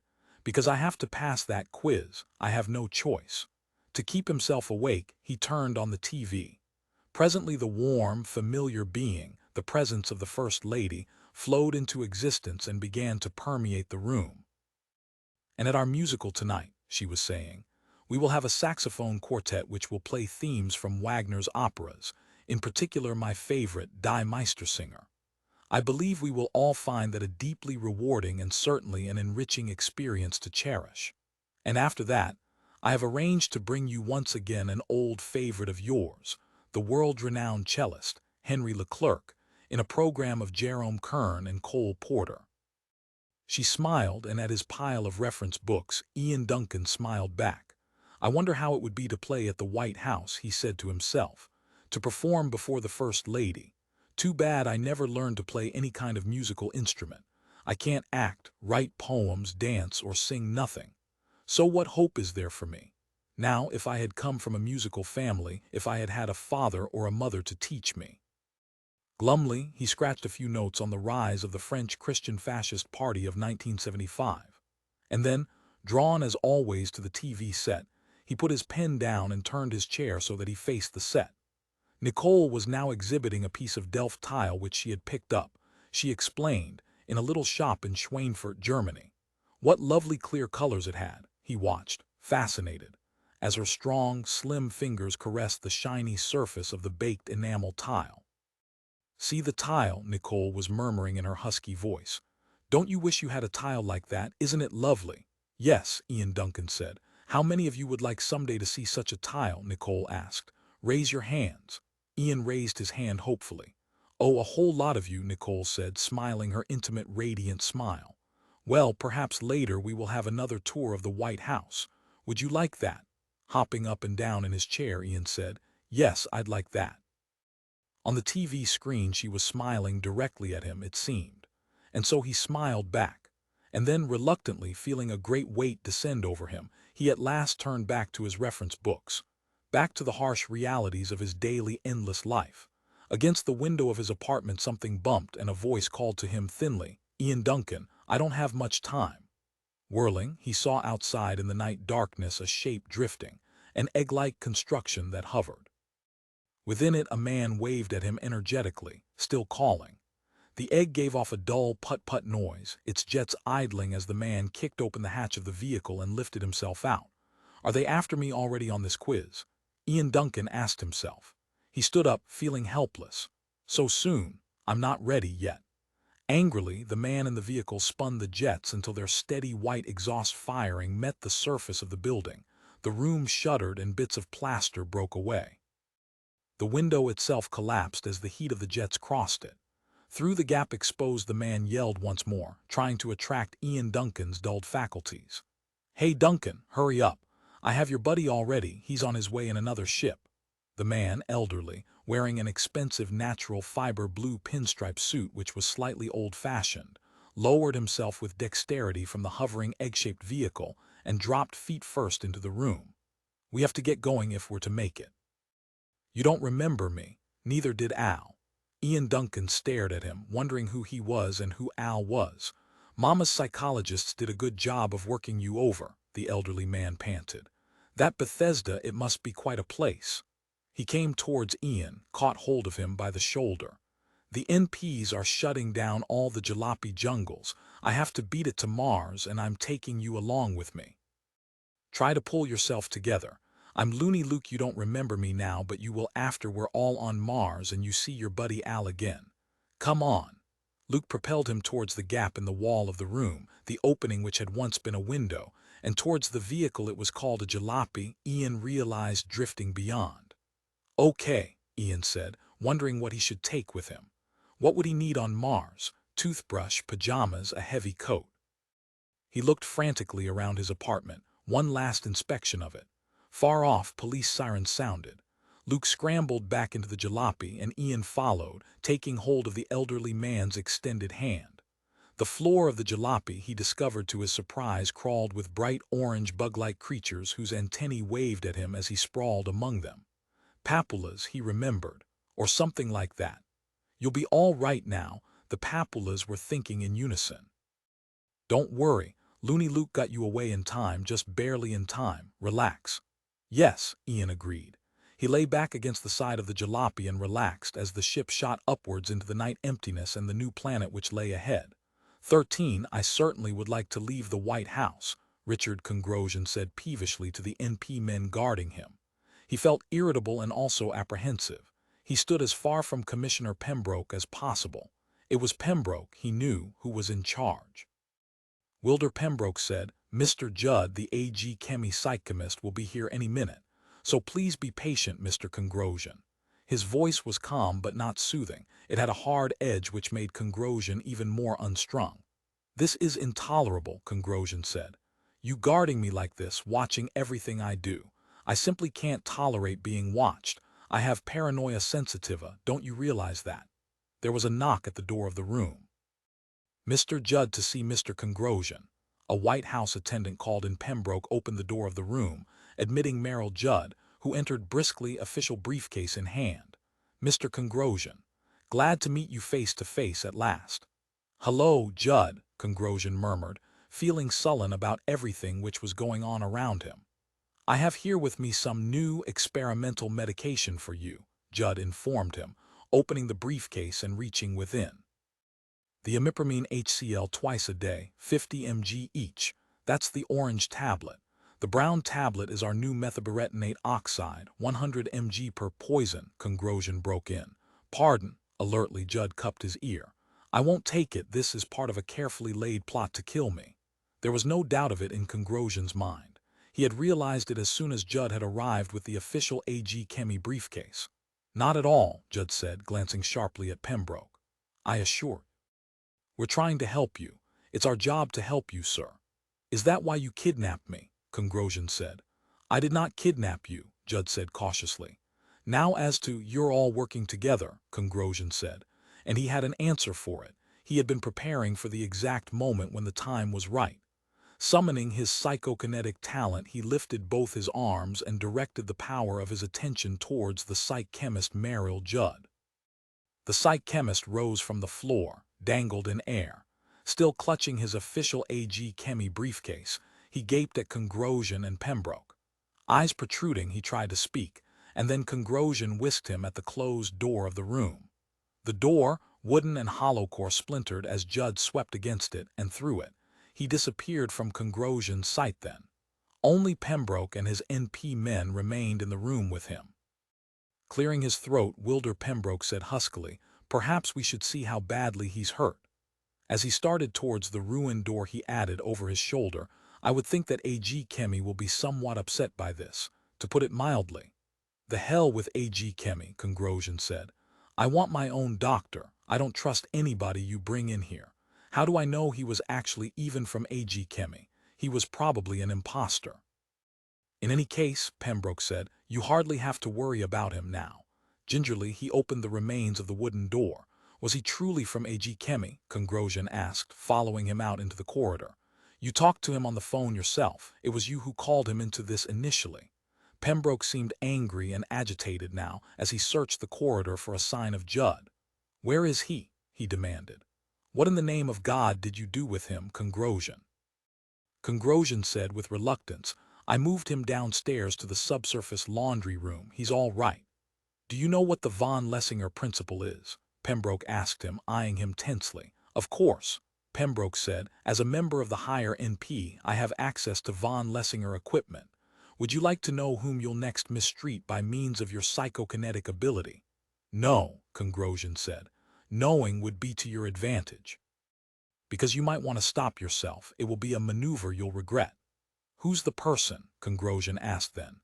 "Nicole," Pembroke said. "You can tell me something if you want. Under what operating theory have you refrained up until now from using your talent politically?" "Politically?" Congrosian echoed. He did not see how he had used it politically. "Politics," Pembroke said, "if I may remind you, is the art of getting other people to do what you want them to, by force if necessary.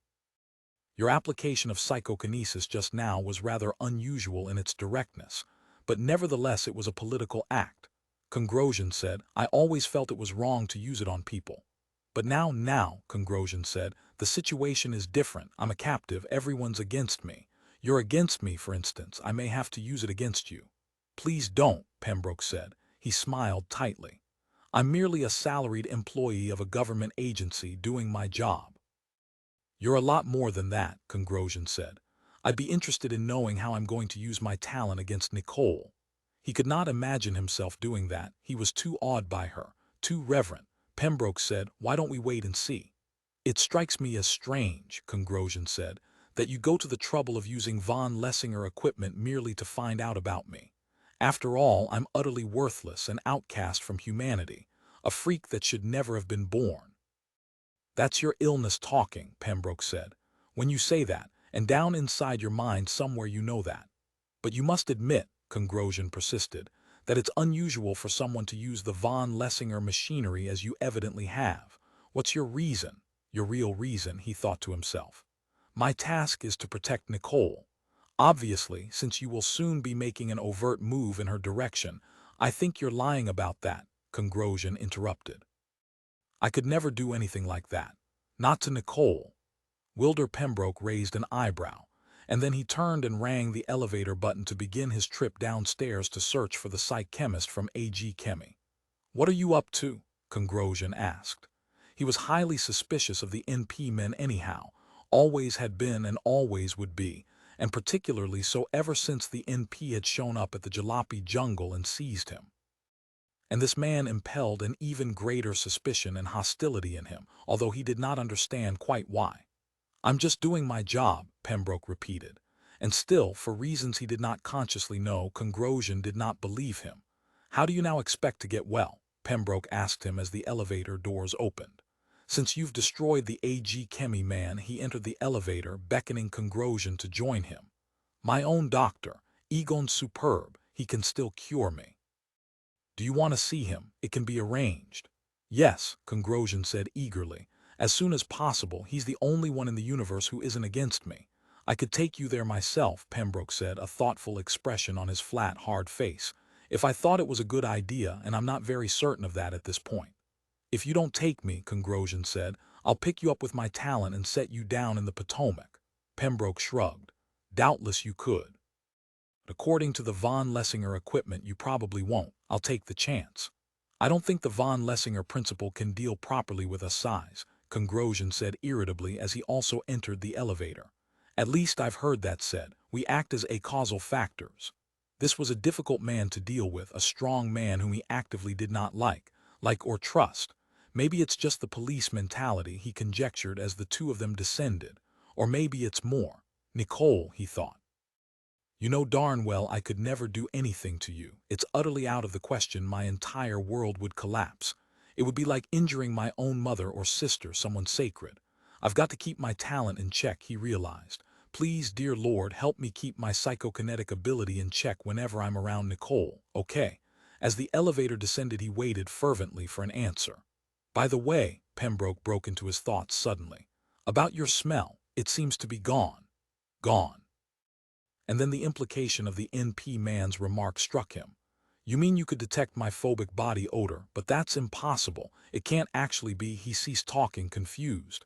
"And you say now it's gone?" He did not understand. Pembroke eyed him.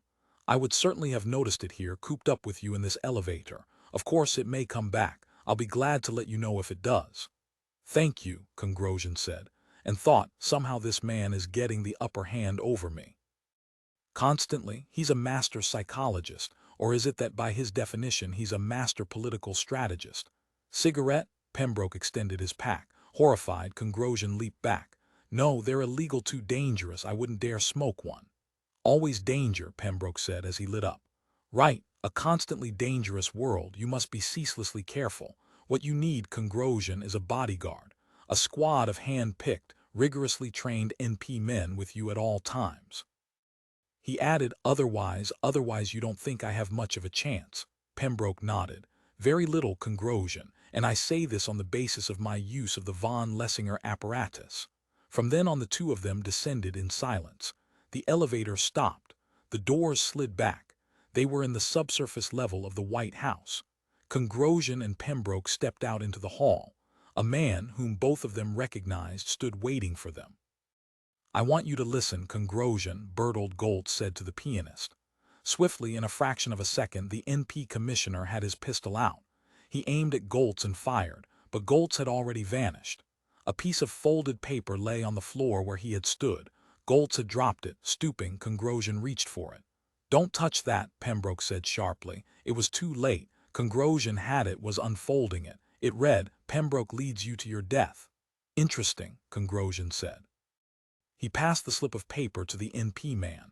Pembroke put his pistol away and accepted it, scrutinizing it, his face distorted with outrage. From behind them, Goltz said, "Pembroke has waited months for you to be taken into custody here at the White House. Now there isn't any time left." Spinning, Pembroke snatched at his pistol, brought it out and fired. Again Goltz, grinning with scornful bitterness, disappeared. "You'll never get him," Congrosian realized. Not as long as he has the von Lessinger equipment at his disposal. Time left for what? He wondered. What's going to happen? Goltz seemed to know, and probably Pembroke knows too. They have identical equipment available to them. And he thought, how does it involve me? Me and my talent, which I've sworn to keep in check. Does this mean I'm going to use it? He had no intuition that this was precisely what it meant, and there was probably little he could do about it. From outside the house Nat Fleeger heard children playing. They chanted some sort of dirge-like rhythm unfamiliar to him, and he had been in the music business all his life. No matter how hard he tried, he could not make out the words. They were strangely blurred, run together. "Mind if I look?" he asked Bate Congrosian, rising to his feet from the creaky wicker chair. Turning pale, Bate Congrosian said, "I would rather you didn't. Please don't look at the children, please." Nat said gently, "We're a recording company, Mrs. Congrosian. Anything and everything in the way of music is our business." He absolutely could not refrain from going to the window to look. The instinct, right or wrong, was in his blood. It came before civility or kindness before all else. Peering out, he saw them, seated in a circle, and they were all chuppers. He wondered which was Plautus Congrosian. They all looked so much alike to him. Perhaps the little boy in yellow shorts and t-shirt off to the side. Nat motioned to Molly and Jim. They joined him at the window. 5 Neanderthal children, Nat thought, plucked out of time. A sequence from the past snipped out and pasted here in this day and age in the present, for us of EME to overhear, to record. I wonder what sort of an album cover our art department will want to put on this. He shut his eyes, no longer wishing to face the scene outside the window. But we will go ahead, he knew. Because we came here to get something, we can't, or at least we don't want to go back with nothing at all. And this is important. This has to be dealt with professionally. Perhaps it's more important even than Richard Congrosian, good as he is. And we can't afford the luxury of paying attention to our delicate sensibilities. "Jim," he said presently, "get out the Ampec FA2, right away, before they stop." Bate Congrosian said, "I won't let you record them." "We will," Nat said to her. "We're used to this in folk music sessions done on the spot. It's been tested in USEA courts many times and the recording firm has always won." He followed after Jim Plank in order to help assemble their recording gear. "Mr. Fleeger, do you understand what they are?" Mrs. Congrosian called after him. "Yes," he said, and continued on. Presently they had the Ampec FA2 set up. The organism pulsed sleepily, undulating its pseudopodia as if hungry. The moist weather seemed to have affected it little. It was, if anything, torpid. Appearing beside them, composed, her face rigid with determination, Bate Congrosian said in a low voice, "Listen to me, please. At night, in fact tonight in particular, there's going to be a gathering of them. The adults. At their hall back in the woods very near here on the Red Rock side road they all use. It belongs to them, their organization. There will be a great deal of dancing and singing. What you want exactly. Much more than what you'll find here with these little children. So please, wait and record that instead." Nat said, "We'll get both." And signaled Jim to carry the Ampec FA2 towards the circle of children. "I'll put you up for the night, here in the house," Bate Congrosian said, hurrying after him. Very late, around 2 in the morning, they sing wonderfully. It's hard to understand the words, but she caught hold of his arm. "Richard and I have been trying to train our child away from this. The children, as young as they are, don't really participate. You won't get the real thing from them.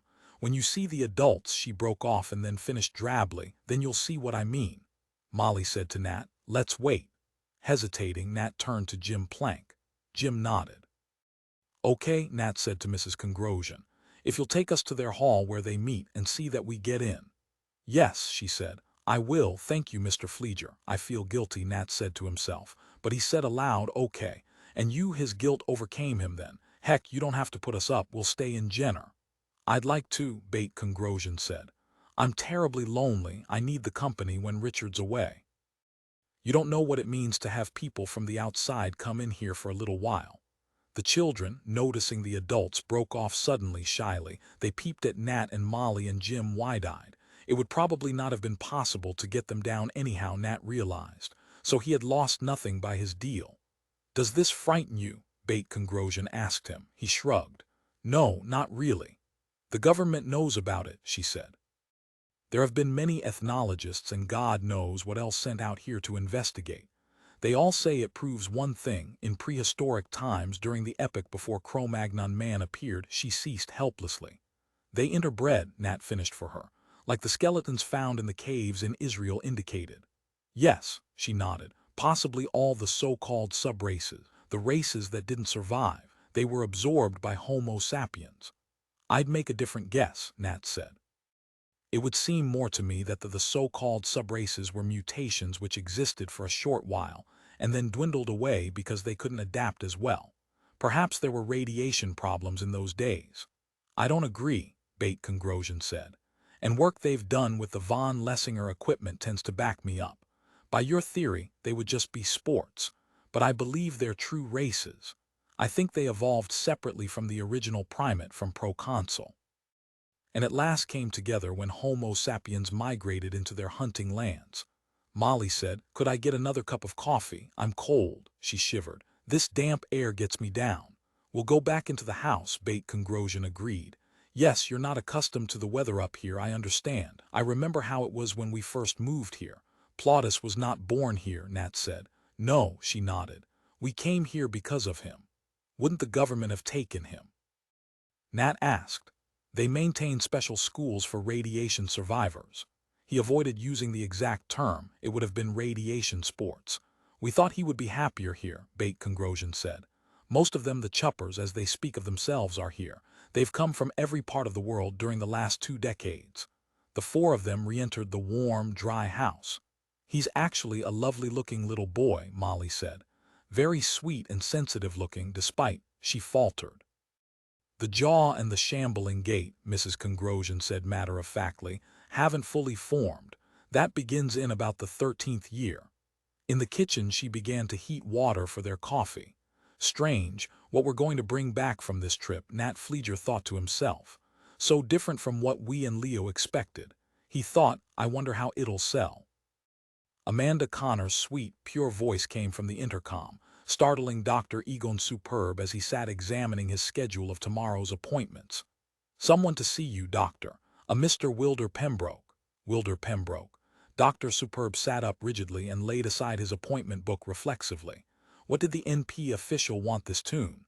He felt immediate instinctive wariness and he said into the intercom, "Just a minute, please." Has he finally come to shut me down? He wondered. Then I must have seen that one particular patient without realizing it. The one I exist to serve, or rather not to serve. The man I'm here to fail with. Sweat stood out on his forehead as he thought, so now my career, like that of every other psychoanalyst in the USCA, ends. What'll I do now? Some of his colleagues had fled to communist countries, but surely they were no better off there. Several had emigrated to Luna and Mars. And a few, a surprisingly large few, had applied for work with AG Chemi, the organization responsible in the first place for the stricture against them. He was too young to retire and too old to learn another profession. Bitterly, he thought, so actually I can do nothing. I can't go on and I can't quit. It's a true double bind, the sort of thing my patients are always getting themselves into. Now he could feel more compassion for them and the messes which they had made of their lives. To Amanda he said, "Send Commissioner Pembroke in." The hard-eyed but quiet-spoken NP man in ordinary street clothes as before slowly entered the office and seated himself facing Dr. Superb. "That's quite a girl you have out there," Pembroke said and licked his lips. "I wonder what will become of her. Possibly what do you want?" Superb said. "An answer to a question." Pembroke leaned back, got out a gold cigarette case, an antique from the previous century, lit up with his lighter, also an antique. Blowing smoke, he made himself comfortable crossing his legs, and said, "Your patient, Richard Congrosian, has discovered that he can fight back." "Against whom?" "His oppressors, us of course. Anyone else who comes along, for that matter. Here's what I would like to know. I want to work with Richard Congrosian, but I have to protect myself from him. Frankly, I'm afraid of him at this point, more afraid of him, doctor, than of anyone else in the world. And I know why I've used von Lessinger's equipment, and I know exactly what I'm talking about. What's the key to his mind? How can I arrange for Congrosian to be," Pembroke groped for the word. Gesturing, he said, "reliable. You understand. Obviously, I don't want to be picked up and set down 6 feet underground some morning when we have a minor tiff." His face was pale and he was sitting with brittle stiffness. After a pause, Dr. Superb said, "Now that I know who the patient is that I'm waiting for, You lied about the failing. I'm not supposed to fail. In fact, I'm needed vitally, and the patient is quite sane. Pembroke regarded him intently but said nothing. You're the patient, and you were totally aware of it all along. Through you I've been misled from the beginning. After a time, Pembroke nodded. And this is not government business, Superb said. This is an arrangement of your own. It has nothing to do with Nicole. At least not directly, he thought.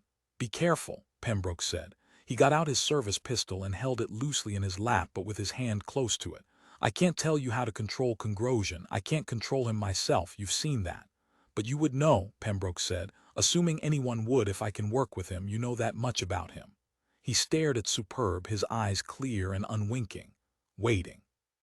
You'd have to tell me what you intend to propose to him.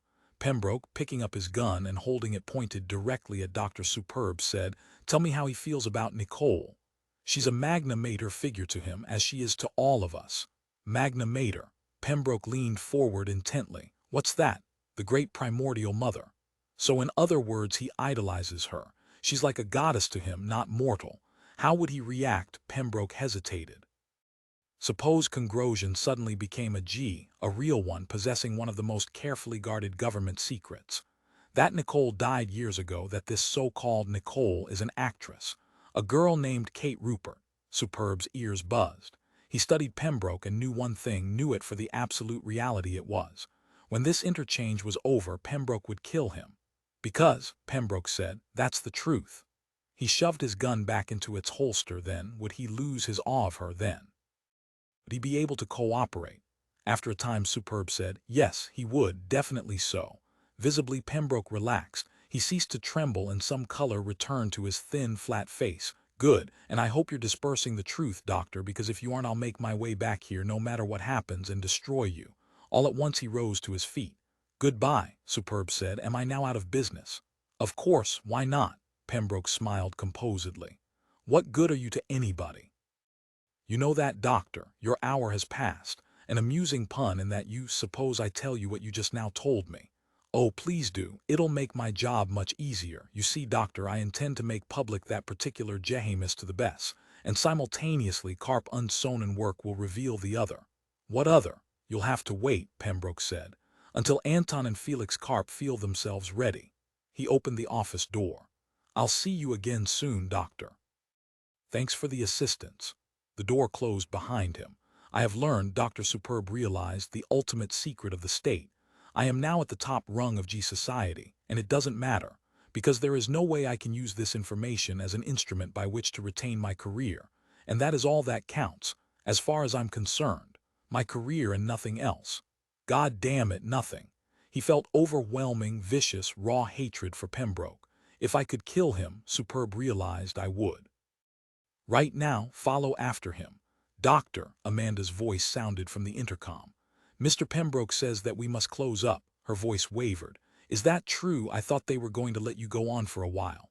He's right, Superb admitted. It's all over. You better phone my patients, everyone I have an appointment with, and tell them the story.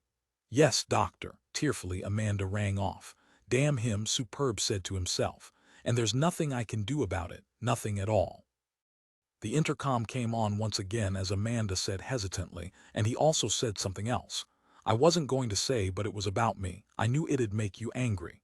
What did he say? He said maybe he could use me. He didn't say how, but whatever it is I felt. She was silent a moment.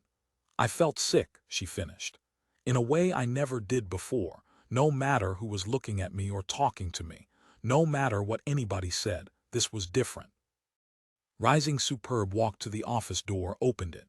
Pembroke had left, of course. He saw only Amanda Connors in the outer office at her desk, dabbing at her eyes with a tissue. Superb walked to the front door of the building, opened it and descended the stairs. He unlocked the trunk of his parked wheel, got out the jack handle. With it, he started down the sidewalk. The shaft of steel felt slippery and cold within his grip as he searched for Commissioner Pembroke. Far off he saw a shrunken figure. Altered perspective, Dr. Superb realized. Makes him look little, but he's not. Dr. Superb walked towards the NP man holding the jack handle up. The figure of Pembroke grew. Pembroke was paying no attention to him. He did not see Superb coming. Immobile with a group of other persons, passers-by, Pembroke was gazing fixedly at the headlines displayed by a peripatetic news machine. The headlines were huge and ominous and black. As he approached, Dr. Superb saw them, made out the words. He slowed, lowered the jack handle until at last he stood like the others. Carp discloses vast government secret. The news machine screeched to everyone within hearing distance. Dare Alt a simulacrum, new one already being built. The news machine began to wheel off in search of other customers. No one was buying here. Everyone had become frozen. It was dreamlike to Dr. Superb. He shut his eyes, thinking to himself, I have difficulty believing this. Terrible difficulty. Carp employee steals entire plans for next Dare Alt simulacrum. The news machine, now half a block away, shrilled. The sound of it echoed. Makes plans public. All these years, Dr. Superb thought, we've worshipped a dummy, a being inert and devoid of life. Opening his eyes, he saw Wilder Pembroke, bent grotesquely as he strained to hear the departing racket of the news machine. Pembroke took a few steps after it as if hypnotized by it. Pembroke, as he departed, dwindled as before. I've got to go after him, Dr. Superb realized. Make him full-sized, real again so I can do to him what I have to. The jack handle became more slippery, so drenched that he could hardly hold on to it. Pembroke, he called. The figure halted, bleakly smiling. So now you know both of them. You're uniquely informed, Superb. Pembroke walked back up the sidewalk towards him. I have some advice. I suggest that you call a reporting machine and give it your news, too. Are you afraid to? Superb managed to say, it's too much all at once. I have to think. Confused, he listened to the yammer of the news machine. Its voice was still audible. But you will tell, Pembroke said. Eventually. Still smiling, he brought out his service pistol and aimed it expertly at Superb's temple. I order you to, Doctor. He walked slowly along the sidewalk up to Dr. Superb. There's no time left now because Carp Unsonen has made its move. This is the moment, Doctor, the Augenblick, as our German friends say. Don't you agree? I'll call a reporting machine, Superb said. Don't give your source, Doctor. I'll come back inside with you, I think. Pembroke urged Dr. Superb back up the steps of the building to the front door of his office. Just say that one of your patients, a G, revealed it to you in confidence, but you feel it's too important to be kept quiet. All right, Superb said, nodding. And don't worry about the psychological effect on the nation, Pembroke said. On the masses of Bess. I think they'll be able to withstand it once the initial shock has worn off. There will be a reaction, of course. I expect it to demolish the system of government. Wouldn't you agree? By that I mean there will be no further Dare Alts and no more so-called Nicole, and no more division into G and B, because we'll all be Jess now. Correct? Yes, Superb said, as step by step he walked through the outer office, past Amanda Connors, who stared speechlessly at him and Pembroke. Half to himself, Pembroke murmured, all I'm worried about is Bertold Goltz's reaction. Everything else seems to be in order, but that's the one factor I can't quite seem to anticipate. Superb halted, turned to Amanda. Get the New York Times reporting machine for me on the phone, please. Picking up the phone, Amanda numbly dialed. Ashen-faced, Maury Franzimmer swallowed noisily, put down the newspaper and mumbled to Sheik, do you know which of us leaked the news? His flesh hung in wattles as if death were creeping over him. It was your brother Vince, whom you just brought in here from Carp. Well, this is the end of us. Vince was acting for Carp. They never fired him, they sent him. Maury crumpled up the newspaper with both hands. God, if only you'd emigrated. If you'd gone, he never would have managed to get in here. I wouldn't have hired him without your say-so. He raised his panic-filled eyes and stared at Sheik. Why didn't I let you go? Outside the Franzimmer Associates factory building, a news machine shrilled. Vast government secret. Dare Alte simulacrum. New one already being built. It began all over again then, mechanically controlled by its central circuits. Destroy it, Maury croaked at Sheik. That machine out there. Make it leave in the name of God. Sheik said thickly, it won't go. I tried when I first heard it. The two of them faced each other, he and his boss Maury Franzimmer, neither of them able to speak. Anyhow, there was nothing to say. It was the end of their business, and perhaps of their lives. At last Maury said, those Looney Luke lots, those jalopy jungles, the government closed all of them down, didn't it? Sheik said, why? Because I want to emigrate, Maury said. I have to get out of here. So do you. They're closed, Sheik agreed, nodding. You know what we're seeing, Maury said. This is a coup, a plot against the government of the USCA by someone or a lot of someones, and they're people inside the apparatus, not outsiders like Golds. And they're working with the cartels, with Karp the biggest of them all. They've got a lot of power. This is no street fight, no vulgar brawl. He mopped his red, perspiration-soaked face with his handkerchief. I feel ill. God admit we've been brought into it, you and me. The NP boys will be here any minute. But they must know we didn't intend. They know nothing. They'll be arresting everybody, up and down. Far off a siren sounded. Maury, wide-eyed, listened. 14 As soon as she understood the situation, Nicole Thibodeaux gave the order for the Reichsmarschall Hermann Göring to be killed. It was necessary. Very possibly the revolutionary clique had ties with him. In any case, she could not take the risk.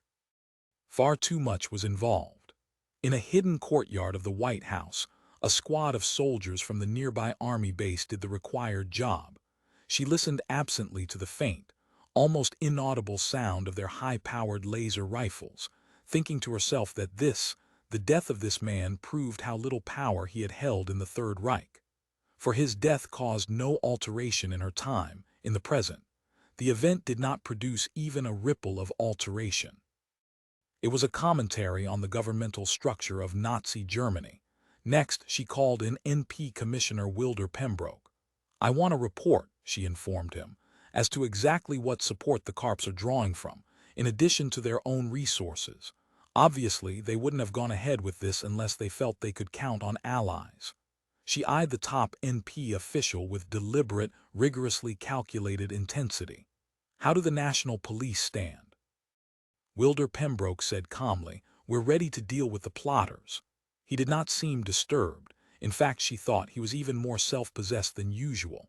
As a matter of fact, we've already begun rounding them up. Karp employees and executives and the personnel of the Frauenzimmer outfit, and anyone else who's involved. We're working on that aspect, using von Lessinger's equipment. Why weren't you prepared for this by means of the von Lessinger principle? Nicole asked sharply. Admittedly, this was there, but only as the most meager possibility. 1 in a million of the possible alternative futures. It never occurred to us. You've just lost your job, Nicole said. Send in your staff. I'll choose a new police commissioner from among them. Coloring, incredulous, Pembroke stammered. But at every given moment there's a raft of dangerous alternatives so malign that if we— But you knew, Nicole said, that I was under attack. When that thing, that Martian animal, bit me, it should have warned you. From then on you should have been expecting an all-out attack because that was the beginning. Shall we pick up Luke? You can't pick up Luke. Luke is on Mars. They all got away, including the 2 that were here in the White House. Luke came and got them. She tossed that report to Pembroke. And anyhow, you no longer have any authority. There was a strained, unpleasant silence. When that thing bit me, Nicole said, I knew we were in for a time of difficulty. But in one respect it was a good thing it had bitten her. It had made her alert. Now she could not be taken by surprise. She was ready, and it would be a long time before something or someone would bite her again, metaphorically or literally. Please, Mrs. Thibodeaux, Pembroke began. No, she said. Don't whine. You're out. That's it. There's something about you I don't trust, she said to herself. Maybe it's because you let that papilla animal get to me.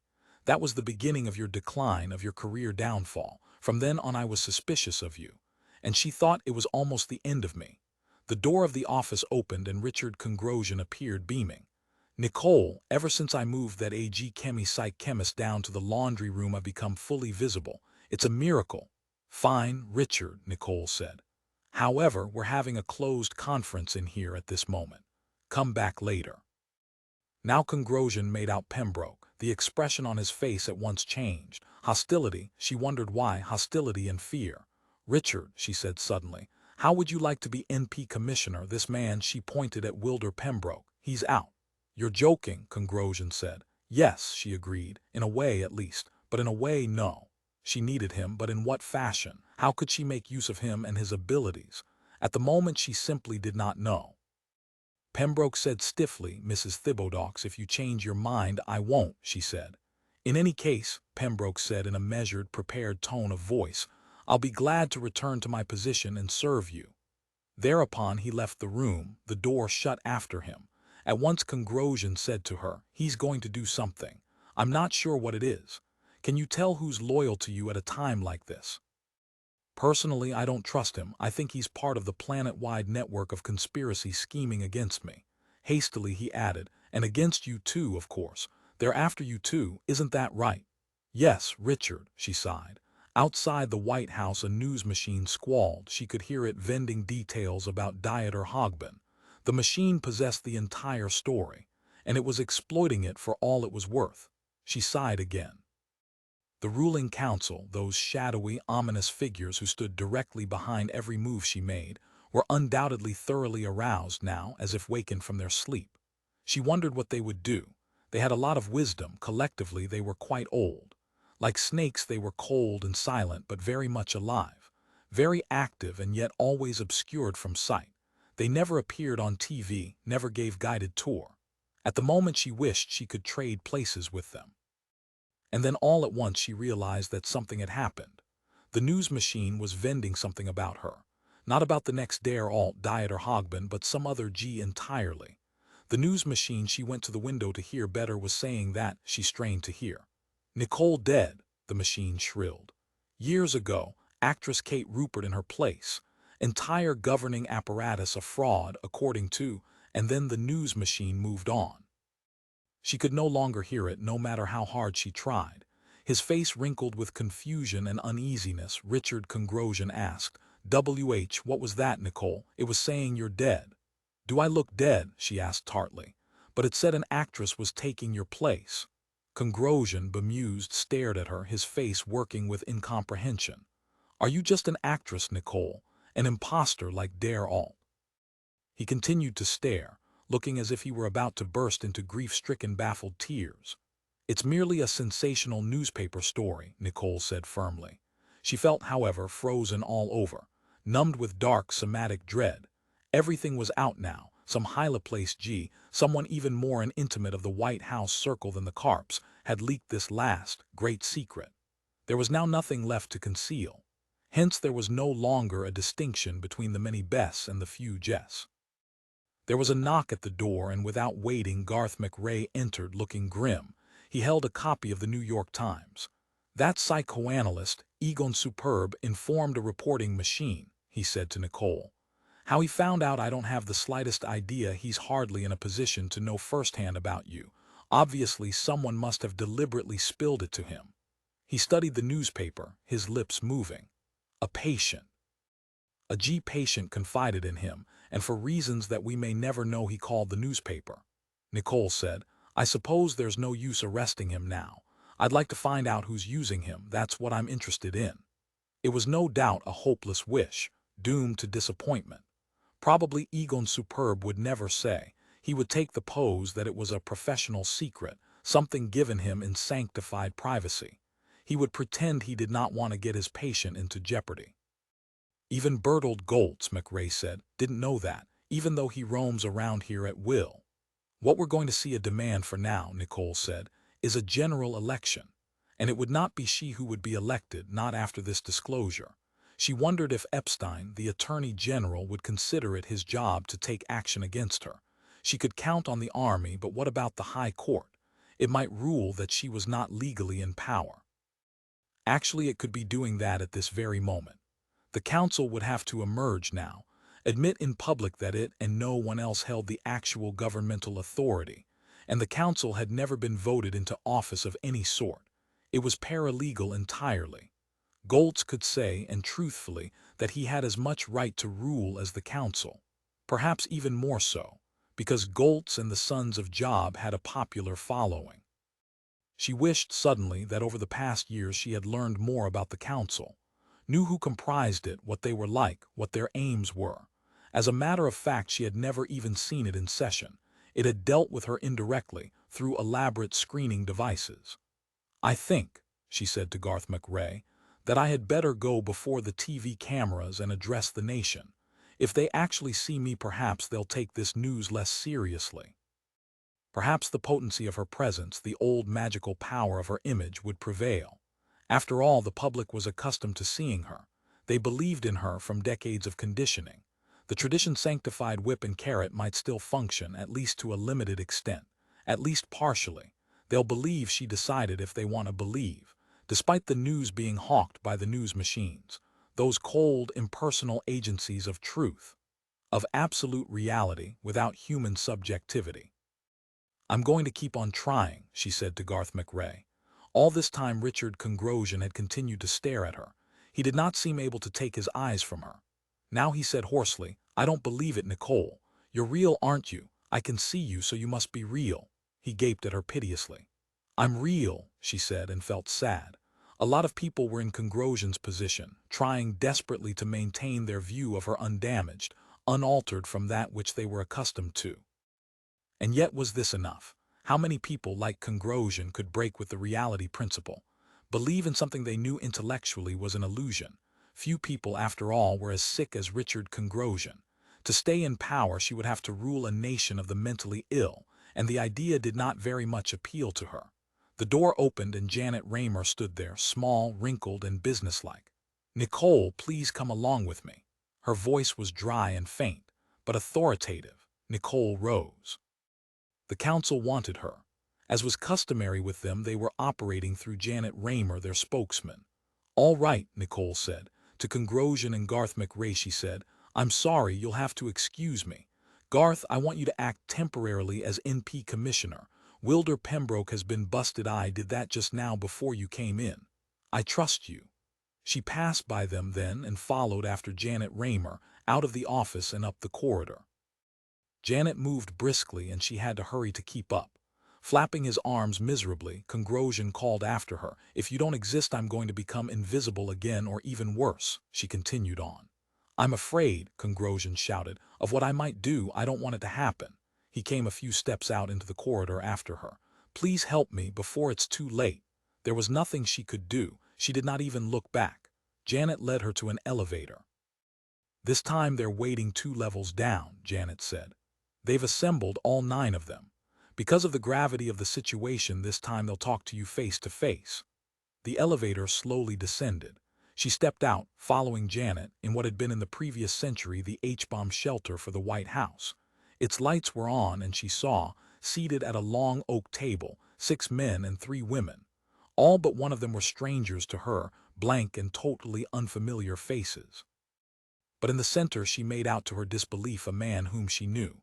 He appeared from the seating to be the chairman of the council, and his manner was a trifle more imposing, a little more confirmed than that of the others.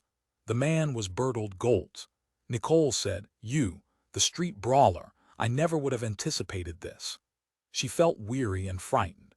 Across from the 9 members of the council, she hesitantly seated herself in a wooden straight-back chair. Frowning at her, Goltz said, "But you knew I had access to von Lessinger equipment, and all time travel equipment constitutes a monopoly of the government.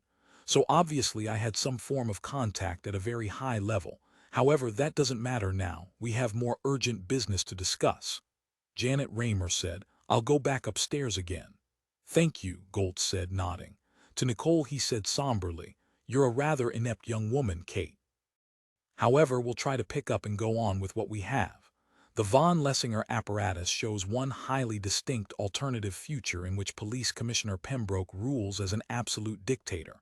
This leads us to infer that Wilder Pembroke is involved with the Carps in their effort to unseat you. I think you should have him taken out immediately and shot." "He's lost his post," Nicole said. "Not more than 10 minutes ago I relieved him of his duties." "And let him go?" one of the female members of the council asked. "Yes," Nicole admitted reluctantly. Goltz said, "So now it's probably too late to take him into custody. However, let's continue. Nicole, your first action must be against the 2 monster cartels, Karp and AG Chemi. Anton and Felix Karp are particularly dangerous. We've previewed several alternative futures in which they manage to destroy you and hold power at least for a decade or so. We've got to prevent that, regardless of what else we do or do not do." "All right," Nicole said, nodding reasonably. It seemed a good idea to her. She would have acted against the Carps anyhow without advice from these individuals. "You look," Goltz said, "as if you're thinking that you don't need us to tell you what to do, but actually you need us very badly. We're going to tell you how to save your life physically, literally, and secondarily your public office. Without us you're dead right now. Please believe me, we've used the von Lessinger equipment and we know." It's just that I can't get used to the idea of it being you, Nicole said to Bertold Goltz. But it's always been me, Goltz said. Even though you didn't know it. Nothing has changed except you found out, and that's really very little in all this, Kate. Now, do you want to stay alive? Do you want to take instructions from us? Or do you want to be stood up against a wall somewhere by Wilder Pembroke and the Carps and be executed? His tone was harsh. Nicole said, "Of course, I'll cooperate." "Good enough." Goltz nodded and glanced around at his colleagues. "The first order you give naturally through Rudy Kalbflesh is that Carp Unsonen work throughout the USEA has been nationalized. All Carp assets now are the property of the USEA government. Instruct the military this way. It's their task to seize the Carp's various branches. It'll have to be done with armed units and possibly heavy mobile equipment. It should be done right away, possibly before tonight." "All right," Nicole said. "A number of army generals, 3 or 4 at least, should be sent to the main Carp installations in Berlin. They should arrest the Carp family personally. Have the Carps taken to the nearest military base. Have them tried by a military tribunal and executed immediately, also before tonight. Now, as to Pembroke, I think it would be better if the Sons of Job sent commando assassins to get Pembroke. We'll leave the military out of this aspect of the situation." Goltz's tone changed. "Why that expression on your face, Kate?" "I have a headache," Nicole said. "And don't call me Kate. As long as I'm in power, you should continue to call me Nicole. All this distresses you, doesn't it?" "Yes," she said. "I don't want to murder anybody, even Pembroke and the Carps. The Reichsmarschall was enough, more than enough. I didn't murder those 2 jug players who brought that papilla into the White House so it could bite me, those 2 underlings of Looney Luke. I let them emigrate to Mars. It can't all be handled that way." "Evidently not," Nicole agreed. Behind Nicole, the door of the shelter opened. She turned, expecting to see Janet Raymer. Wilder Pembroke with a group of NP men stood in the doorway, pistol in hand. "You're all under arrest," Pembroke said. "The lot of you." Leaping to his feet, Goltz groped inside his coat. With a single shot, Pembroke killed him. Goltz toppled backward, plucking at his chair. The chair slammed back as it overturned, and Goltz lay on his side beyond the oak table. No one else moved. To Nicole, Pembroke said, "You're coming upstairs. You're going to make a TV appearance. Right away." He waved the barrel of his gun shakily at her. "Hurry up. The TV cast begins in 10 minutes. From his pocket he managed to bring forth a much-folded sheet of paper. "Here's what you'll say," he added, grimacing in what seemed almost a tic. "It's your resignation from office, or rather so-called office. And in it you admit that both news stories are true, the one about Der Alte and the one about yourself." Nicole said, "Whom do I abdicate in favor of?" Her own voice sounded thin in her ears, but at least it was not pleading. She was glad of that. "An emergency police committee," Pembroke said, "which will supervise the forthcoming general election and then of course resign." The stunned, passive remaining 8 members of the council started to follow Nicole. "No," Pembroke said to them. "You're all staying down here." His face was white.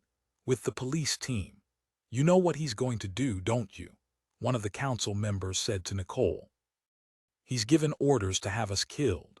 The man's words were hardly audible. "There's nothing she can do about it," Pembroke said, and once more waved his gun at Nicole. "We previewed this on the von Lessinger apparatus," a female member of the council said to Nicole. "But we couldn't believe it would happen. Bertold dismissed it as too improbable. We thought such practices had died out." With Pembroke, Nicole entered the elevator. The 2 of them ascended to the ground-level floor. "Don't kill them," Nicole said. "Please." Examining his wristwatch, Pembroke said, "By now they're already dead." The elevator door slid open. The elevator had stopped.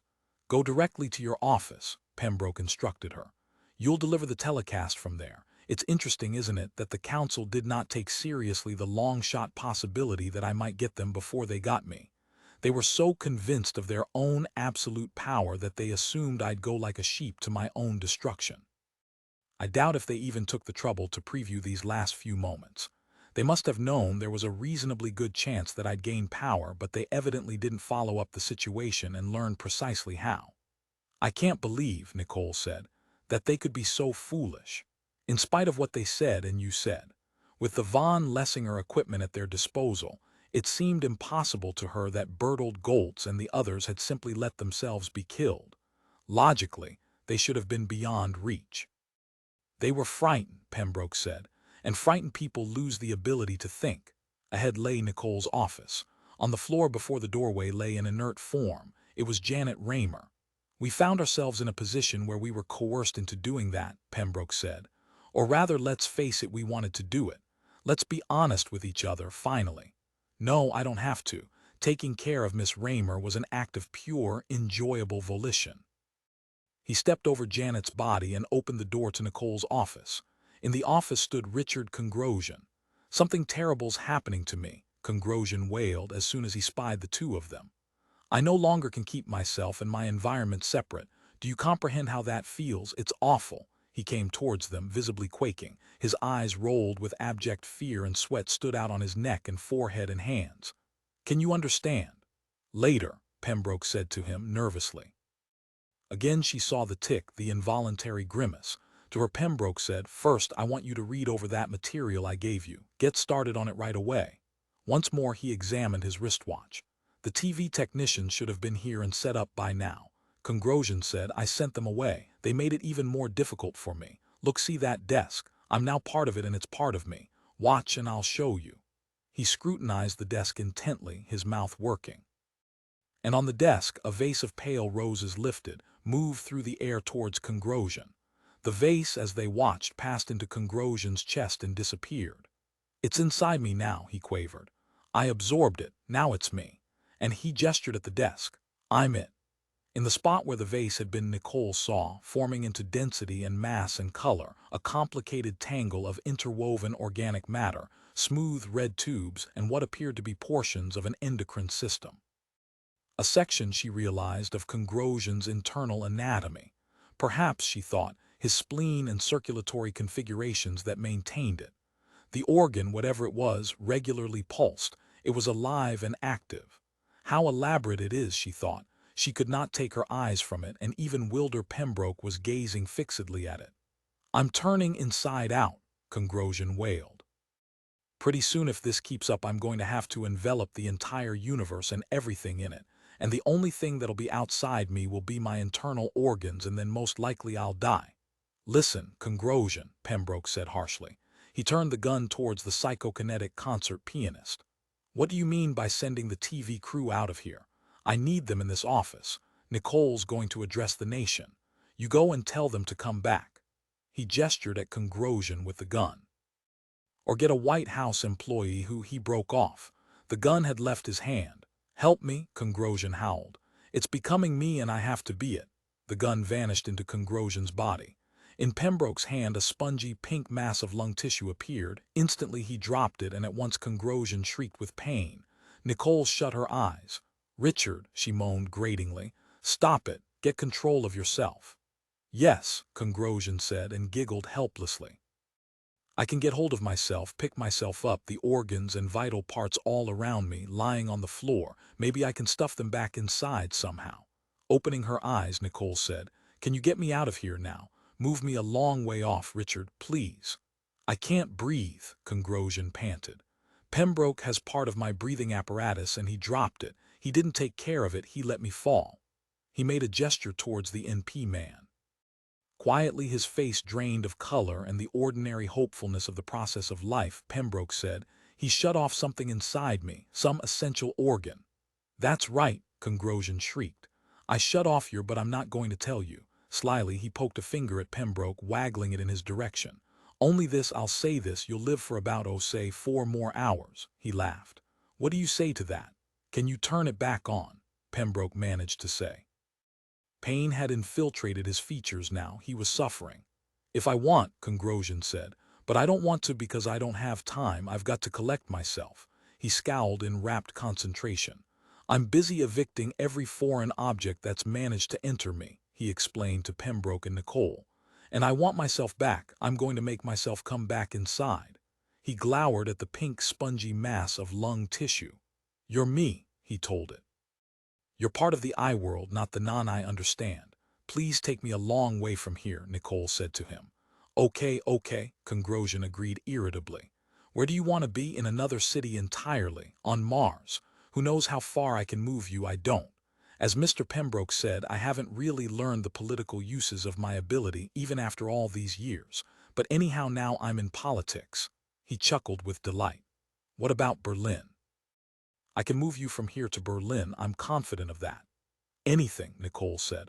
I know where I'll send you, Congrosian exclaimed suddenly. I know where you'll be safe, Nikki. Understand, I want you to be safe. I believe in you. I know you exist. No matter what those damn news machines say. I mean, they're lying, I can tell. They're trying to shake my confidence in you. They've all ganged up, saying exactly the same thing. He added by way of explanation, I'm sending you to my home in Jenner, California. You can stay with my wife and my son. Pembroke can't get you there because he'll be stone dead by then. I've turned off another organ inside him now, and this one, never mind which it is, this one is even more vital than the other. He won't live another 6 minutes. Nicole said, Richard, let him. She ceased then because they were gone. Congrosian, Pembroke, her office in the White House, everything had whipped out of existence, and she stood in a gloomy rain forest. Mist drizzled from the shiny leaves. The ground underfoot was soft, impregnated with dampness. She heard no one. The moisture-saturated forest was utterly silent. She was alone. Presently she began to walk. She felt stiff and old, and it was an effort to move. She felt as if she had stood there in the silence and rain for 1,000,000 years. It was as if she had been there forever. Ahead, through the vines and tangle of wet shrubbery, she saw the outlines of a dilapidated, unpainted redwood building. A house. She walked towards it, her arms folded, shivering from the cold. When she pushed the last branch aside, she saw, parked ahead of her, an archaic-looking autocab in the center of what appeared to be the house's driveway. Opening the door of the autocab, she said, "Take me to the nearest town." The mechanism of the cab did not respond. It remained inert as if it were moribund. "Can't you hear me?" she said loudly to it. A woman's voice came to her from a distance. "I'm sorry, miss. That cab belongs to the record people. It can't respond because it's still under hire to them." "Oh," Nicole said, and straightened up, closing the door of the cab. "Are you Richard Congrosian's wife?" "Yes, I am," the woman said, descending the board steps of the house. "Who are?" She blinked. "You're Nicole Thibodeaux." "I was," Nicole said. "Can I come indoors and get something hot to drink? I don't feel too well." "Of course," Mrs. Congrosian said. "Please, did you come here to find Richard?" "He's not here. The last I heard from him, he was at a neuropsychiatric hospital in San Francisco, Franklin Ames. Do you know it?" "I know it," Nicole said, "but he's not there now. No, I'm not looking for him." She followed Mrs. Congrosian up the steps to the front porch of the house. "The record people have been here 3 days," Mrs. Congrosian said. "Recording and recording. I'm beginning to think they're never going to leave. They're nice people and I enjoy their company. They've been staying here at night. They showed up originally to record my husband playing under an old contract with Art Corps, but as I said, he's gone." She held the front door open. Nicole said, "Thank you for your hospitality." The house, she discovered, was warm and dry. It was a relief from the dreary landscape outside. A fire burned in the fireplace, and she went over to it. "I heard the strangest garbling thing over the TV just now," Mrs. Congrosian said. "Something about you. I couldn't make any sense out of it. Something having to do with you, well, not existing, I think. Do you know what I'm talking about, what they were talking about?" "I'm afraid I don't," Nicole said, warming herself. Mrs. Congrosian said, "I'll go and fix the coffee. Mr. Fleeger and the others from EME should be back fairly soon now, for dinner. Are you alone? Nobody's with you?" She seemed bewildered. "I'm entirely alone," Nicole said. She wondered if Wilder Pembroke was dead by now. She hoped so for her own sake.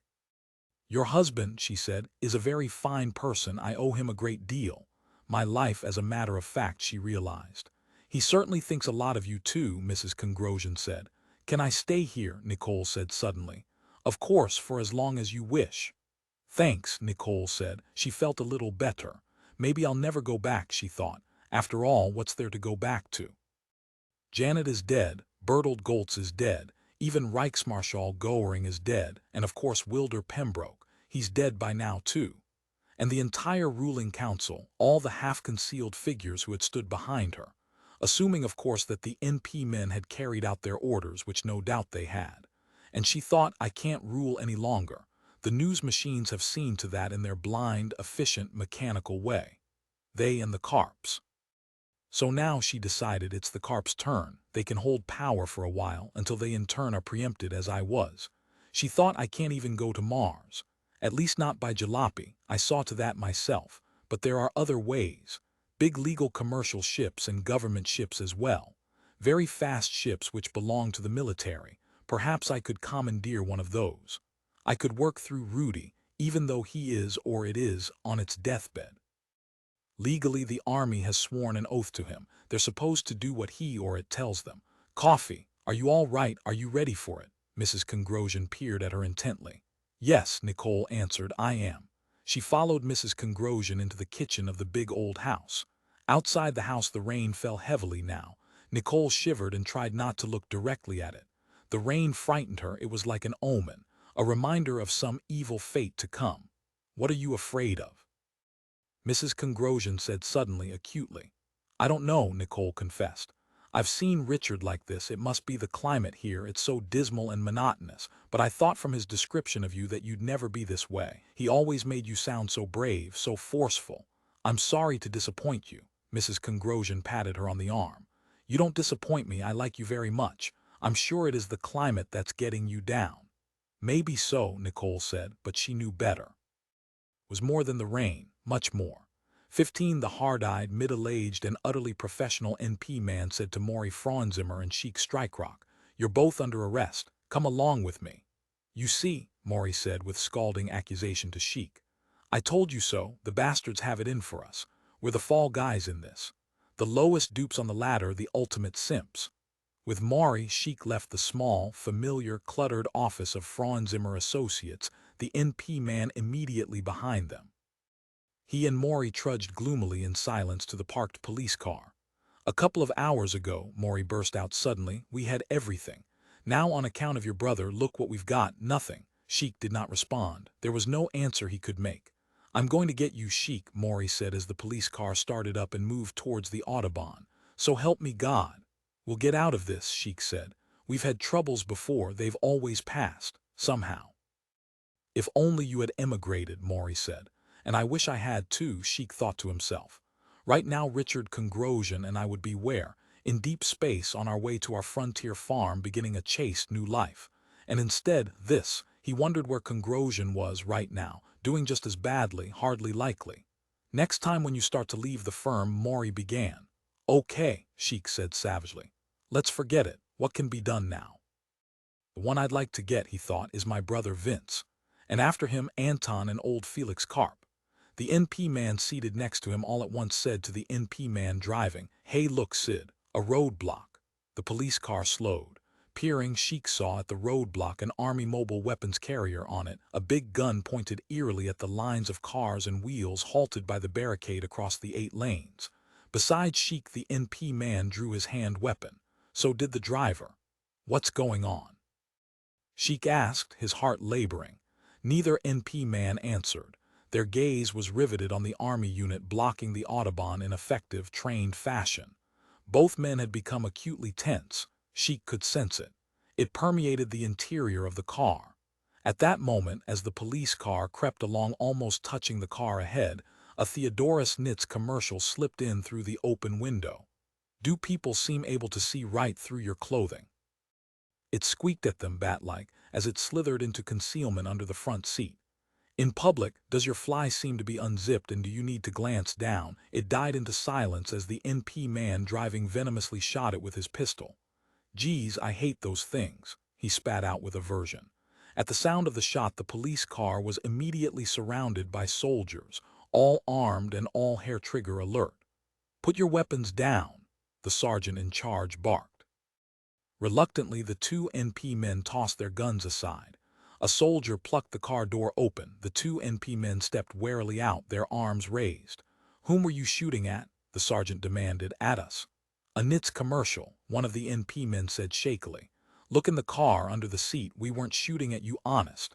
He's telling the truth, a soldier said finally after poking about in the car. There is a dead Theodora's Nitz commercial under the seat. The sergeant reflected and then decided.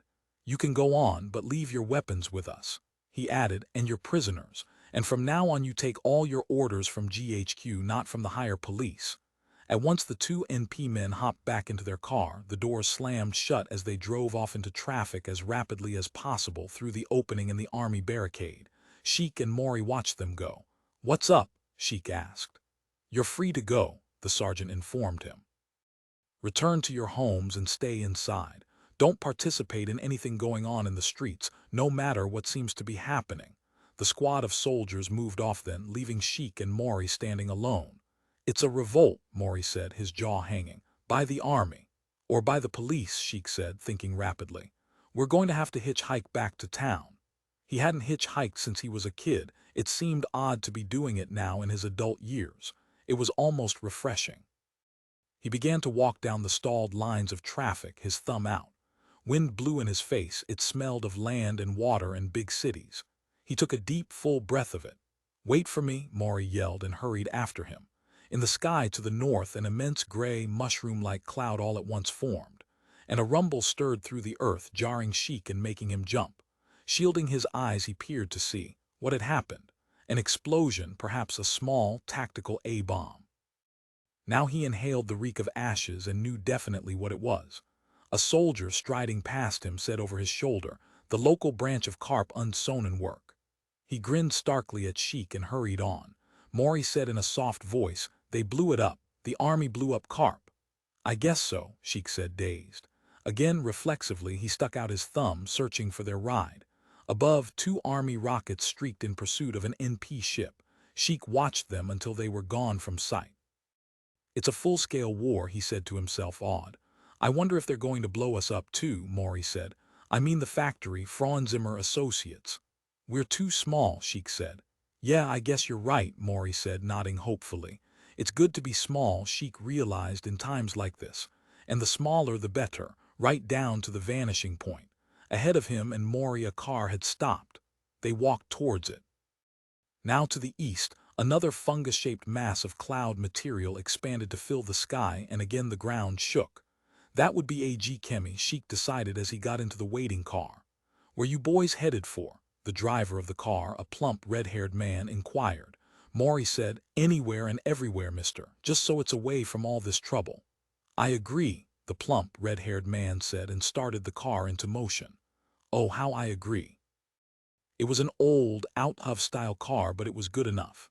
Sheik Streikrock sat back and made himself comfortable. Beside him, visibly relieved, Maury Frauenzimmer did the same. "I guess they're getting them big cartels," the red-headed man said as he drove slowly forward, following the car ahead of him through the barricade's narrow aperture and out the far side. "Sure are," Maury said. "About time," the red-headed man said. "Right," Sheik Streikrock said. "I'm with you there." The car, gathering speed, moved on. In the large old wooden building, full of dust and echoes, the chuppers moved about, talking with one another, drinking cokes, and a few of them were dancing.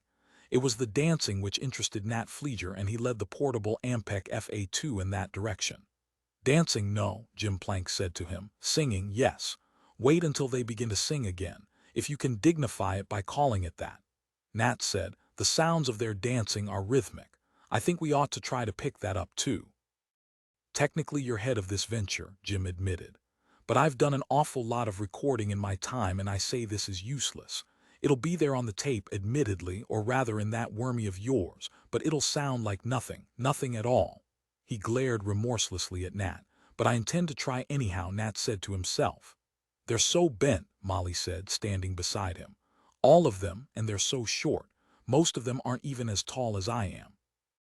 "They lost," Jim said with a laconic shrug.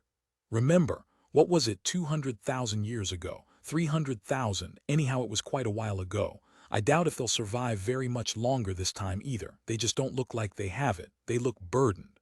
That was it, Nat realized. The chuppers, the Neanderthals, looked weighed down, and by an impossible task, that of survival itself. Jim was absolutely correct. They just were not equipped for that task. Meek, small, and hunched, apologetic, shuffling and mumbling, they lurched along their meager life track, getting nearer each moment to the end. "So we'd better record this while we can," Nat decided. "Because it probably won't be long now from the looks of it. Or could I be wrong?"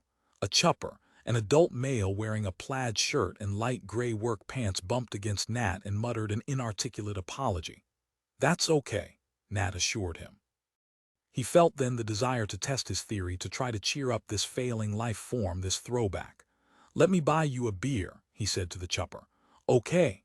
There was, he knew, a bar of sorts in the rear of the building, this large, central recreation hall which the choppers seemed to possess collectively. The chopper, glancing at him shyly, mumbled a no thanks. "Why not?" Nat demanded. "'Cause," the chopper seemed unable to meet Nat's gaze. He regarded the floor, clenched and unclenched his fists in a closed circuit-like but passing spasm. "I can't," the chopper finally managed to say. However, he did not go. He remained standing in front of Nat, still staring down and still grimacing. Probably he was frightened, Nat decided. Embarrassed in a frightened, obliterating way. To the chopper, Jim Plank said drawlingly, "Hey, can you sing any good chopper songs? We'll record you." He winked at Nat. "Leave him alone," Molly said. "You can see he can't sing. He can't do anything that's obvious." She walked away, clearly angry at both of them. The chopper glanced after her listlessly, drooping in his chopper fashion. His eyes were dull. Would anything, Nat wondered, make those dull eyes light up? Why did the choppers want to survive if life meant so little to them? He thought suddenly, maybe they're waiting for something that hasn't happened yet but which they know or hope will occur. That would explain their manner, their emptiness. "Leave him alone," Nat said to Jim Plank. "She's right." He put his hand on Jim's shoulder, but the recording expert pulled away. "I think they can do a lot more than they appear to be able to," Jim said. "It's almost as if they're marking time, not expending themselves, not trying. Hell, I'd like to see them try." "So would I," Nat said. "But we're not going to be able to get them to try." Off in a corner of the hall, a television set boomed loudly, and a number of choppers, both male and female, had wandered over to it to stand inertly in front of it. The TV set, Nat realized, was giving news of some urgent sort. At once he turned his attention that way. Something had happened. "You hear what the newscaster is saying?" Jim said in his ear. "My God, some damn thing about a war." The two of them edged through the throng of choppers, shoving their way up to the TV set. Molly was already there, already absorbed in listening. "It's a revolution," she said stonily to Nat, above the hollow, booming uproar emanating from the TV set's audio system. "Carp." Her face was drenched with disbelief. "The Carps and AG Chemi, they tried to seize power, along with the National Police." The TV screen showed a smoking, virtually disintegrated ruin, the remains of buildings, an industrial installation of great magnitude that had been all but obliterated. It was, to Nat, unrecognizable. "That's Carp's Detroit branch," Molly managed to tell Nat above the racket. "The military got it. Honest to God, that's what the announcer just said." Jim Plank, studying the screen impassively, said, "Who's winning?" "Nobody yet," Molly said. "Evidently, I don't know. Listen and see what he says. It's just broken out, just getting underway." The choppers, listening and watching, had become silent.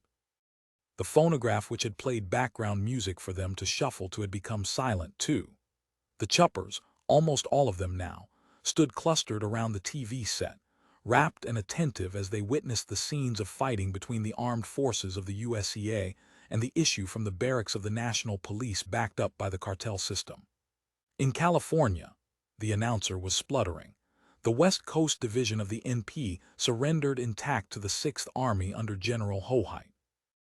However, in Nevada, the set showed a street scene, downtown Reno. An army barricade had been hastily erected, and police snipers were firing at it from the windows of the nearby buildings. Ultimately," the newscaster said, "the fact that the armed forces possess a virtual monopoly in atomic weapons would seem to guarantee them victory. But for the present, we can only—" The newscaster rattled excitedly on, as all over the USEA the mechanical reporting machines coasting about in the areas of conflict gathered data for him. "It's going to be a long fight," Jim Plank said suddenly to Nat. He looked gray and tired. "I guess we're darn lucky we're here out of the way," he murmured, half to himself. "It's a good time to lay low." The screen showed a clash between a police patrol and an army unit now. The two fired rapidly at each other, scurrying for cover as shots zinged from their automatic small arms. A soldier pitched forward on his face, and then so did a gray NP man. Next to Nat Fleeger, a chopper, watching absorbedly, nudged the chopper standing beside him. The two choppers, both males, smiled at each other. A covert, meaningful smile. Nat saw it, saw the expression of their two faces. And then he realized that all the chuppers had become brighted with the same secret pleasure. What's going on here? Nat wondered. Beside him, Jim Plank said softly, Nat, my God, they've been waiting for this. So this is it, Nat realized with a thrill of fear. The emptiness, the dull listlessness, that had gone. The chuppers were alert now as they viewed the flickering TV image and listened to the excited news announcer. What does this mean to them? Nat wondered as he studied their emotion-laden, eager faces. It means, he decided, that they have a chance. This might be their opportunity. We're destroying each other before their eyes, and it may provide room for them, a space to squeeze into. Room not cooped up here in this dreary, tiny enclave, but out in the world itself. Everywhere. Grinning knowingly at one another, the chuppers continued avidly to watch and listen. Nat's fear grew. The plump, red-headed man who had given Maury and Sheik the ride said, "This is as far as I'm going, boys. You'll have to hop out." He slowed the car, stopped at the curb. They were in the city now, off the Autobahn. On every side, men and women scampered in panic, seeking shelter. A police car, its windshield shattered, nosed forward cautiously, the men inside bristling with weapons. "Better get indoors," the red-headed man advised. Warily, Sheik and Maury emerged from the car. "My place, the Abraham Lincoln," Sheik said, "is near here. We can walk it, come on." He waved big, overweight Maury ahead, and the two of them joined the running mob of frightened, confused people. "What a mess," Sheik said to himself. "I wonder how it'll wind up. I wonder if our society, our style of life, will survive this." "I feel sick at my stomach," Maury groaned, puffing along beside him, his face gray from the exertion. "I'm not used to this." They reached the Abraham Lincoln. It was undamaged. At the doorway, their sergeants of arms with a gun stood beside Vince Strikerock, their identification reader. Vince was checking each person in turn, busy at his official task. "Hi, Vince," Sheik said when he and Maury arrived at the station. His brother jerked, raised his head. They regarded each other in silence. At last Vince said, "Hi, Sheik, glad to see you're alive." "Do we get in?" Sheik said. "Sure," Vince said. He looked away, then, nodding to the sergeant of arms, he said to Sheik, "Go ahead. I'm sure glad the NP didn't manage to corner you." He did not look once at Maury Franzimmer. He pretended that Maury was not there. "What about me?" Maury said. In a strangled voice, Vince said, "You can go inside too," as Sheik's special invited guest. Behind them, the next man in line said with urgent peevishness, "Hey, hurry up, will you? It isn't safe out here." He bumped Sheik, nudging him on. Quickly, Sheik and Maury passed on inside the Abraham Lincoln. A moment later, they were ascending by a familiar means, a building elevator, to Sheik's top-floor apartment. "I wonder what he got out of it," Maury said musingly. "Your kid brother, I mean." "Nothing," Sheik said shortly. "Carp is gone. He and a lot of people are finished now. And Vince isn't the only one I know of that group," he said to himself. "Including us," Maury said. "We're no better off. Of course, I guess a lot depends on who wins." "It doesn't matter who wins," Sheik said. Not as far as he could make out, at least. The destruction, the great national disaster, was still there. That was the terrible thing about civil war. No matter how it came out, it was still bad, still a catastrophe, and for everyone. When they reached the apartment, they found the door unlocked. With massive caution, Sheik opened the door and peeped inside. There stood Julie. "Sheik," she said, starting a step or so towards him. Beside her were two big suitcases. "I've been packing. I've made arrangements for you and me to emigrate. I've got the tickets. And don't ask me how, because I'll never tell you." Her face was pale but composed. She had dressed up quite a bit and looked, he thought, exceptionally fine. Now she saw Maury. "Who is this?" she asked, faltering. "My boss," Sheik said. "I just have 2 tickets," Julie said hesitantly. "That's okay," Maury said to her. He beamed at her to reassure her. "I have to stay on Earth. I've got a major business enterprise to preside over." To Sheik he said, "I think she's got a good idea. So this is the girl you told me about on the phone. The reason you were late to work that morning." He slapped Sheik genially on the back. "Lots of luck to you, old buddy. I guess you've proved you're still young enough anyhow. I envy you," Julie said. "Our ship leaves in 45 minutes. I was praying like hell you'd show up here. I tried to get hold of you at work. The NP picked us up," Sheik told her. "The Army has control of the space field," Julie said. "And they're supervising the arrivals and departures of deep space ships. So if we can just make it to the field, we'll be all right," she added. "I put all your money and mine together to buy the tickets. They were incredibly expensive. And with those jalopy jungles gone, you two guys better get started, Maury said. I'll stay here in the apartment if it's okay with you. It appears to be reasonably safe here, all things considered. He seated his weary, overstuffed body on the couch, managed to cross his legs, got out a Dutch master's cigar and lit up. Maybe I'll see you again one of these days, Sheik said to him awkwardly. He did not know exactly how to make the break to leave. Maybe so, Maury grunted. Anyhow, drop me a line from Mars. He picked up a magazine from the coffee table and leafed through it, his attention turned to it. What are we going to do on Mars to stay alive? Sheik asked Julie. Farm. Or had you thought about that? Farm, she said. Claim a piece of good land, get started irrigating it. I have relatives there, they'll help us get started. She picked up one of the suitcases. Sheik took it away from her and then hoisted the other.